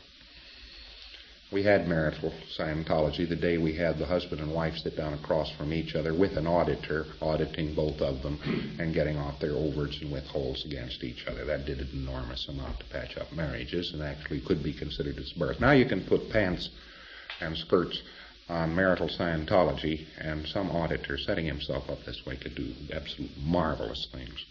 All you do is take the husband by name and run him on the prehab scale, take the wife by name and run her on the prehab scale, and that's the end of the difficulties of that marriage.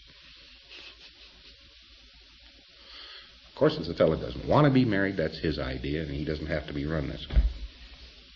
At the same time, if he wanted to get unmarried, this would also be the smoothest way to get him unmarried. Got the idea? Either way. Either way. But it would certainly patch up the marriage. You got the idea? Take the difficulties off the light up. Because in the course of running, it would run the OWs off. And what do you know? It's such a tiny, tiny, tiny short track. What is it? They've been married for 10 years. Wow. 10 years against 200 trillion. Doesn't sound like much. So it's no track. And what you're doing is instead of getting these little tiny 2.5 horsepower outboard motors and attaching them to the Queen Mary, that used to be auditing. Okay? And these little tiny outboard motors are running mad and heating their bearings and so forth to push the Queen Mary. Instead of doing that now, we have a 10,000 horse Mercedes-Benz pushing a rowboat. One of the precautions we have to take is it doesn't crush the rowboat. The precaution we take is do a technically perfect job of auditing and keep your rudiments cleaned up the way I've been talking to you about. All right. How long do you think it'd take to clear up that much track on a couple? Damn short period of time. With a little experience and knowing your business, you could absolutely guarantee to set up somebody as far as this is concerned. You could absolutely guarantee. You say lead pipe singe. What would you do? You take the husband's name or the wife's name or something like that. Now, you could assess this out one way or the other, but now you'd be getting into another project. No, all we're going to do is a non-assess on the terminal beyond just the identity of the terminal. You got the idea? See, this is the light brush off. Husband's name is Joe Thompson. All right. Please take Joe Thompson, and we assess Joe Thompson up on the prehab scale and down on the prehab scale. And going up and down, the level failed endure, knocked both times. We make up an auditing command about the failed endurance of Joe Thompson and our PC's relationship to him. It may flatten in 10 commands. It may flatten in 10 or 20 commands. But as soon as the motion goes out of the tone arm, reassess. And then take the motion out of that tone arm. And then reassess it on the prehab scale. We're not talking about very much auditing, are we? Of course, the case has got to be in the kind of a shape where they would talk to the auditor and interested in their own case before you do that. You can do that, too. You can run them general prehab scale and make them do a Joburg security check, and they'll be talking to you. You know, doing a Joburg security check is not an overt. Some people will look on it as such. It's about the nicest thing you can do to anybody. All you're giving him is his life. Now, let's take a little brief summary of this. Mr. E-meter is a precision instrument. Mr. Auditor is sometimes imprecise. Mr. E-meter registers on anything the PC hears.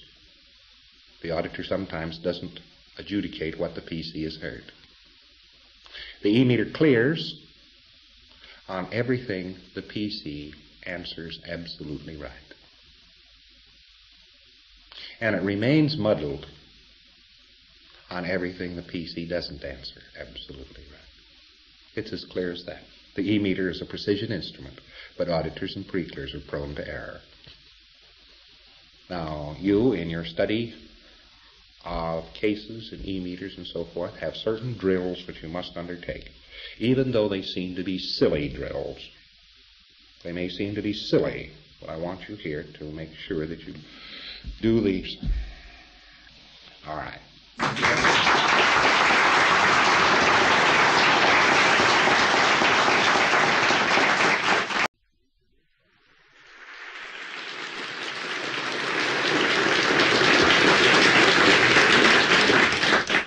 right, this is the 26th of May, 1961, special briefing course, St. Hill. Now,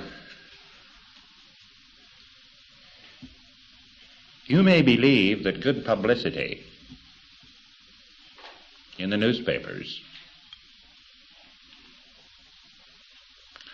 will take Scientology someplace.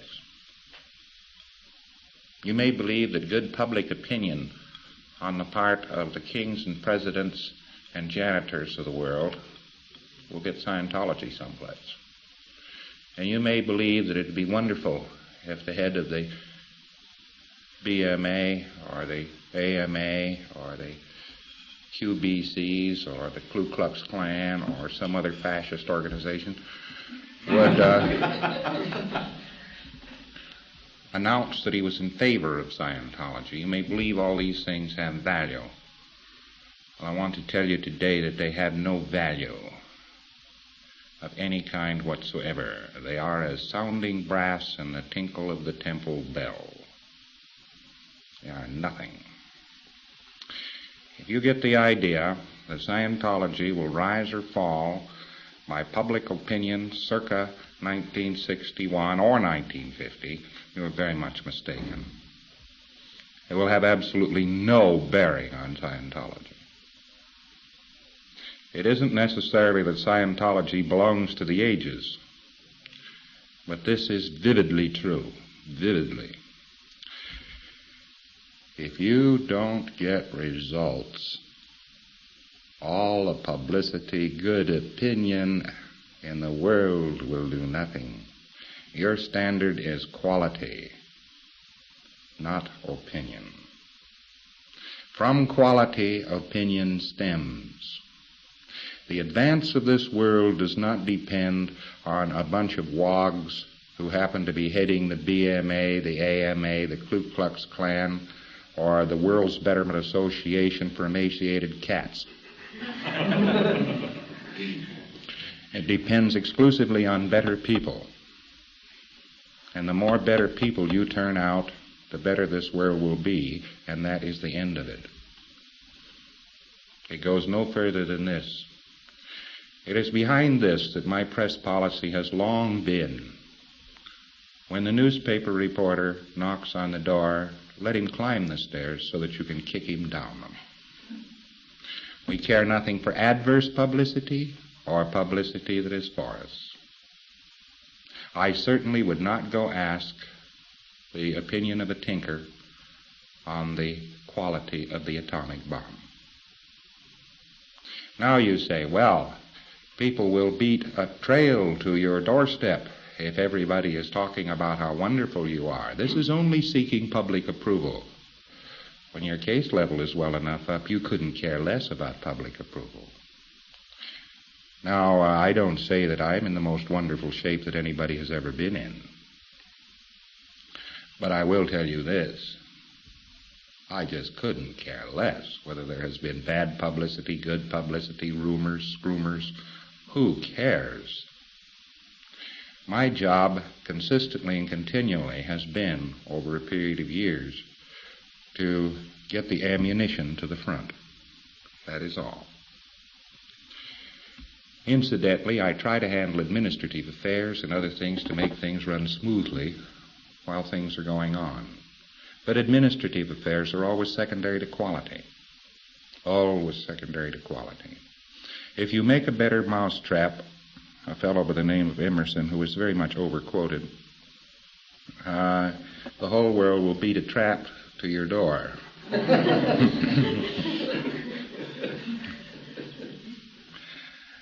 But nevertheless, there is some item of truth in that. If you want lots of pre-clears, if you want lots of activity, if you want lots of students, you have to furnish the goods. First, last, and always furnish the goods. The world itself and its status that it is in today depends utterly upon whether or not you can produce better people. It doesn't depend on the freakish political pronunciamento of the Duke of Algiers. It doesn't depend on it for a moment. It doesn't depend on it whether the race-hate society of North Manchester or the Race Hate Society of South Cape Town have anything whatsoever to say. Look, I'll call something to your attention. The BMA, the AMA, the Ku Klux Klan, and all the rest of it have uniformly and routinely been expressing opinions for a great many centuries, and the world is no better off.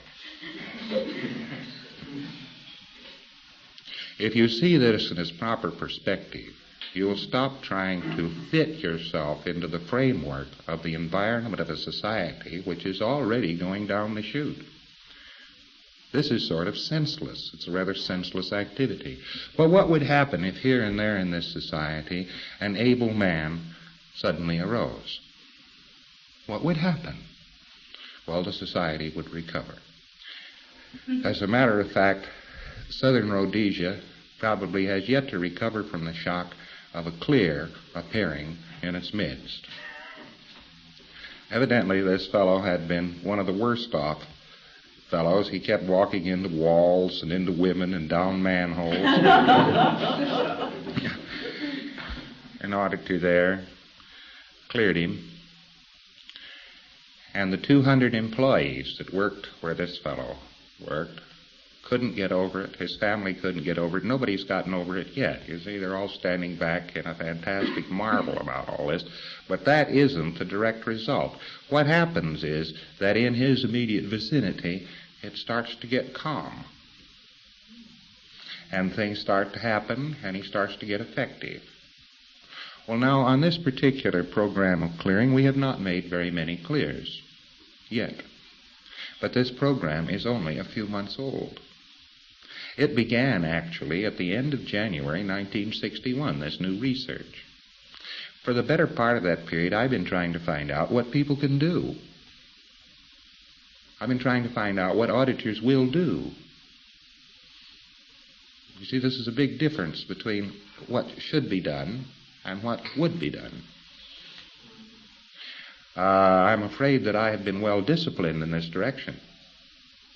I have very often produced techniques which were rather resounding techniques, but nobody ever used them. So what good was the technique?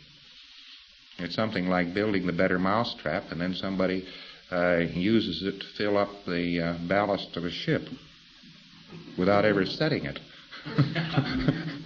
See, it has no bearing on the beautiful what could be done. It's what will be done that is important.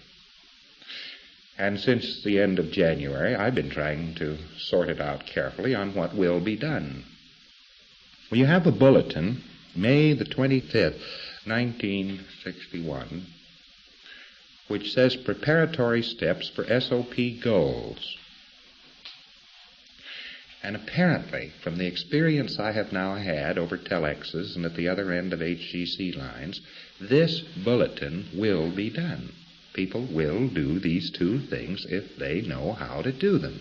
And they can learn how to do them rather easily.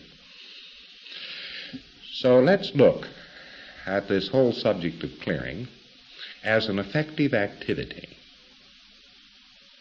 which, if effectively put into practice, will bring about a considerable resurgence of this particular civilization. This is fairly obvious that this will happen.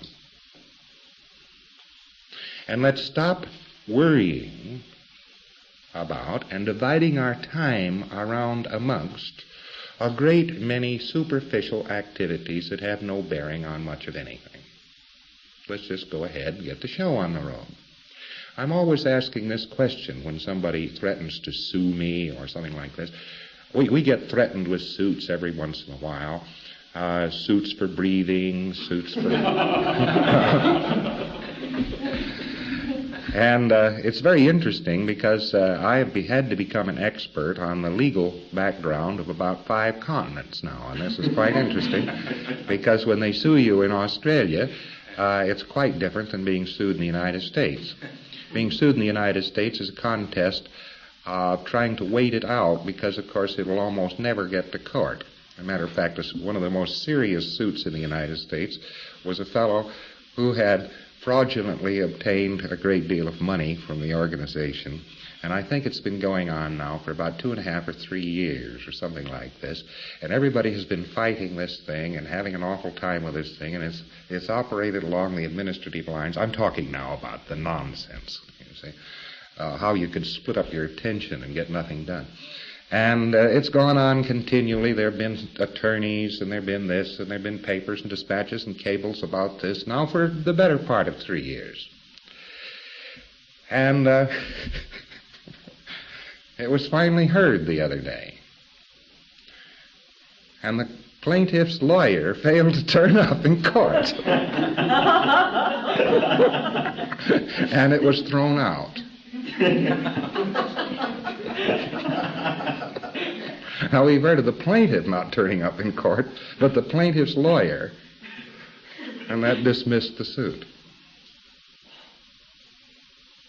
In other words, this thing that has been worrying about for the better part of 3 years, and then when it finally comes to court, why, the judge throws it out because there's nobody standing in front of the bar. I think if any one of you had the amount of money that had been spent on cable traffic and attorney's fees with regard to this suit, why, you could probably buy yourself a very nice little car. Anyway, look at the wasted time. Look at the tremendous wasted time of this activity. So long since, I have had a method of adjudicating these things, which don't always apply, but most of the time do. And that is, I try to find out what game is being played, and if it's not our game, then I don't play it. And this is the most disconcerting type of activity that people ever had to confront. I look something over, and so on, so on, so on, so on. Well, that's all. And so, well, all right. Well, that's not our game. That particular one, that's not our game. So therefore, just end the game. But then they start talking to me about the moral principles of actually surrendering or apologizing, or the moral principles of not fighting the situation, or the this, or the that, or something of the sort. Or they talk to me about the right ways to play the game. You get the idea? I just don't listen. And this becomes very maddening to people. When I say like this fellow is busily suing us for 16 pounds 10. And obviously, Susie has a bad time with this, because every once in a while she comes in and high dudgeon and says, look at the unfairness of this situation, you see, and it should be fought. And I will say, well, how much is it? And she says, 16 pounds 10. I say, forget it. Oh, I know, but it's unfair, you see, and it's not just. And so on. And I'll say, well, so it's not a just claim. So what? Pay it. Forget it. Skip it. Don't answer the letter. Who cares what you do with it? It's not our game. We're not solicitors. This is amazing. But do you know it keeps more randomity off the lines than you could possibly count? You have to take some little countermeasure occasionally, but you just take the measure to end that game. You don't play that game. See, I know clearly what game I'm playing and what game we ought to be playing. The game we ought to be playing is getting ourselves technically perfect with the mostest that can be learned. And as soon as we've got that game straight, and that one's all squared around, well, that's our game. And frankly, nothing can stand up against that type of a game.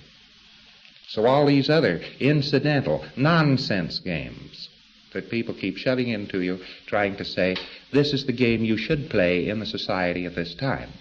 And one of those games is publicity. One of those games is newspaper. One of those games is, quote, public opinion, unquote.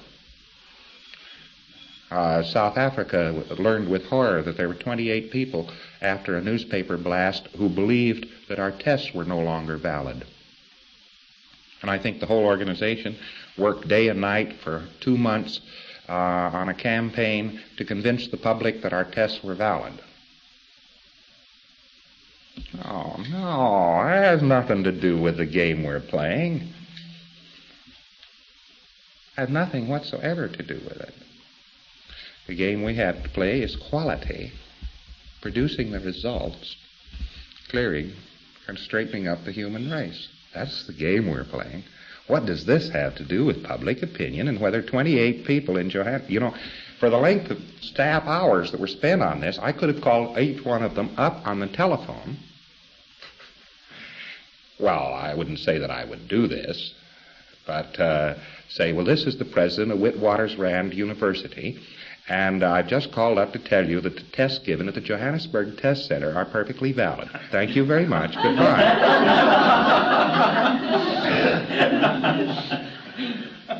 If you want to play these games, you can play some weird games.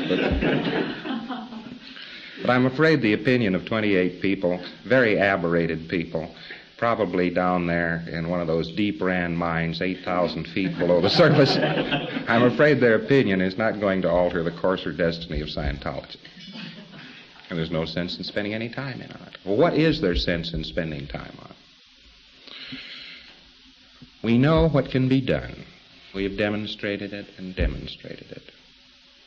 I have been able to audit and produce results since about 1947, but I haven't had a vocabulary formed up but evidently communicated because we're not talking English. When we talk about the mind, believe me, we're not talking English, nor are we talking Latin or Spanish or Greek. Man has not known anything about the mind. How could there possibly be a language that described it? And it's taken quite a long time trying to get some communicative syllables together that would mean something to thee and me and get them clarified so that we've got our communication straight. Now that's Scientologies. There's something on the order of about 472 words in Scientologies. There are 8,767,942 Latin terms that a medical student must learn, so I think we're allowed 472. That's an exaggeration. They actually wouldn't be able to remember that well. But if you want to look at a medical or psychiatric dictionary, we have actually less terms in Scientology than appear in the single classification chart used in Germany. We have less actual terms. Nauticalese. Now these days I'm amusing myself. I'm taking a shadow on the water and putting a yacht under it. And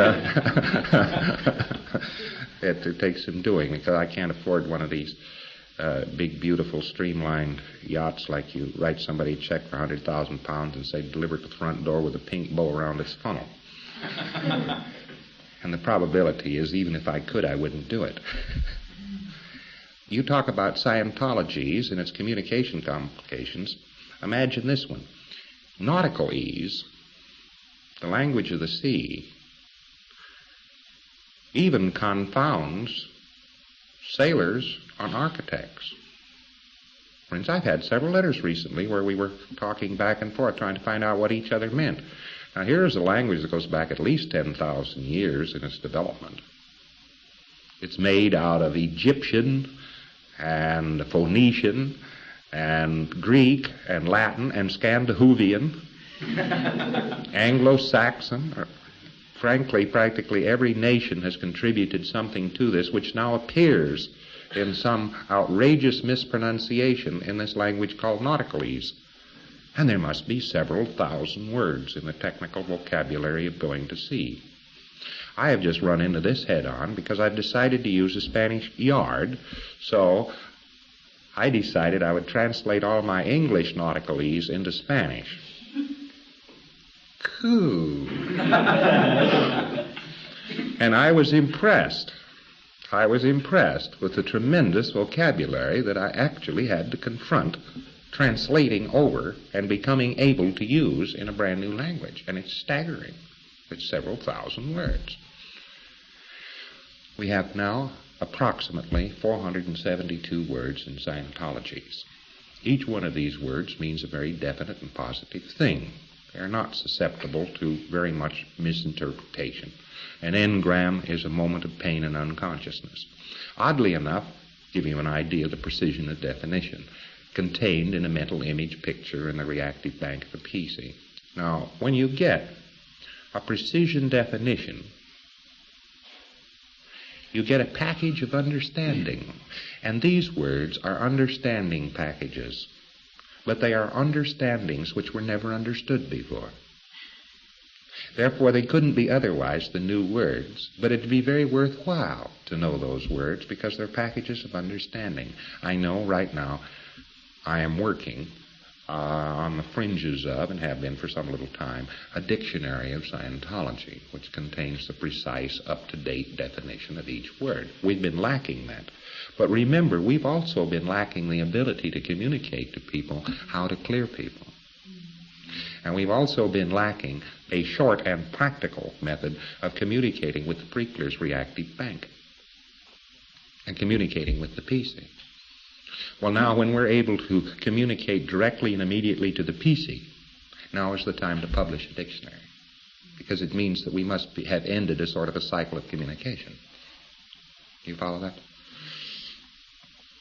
All right.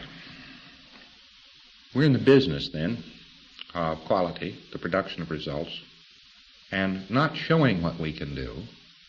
You see, you don't make a clear and then hang him up on the wall or hanging out on a signboard. This has nothing to do with it. You're not showing people what you can do. You're dealing with living beings. And when you make a living being that can really function effectively in a society, you don't have to show people what you can do. No, things will get done. You get the enormous difference. You put him out there in the society, or he's functioning in the society, and he's happy as a clam about what you've done for him, and he's happy as a clam about what he's doing, and now you get a new functional aspect. You're building a society. You're not trying to show a society that you are doing something. Now, I know the economics of the situation sometimes press upon us to have to represent this or that or attract public attention. All right, that's okay. But I'll give you this lesson. I myself, to keep things going, have undoubtedly, from the viewpoint of many people, overstressed what we could do. You understand? We'll do nothing more serious than that than hold it up as a good example. Hold it up as an example. Well, Ron said we could do this and that, and we weren't able to do this and that, so therefore this was not a good thing to do. All right, therefore, after this, let's just do a good job of it, and then you see this thing will work out in total reverse. You understand? Yeah, I don't mean to apologize for it, because all of my reality on Scientology is based first and foremost on what I can do, and then secondarily on what I see other people near me do with Scientology. And after that, it sort of fogs out.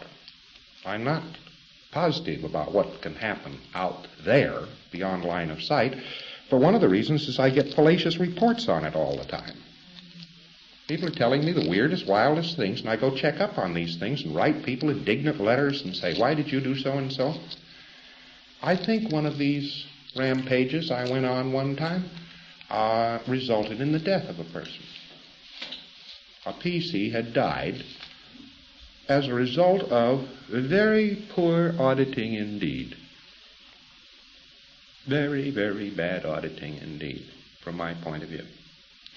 And I jumped all over the auditor. And this was many, many years ago. And the auditor up and died. This was here in England. It was a considerable shock to me.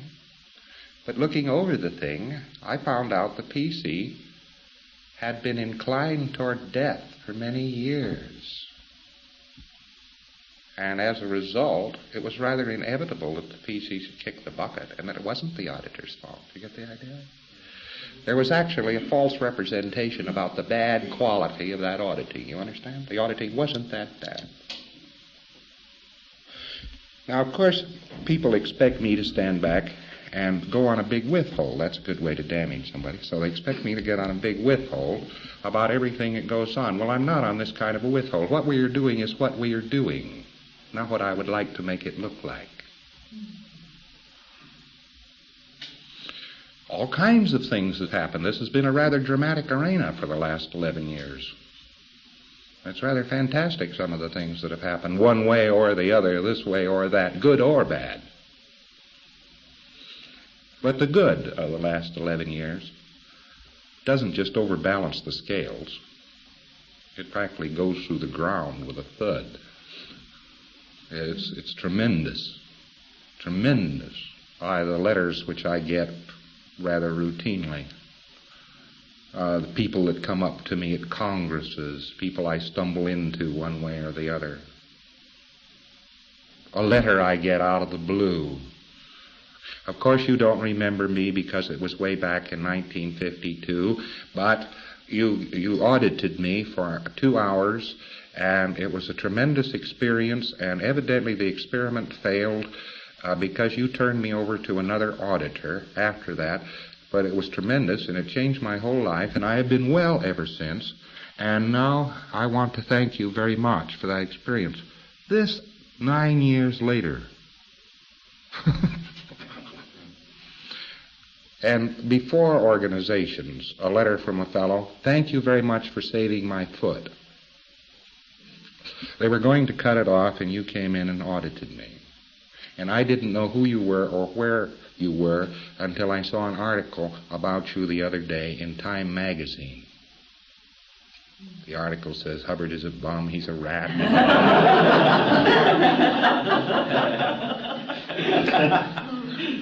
My fan mail doesn't answer up to the quality of the article.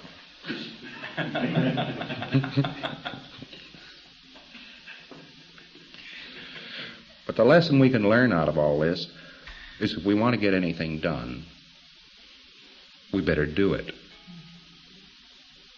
In other words, we shouldn't put up, for instance, a science and then have various armed services become very enamored with this idea and then put us to work.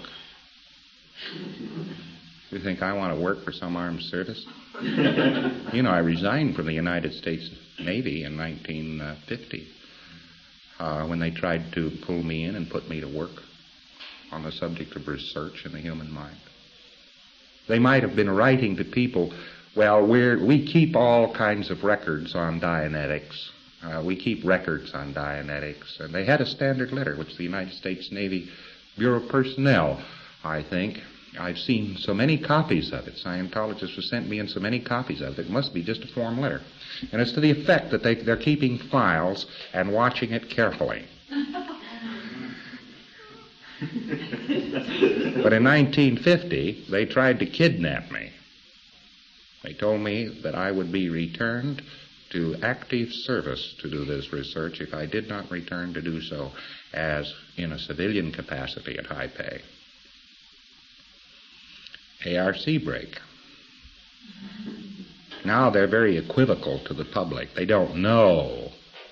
Now all of a sudden, 11 years after the fact, they've suddenly awakened once more. And they have some of our people in the United States now doing the security checking for them, which is apparently official. I'm supposed to soft pedal this. I'm not supposed to say anything about the Bureau of Naval Intelligence. One of the reasons why nobody can really list us as a red in the United States is a very interesting reason. It's because I was once an officer of the Bureau of Naval Intelligence, and of course they have my full record. So every time anybody tries to clobber one of our organizations with being a red organization or communist associated or something like that, it runs through the files and runs into this fact. Now, that first service with which I had contact has now turned around and is apparently using Scientology. You say, well, this is great. No, it isn't great. To clear up the Chief of Naval Operations. Now, that would be great. If one of you were to write me a letter and say that you had made it clear out of the Chief of Naval Operations, I would say, now we're getting somewhere. But that the Chief of Naval Operations has written a long letter saying how wonderful he thinks Scientology might be for some of his junior officers. I'm afraid I would not pay too much attention to it. Now, perhaps by understanding these attitudes of mine, you'll be able to understand the course of publicity and what we do and what we don't do a little more easily. The final analysis of an auditor is not what a good press agent he is, but how well he can audit. The final analysis of an organization is not what a good press department it has, but how well it can train and process people. That is the final test. There is no further test. Finance, the amount of money a person makes, is some index of success. It always is in the society, but it operates as an index of success. This person is that able. I don't care how many rabble-rousers are going around saying people who make money are no good. It is always an index of a certain amount of service, the amount of money that a person makes. But look, if it is not an index of service, then it must be dishonest money. Right?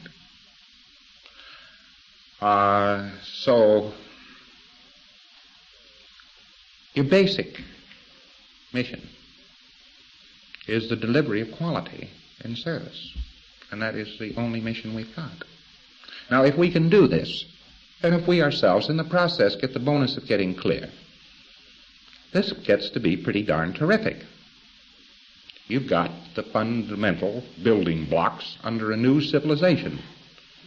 You haven't got a bunch of rickety props holding up a rickety civilization. And I don't think too well of this idea of holding up a bunch of clunks. How many wars have we had within our own memories? It's quite numerous, isn't it? Well, war is a symptom of insanity. How many broad cataclysms, one character or another, are we not being piloted through? You think you can bolster this thing up? I'm afraid not. But you can lay the fundamentals and foundations of a new civilization, not a new order. A brand new thing, a brand new thing. Not by saying to people, you must do so-and-so, and you mustn't do so-and-so, or we are going to shoot you. That is the old pattern. But actually having in their midst people who do know what they're doing, and who are not guided by their aberrations. Now, if that thing all by itself could happen, you would get a new civilization. It isn't up to us to tell people what kind of a civilization they should have. It is more up to us to put it in their reach to have one. And that's what man has never been able to do before. The whole mission of the special briefing course at St. Hill is making people able to get results. And if we don't do that, then we have failed utterly. That's the whole mission. Now, part of getting people to get results, of course, is part and parcel of this other idea of putting able people into existence. So you notice that, unlike an ACC, here you are being processed directly and immediately by staff auditors. You're not puttering around over another case while that other case putters around over you. You get the idea. I mean, that's not what we're trying to do. And we're getting rather fast results this way. Now, these results may not look fast to you, but they're fast enough. Tolerance of change has an awful lot to do with how fast the result occurs. Now, you're changing people's tolerance to change all the time. But you have to increase their tolerance to change before you can change them. So it goes up on a sort of a sway-backed curve. It starts in very slowly, and then it starts going faster. That's because tolerance to change is coming up. Change is pain to most people, because the fundamental of change is simply a shift in space of location. It's a shift of location in space. That is what change is. You have space, and then you have a shift of location. This is very interesting. And you have this other factor called time, which is actually basically just a postulate. But time is change on a mechanical level. It isn't shift in space per unit of time, because that would be shift in space per unit of shift in space. It sounds kind of weird when you start thinking it over. Rate of change is something I had an awful hard time getting through my head in engineering school. I mean, it was one of these things, rate of change. I never could understand why this thing wasn't quite right, rate of change. And then I eventually found out the reason it isn't quite right is that rate of change is measured by rate of change.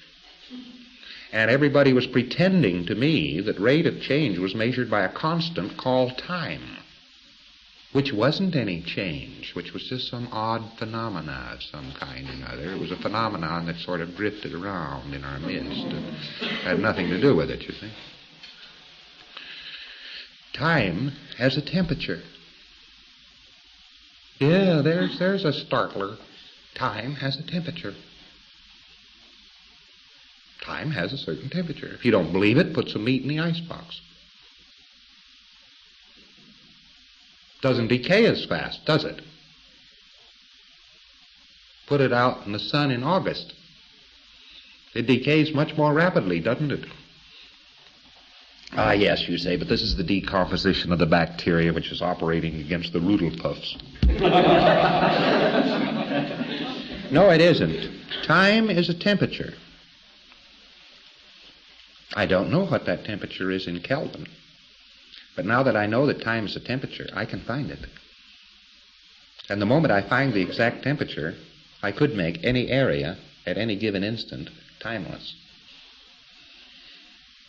Or speed its time up.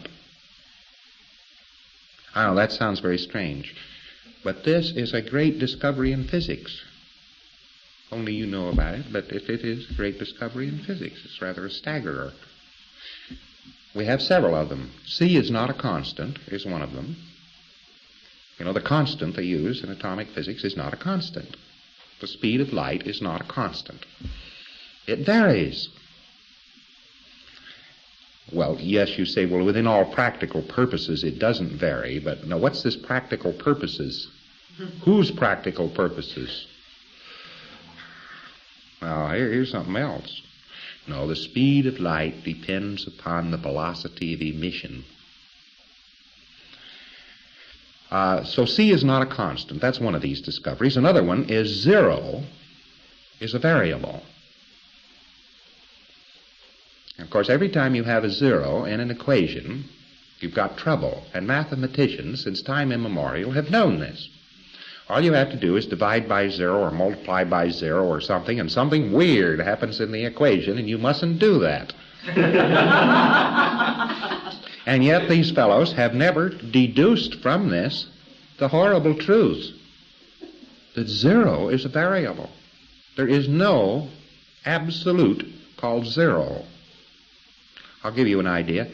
You say, well, there's nothing. A nothing of what? And the second you've said a nothing of what, well, there could be a nothing of a ton of apples, and there could be a nothing of a pinch of sand.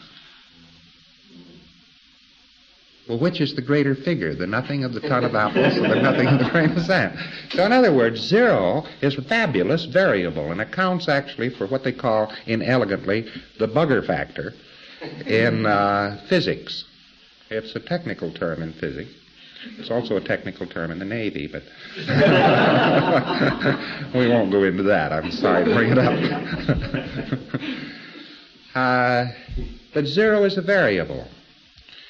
And apparently, if you divide by 0, you're in trouble. And you can apparently add zeros without too much difficulty unless you're dealing with money. Now, wherever you have holes of this character in the basic sciences of a civilization, of course you have trouble.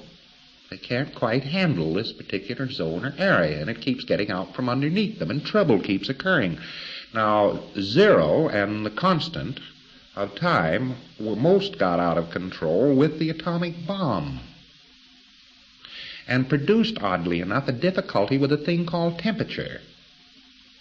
Because the atomic bomb is very hot, and when exploded in amongst the city or over the top of it, succeeds in roasting the population rather thoroughly. And the only real sin there is that there's nobody around to eat them, I think. Or zero is a variable. They didn't know it. C is not a constant. They didn't know that. And they got this trouble called temperature. And hot temperatures and bad temperatures and so on. Well, there's some odd things about this. When the atomic bomb was exploded in Hiroshima, nothing moved for 20 minutes. Not even the 20 minutes. Something weird happened with time. And most of the survivors and some of the data that comes out of there, if you read it carefully, there's hardly any record that doesn't mention time. Some disturbance of time.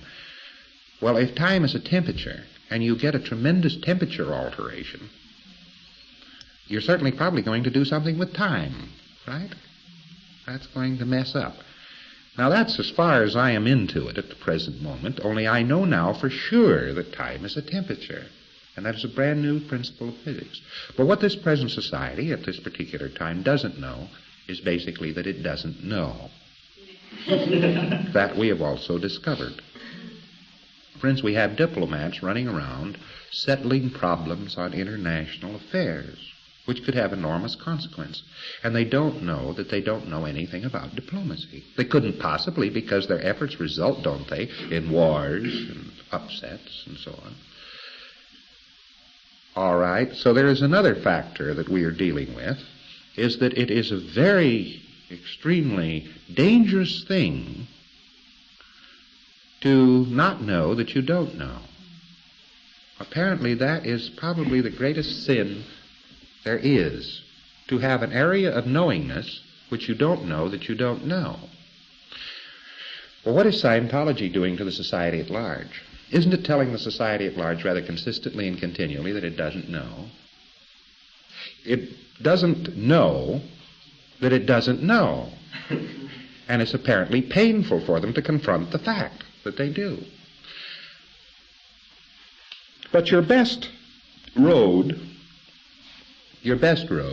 is to find out what you don't know and remedy the situation. That is always a road to wisdom. It's not a self-cancellation, or canceling out what you do know, but it's just finding out honestly what you don't know. And as soon as you know what you don't know, you are far wiser than you were a moment before. So that all study should actually begin on the basis of finding out what you don't know. Not finding out something new. Now that's a rather odd thing, but it becomes very clear in just a moment.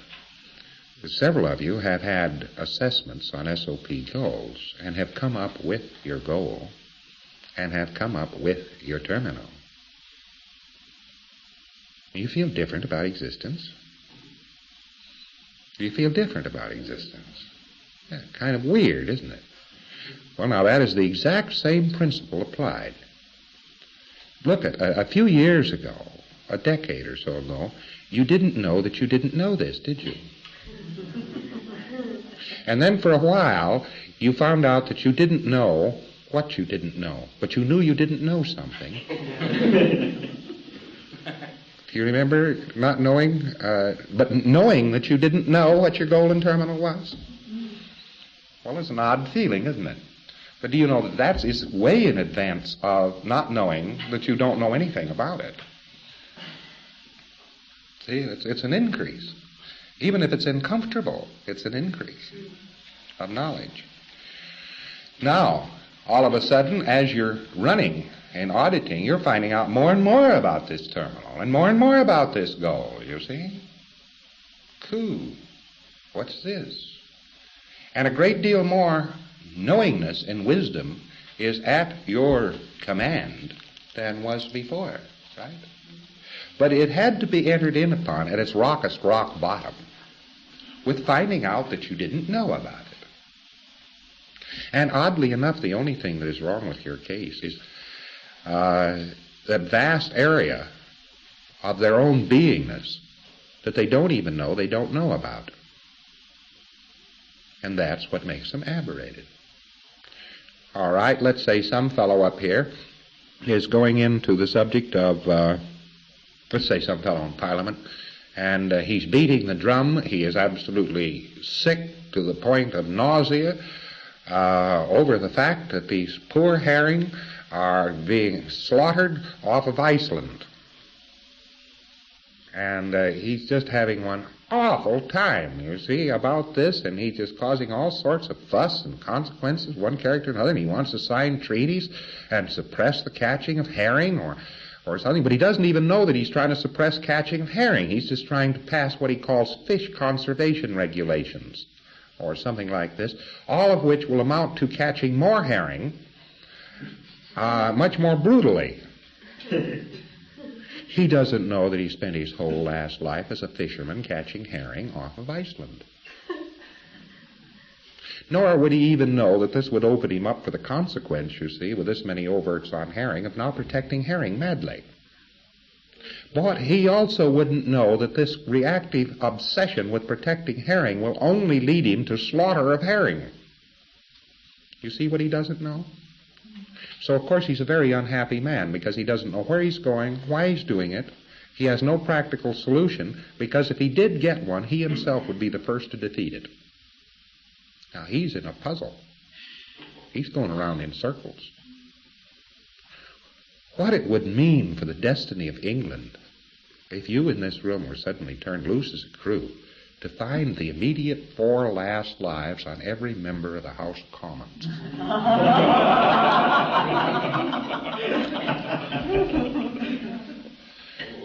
Well, it'd be fantastic. It'd be fantastic. There are fellows there who just got through being officials in India, Indians, who are now running English bodies. That's for sure. There are people there who are doing this, who are doing that, who are doing the other thing. They have no understanding of why they are doing it. But because they don't, they will immediately come off with a defeat. Whatever they try to do, they will defeat themselves. That's part of the aberration. So we have a whole bureau of the government, or a big department of the government, set up to prevent war. Do you know that it's going to prevent war madly, day and night? But because it's doing reactively, not analytically, it is going to do nothing but bring on a war. What they resist, they become, because it's all reactive. They have no way of handling this whatsoever. That's why I say, not that you can't do anything about the society as it exists, but that the best remedy for the existing society is to put able men amongst it. And the first thing you do when you do that is put men amongst it who will, 1, know, and 2, will know when they don't know. And that way you've opened up the whole highway toward enlightenment, education, and a future for this race. Now, the bulletin, to get down to much more practical matters, the bulletin of May the 25th, 1961, gives how to bring about a release. It's the preparatory steps of SOP goals. How you bring about a release.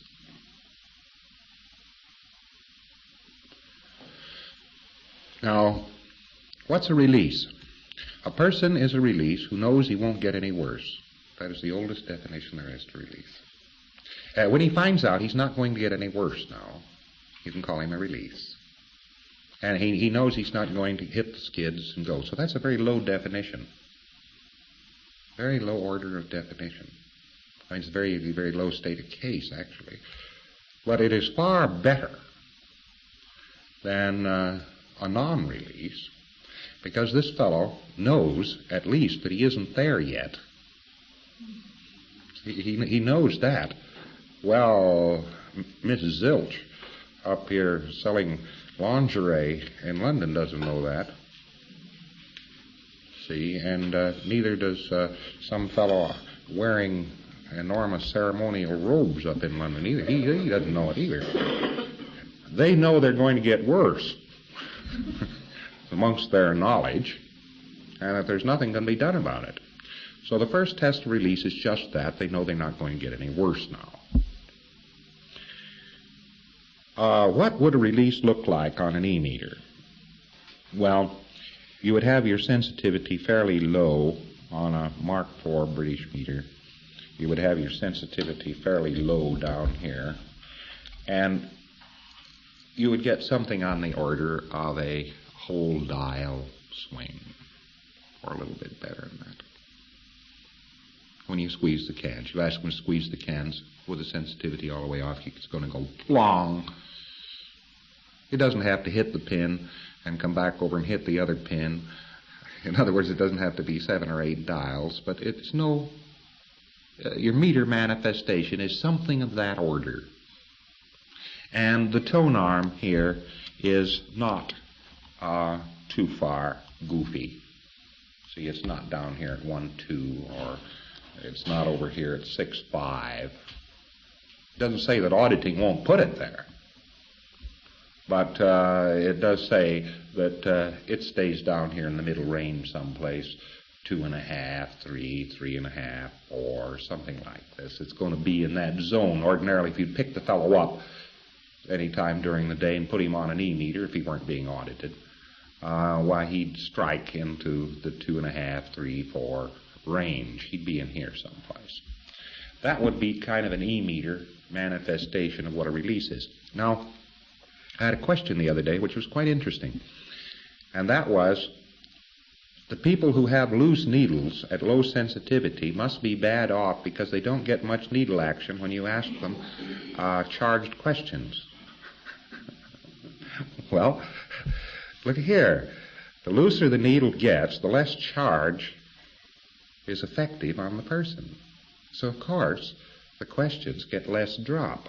And you may get into a situation where you have to jack up your sensitivity on a loose needle case to get off the little tiny width holes.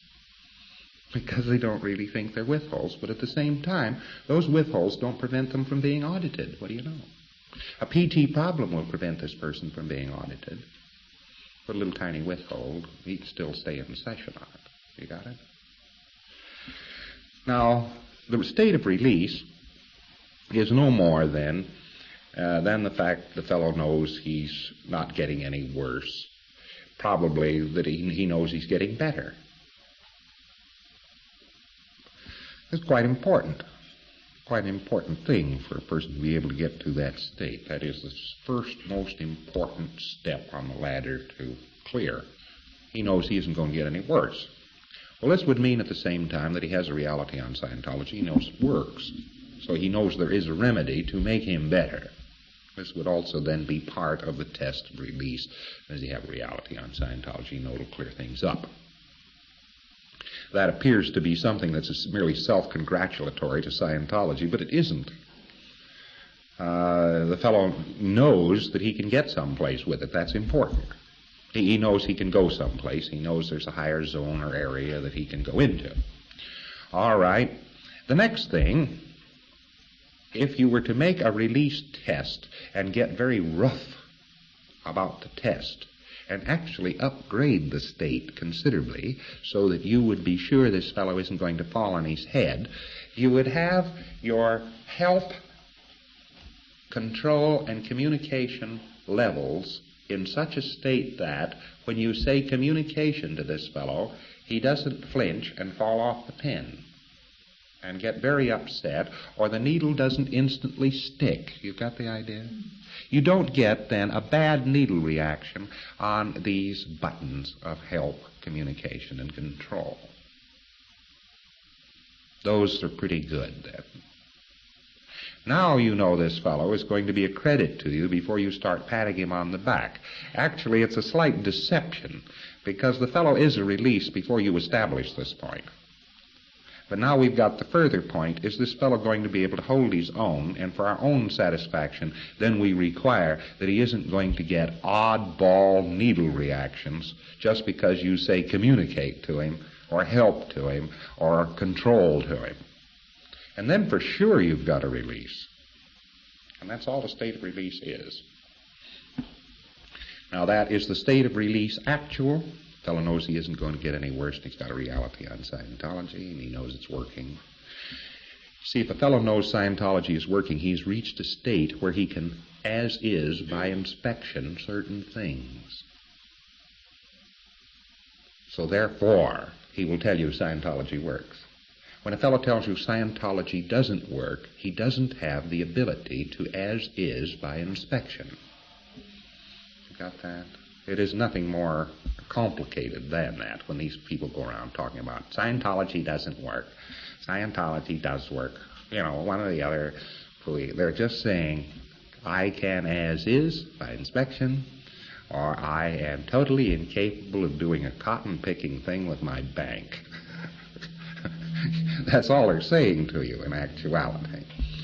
All right, so you have these two first conditions, that is the actual state of release, so that you would actually have then another condition, a special type of release, which we call a tested release, or a stable release, which would be the fellow had no adverse needle reactions on the buttons of help, control, and communication. You follow that? Well, at that stage, you can issue him a certificate and a lapel button. I mean, he's all right. Now, this doesn't say that if he gets tangled up with a fire engine and loses his grandmother on whom he dotes utterly, that he isn't going to practically go into a flat spin, because life still is very much capable of putting the thumb screws on our boy. You understand? But he'll be able to come through it better than he ever would have been able to before. All right, now let's take our next state up. And the next state up is actually messed clear. And a messed clear is simply somebody who has a floating needle with the sensitivity well off and who doesn't get reactions on normal routine questions.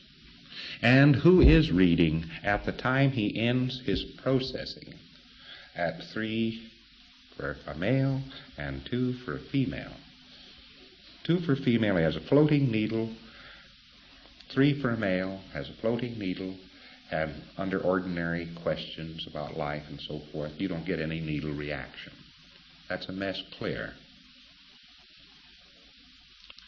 And that's all there is to mess clear.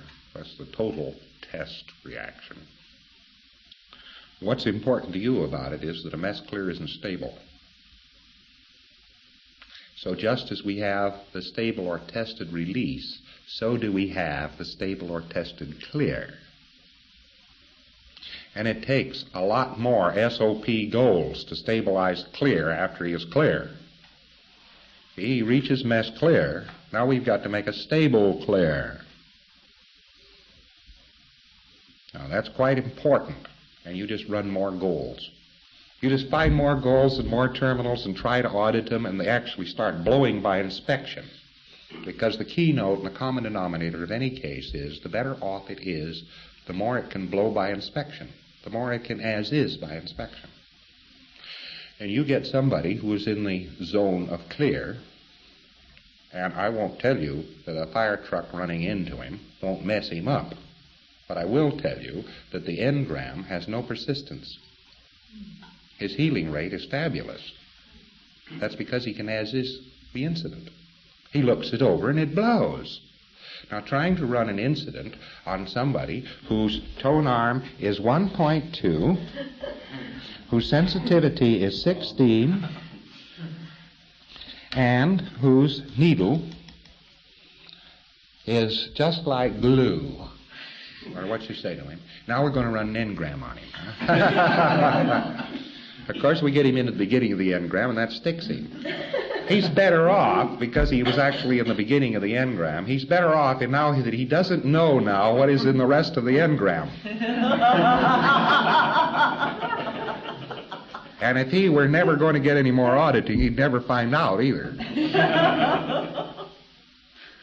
All right, compare this to trying to run an engram on a release. Well, you'd got to be able to flatten an engram on a release in maybe 3-4 hours, 2-3 hours, something like this, even if you did it pretty badly. You see, it's kind of sloppy, oddity. But an engram being flattened on a clear, if you could find it, if it would react, you know, the fellow's just fallen down and had an accident or something like this, and you get a reaction on this thing, the process of looking for it and trying to locate what happened is the end of the engram. But on the other hand, he could put up the engram again and could react again if you asked him to. And he might do it to be pleasant. And then you would probably get a reaction on it. But he'll do this to a relatively slight extent. In other words, its thinkingness has an effect upon the bank. That is the common denominator of all case states, up to clear. How much effect does his thinkingness have on the bank? Now, you first start a person in. You see, giving the person SOP goals is pretty therapeutic, actually, giving him a goals assessment. It goes along slowly. You're using one of the oldest processes known, repeater technique, coupled with another old process of about 1957, which is goals processing. And these two are actually processes. You're not running them for processes. You're trying to find the goal. That's the reason you're running them. But they are processes, and they do result in a therapeutic gain for the case, which is pretty good. But you will notice at the beginning of a goals assessment that the length of time it takes to get a goal to null, on some cases, practically make you hold your head. I mean, the goal stays in and stays in and stays in and stays in and stays in, and then all of a sudden gets a little less, and then a little tiny bit less, and then a little tiny bit less, and then a little tiny bit less, and then it disappears. Whereas toward the end of your goals assessment, let us say you've gone on an heroic, long stretch goals assessment that's going to take about 35 to 50 hours, and don't be surprised if one takes that long sometimes. You get a goal, you repeat it twice, and it disappears. You see, that's how fast thinkingness is able to make an effect upon the reactive bank. That's all there is to that. That is the common denominator of all cases. A psycho,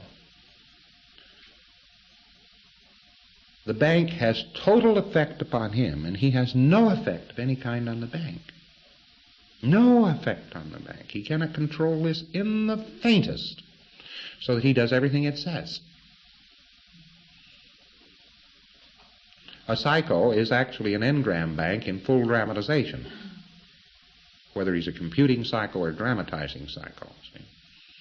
The individual not only can't have any effect on the bank, this would be utterly unthinkable. The bank has a total effect upon him, you see. Now he gets up to the point where he doesn't really have any effect on the bank, but it isn't really a total effect upon him. Then we get up to the grade, the person has a little bit of an effect on the bank. And then we get up to a higher grade that the person can affect the bank quite easily. And then we get up to a higher grade of where, what bank? That would be your common denominator of cases. Now, the thing you should do to encourage field auditors, to encourage Scientologists who don't know too much about this new routine, you who are here at St. Hill, the things that you should say to them is May 25th, 1961, HCOB. Follow it very closely, because there will be 2 or 3 clearing series books, more than that. There will be 4 or 5 clearing series books, which amplify it. In other words, by reading these books, you could do this other thing, the May 25th bulletin. And that is to produce a release. But this is a pretty high quality of release you're producing with this, you see. This is pretty high. Actually, it is something like building with an engineering factor of safety of about 100. Most bridges are built to take 5 times as much weight as they'll ever be called upon to take. Well, in this particular case, if you're using this HCOB May 25th, you're building about 100 times as much stress as is required to qualify for release, you see. But you tell them to do that one. That's the one to do. And to leave goals assessments alone, and not to fool with goals assessments until they have had special training in them. And that way you could do the most good for auditors around. You actually could. There's nobody trying now to compartment up things so that there's the nobility and the plebeians amongst auditors, you understand. I mean, nobody's trying to do this. I'm just trying to get every moment of auditing to count. That's all. Now, supposing all the auditing done around the world, supposing every hour of it counted. Wow. It'd be a big game. Supposing there were none of this wasted at all. All right, I just had a case today of a fellow who just had 75 hours of auditing, and he claims that he's in ruins and in flinders, and he's made no advance of any kind whatsoever. Well, I've asked for a total review of the case. But I inevitably will find that somebody has been trying to assess a case who didn't know how, and spent a great deal of that 75 hours messing around with an assessment. And then that the person didn't know how to do a security check. And then that the person didn't know how to do an assessment or make up a 5-way bracket for running. And of course, 75 hours went up the spout. Well, this is silly to waste auditing like that. But you can encourage people to learn to use an e-meter and to give a security check. You find them very interested in learning how to give security checks. How to use an e-meter and how to give a security check. That should be the most elementary action that a person could undertake with it, because you see, if a person can't do a security check and get each level asked clear, he can't ever clear rudiments, so he shouldn't be auditing the PC, should he? So your first task would be to get somebody to be able to do a security check. All right, if he learns how to do a security check and can do a security check well, and can get every level clear and get the reaction off of the needle at every level as he goes down and wind up at the end absolutely confident that the PC at that stage of case, of course at certain stages of case, naturally a PC does not know all of his withholds. Don't go on the basis that at any given moment a PC knows everything he is withholding, because you see, he's withholding it from himself. The only reason you don't remember your past track 100% is that you're withholding it from you. Forget, withhold. You understand? Well, now, the keynote of this case that made no progress during the 75 hours is that the auditor gave him at least 2 security checks. And the case is complaining that his memory hasn't improved. Add those up. That means that there was no security check given that was effective in the least bit, because if any security check, particularly this new Joburg HCOWW Form 3, you mean that can be given to a person all the way down the line, and his memory doesn't improve? Oh, come off of it. Nobody could convince me of that, you see, because I know exactly what forgetfulness is. Memory trouble and forgetfulness is withholdingness, that's all. You pull a few withholds off somebody and his memory improves. I imagine your memory when you were a little shaver and had just busted the cookie jar. I'll bet you couldn't remember the top of the house from the basement for a few minutes. You know, for a day or 2 or 3, you were going around, I hope nobody finds out who busted the cookie jar, you know. And your attention is all involved with this, and you're withholding it from people. And then you've undoubtedly had this odd phenomenon happen. You forgot that you did it. Well, withholding things from people results in withholding things from self. And when you cure up withholding things from people, you stop withholding a lot of things from self. So the inevitable result of a security check would be an improvement of memory. Right? Somebody says, I want my memory improved. Security check the living daylights out of it. Now, a security check represents what the person knows he is withholding at any given instant, and a few little borderline things that he'd forgotten he was withholding. See, those will come up too. Now he's got to have an increase of, well, you could say sloppily, he's got to have a case gain. No, we could be much more technical. He has to have an increase of responsibility on the dynamics before he'll get a different security check pattern. Now, if you increase his responsibility, he is going to remember a bunch more withholds. Second that you increase his social responsibility, personal responsibilities, familial responsibility, he all of a sudden is going to remember a bunch more withholds. Lord help the fellow who has his responsibility increased without getting them pulled, without getting the withholds pulled. God help somebody who is going over that hurdle. Because you know what will happen? Lessening the overt comes in under that category. The individual has made his withholds and overts all right by lessening the withhold, lessening the overt.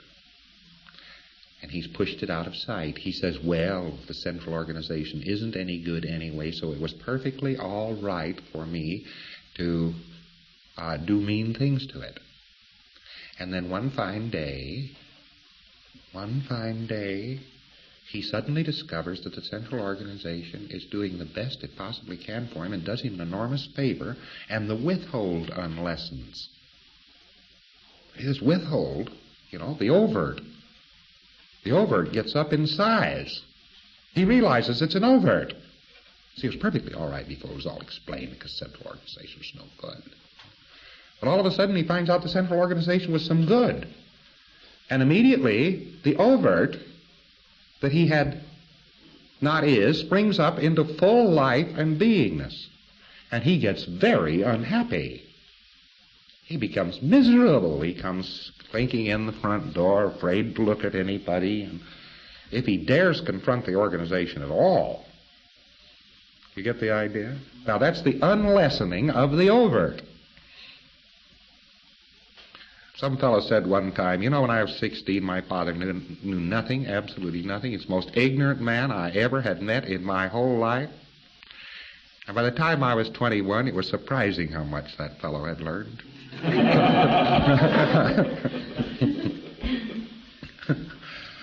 Now, supposing this were accompanied at the same time by realizing that the guy was some good. See? Let's say he wasn't fairly standard circle. Let's say he was finally a fairly good guy. And all of a sudden the overt appears. Everything you've done to this guy suddenly swells up. Now when you've done a lot of overts to somebody who then kicks the bucket, and then you found out they were perfectly innocent of all the things you accused them of, you feel terrible. Why? The overt unlessened, because the reverse process is the one engaged in. To make oneself feel comfortable, one lessened the overt by saying the target for the overts was no good. Perfectly all right to this fellow. He was only a bum. He was no good. Now all of a sudden we find out he isn't a bum, and this unsettles the basic human mechanism of making our overts all right. You see? This is a weird mechanism. Well, now the same mechanism occurs under the heading of responsibility. And responsibility goes this way.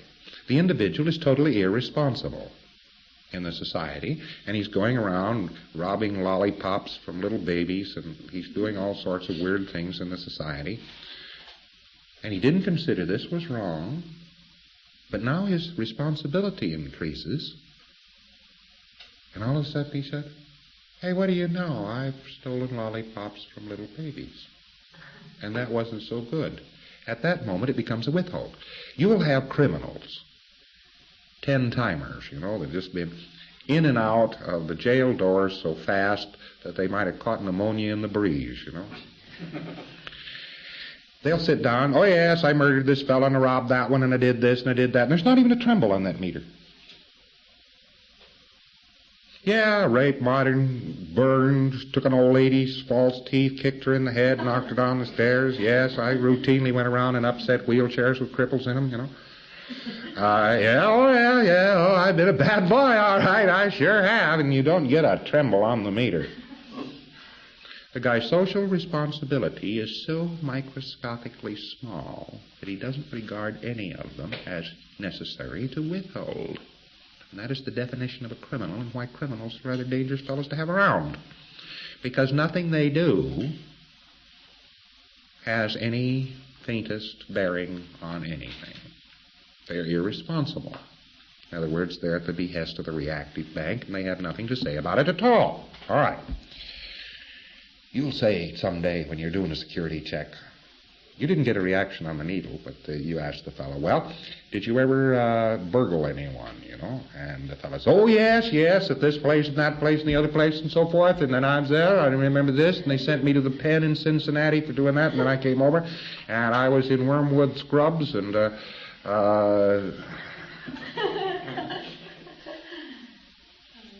you'll say, boy, I'm really getting somewhere with this case.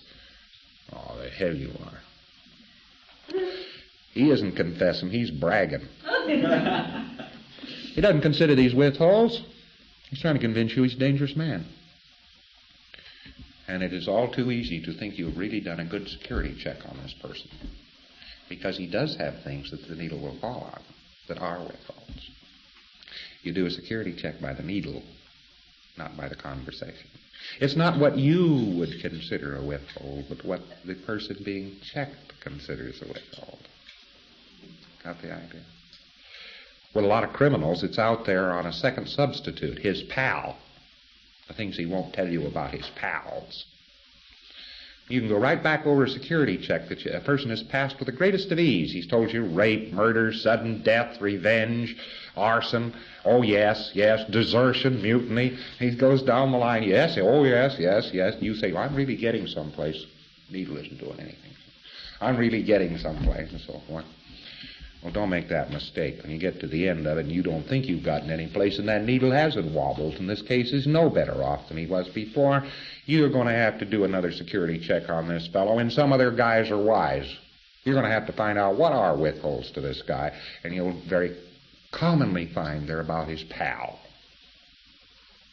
So ask just Hobson Jobson the whole security check into a second dynamic proposition. Do you know of anyone being burgled? Do you know of anyone burgling anybody, in other words? Oh, clang. Oh, I can't tell you that. They'd rub me out.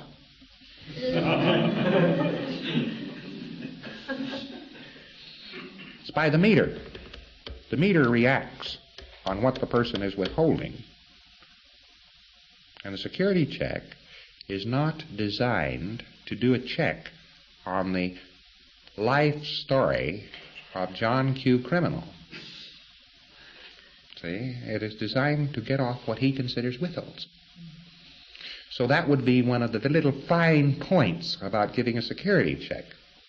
So this 75-hour PC was undoubtedly sitting there giving all sorts of long and sad stories about all the mad, mean, horrible things he'd done, but on none of those security checks did the auditor look at the meter to see if he was getting a reaction on what the PC was talking about. And he didn't probe around with those security check questions until he did get a reaction, and then get it off. You see how smart you have to be to give a security check. In other words, you run a security check by the meter, not by the life history of the person. You say, well, you've ever burgled anyone? Needle doesn't do anything. And he said, well, yes, there was Stokes and brothers. You say, well, thank you, good. Thank you. All right, good. All right, now, do you know of anybody who ever burgled anyone? That's different.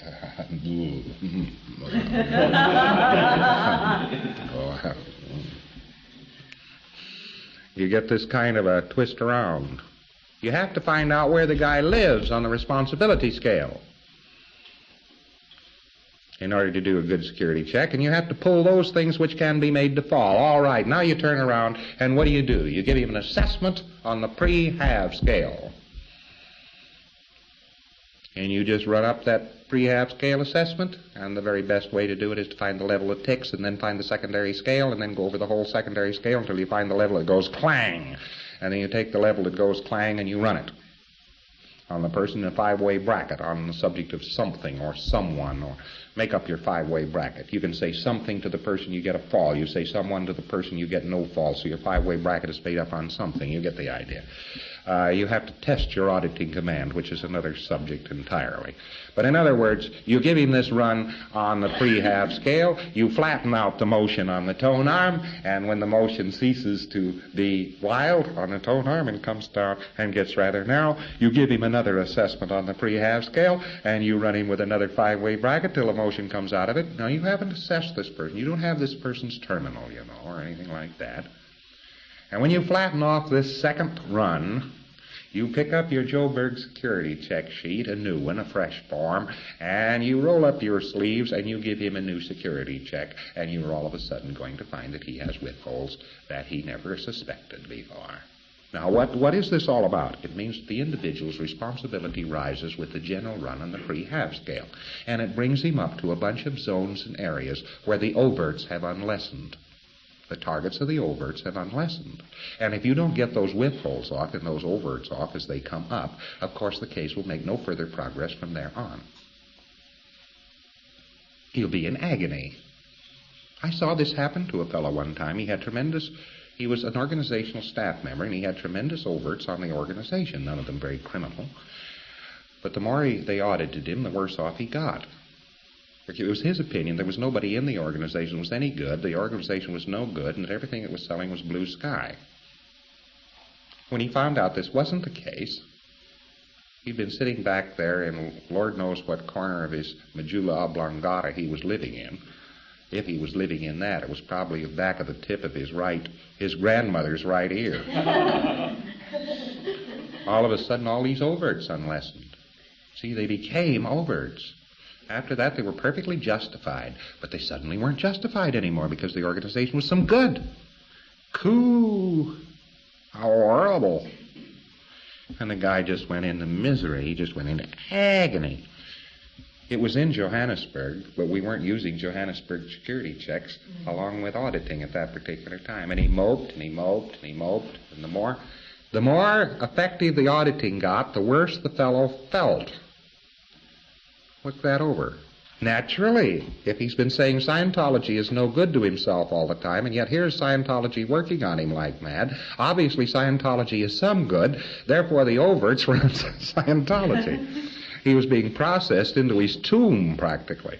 And the only way he finally saved his bacon was fly out of the organization and take up a job that didn't bring him into very much contact with Scientology. He did do that, too. You get the exact mechanism which was proceeding there.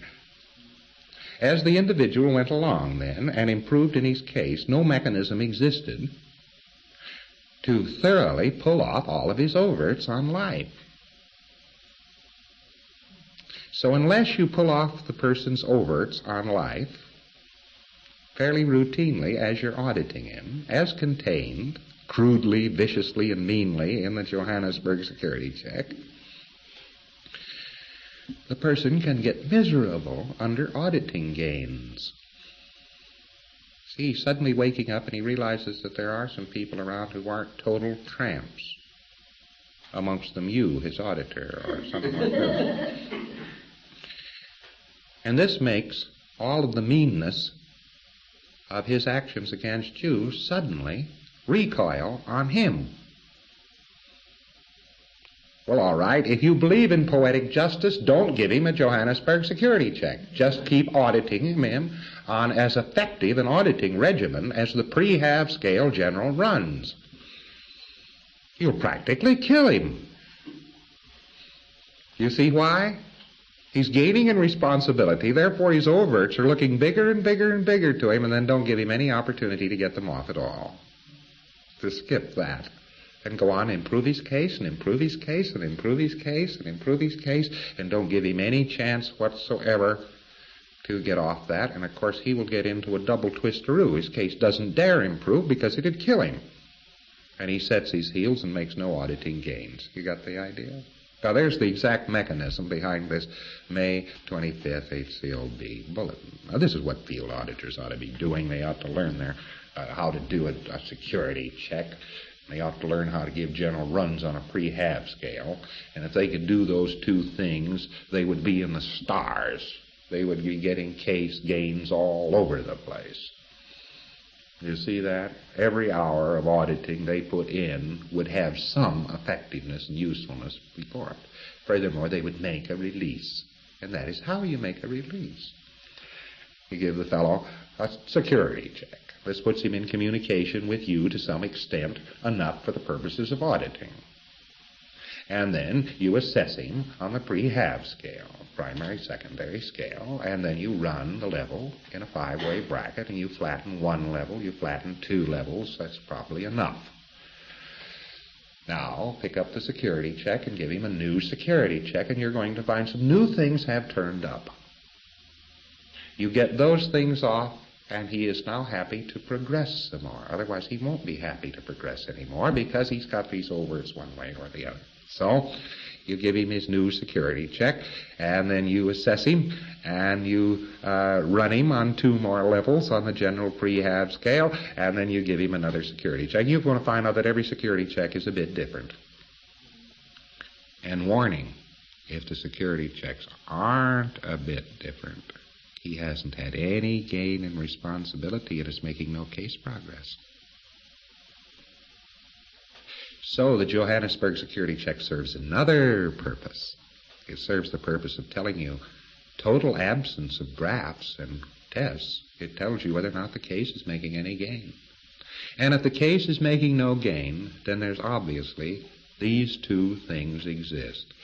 First and foremost, he either is suffering with a tremendous ARC break with you, or he's being audited straight up against a present-time problem.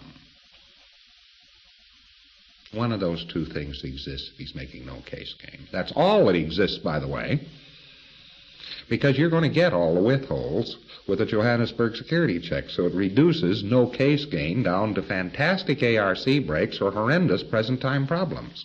Now, how do you handle somebody's present-time problem? Supposing you were a field auditor who didn't have any education along this line at all, and you were giving somebody a present-time problem sort-out. And this is the second time the person has come into you with a tremendous present-time problem with his mother-in-law. And it just seems that this one is getting in your road all the time. Now, I'll let you in on something. It would be very easy for you to do this, a little less easy for somebody else to do this. You would assess the person on the pre-HAV scale, primary scale only. Don't spend any time at it. Assess this person in the PT problem. In other words, the personnel of the PT problem on the pre-HAV scale, and run maybe 2-3 brackets only. Because, look, it's such a microscopic piece of track that it won't run any time. And your 20-minute rule disappears instantly.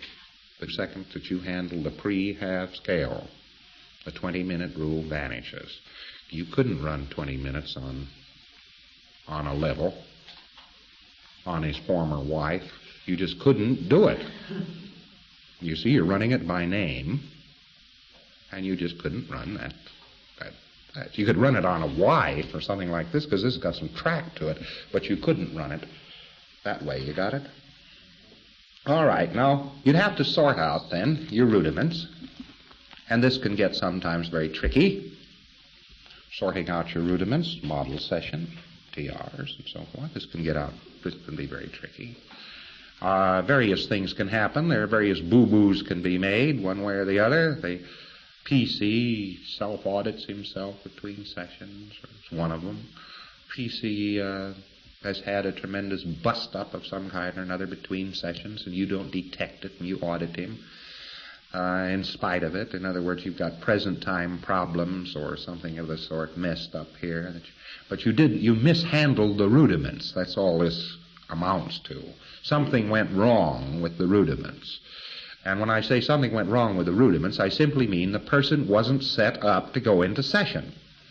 Now, there are ways of doing rudiments with a meter, but there's also your power of observation. And the PC comes in with one arm in a sling. Well, now, you don't put him on the E-meter to find out if he's had an accident to his arm. You get the idea?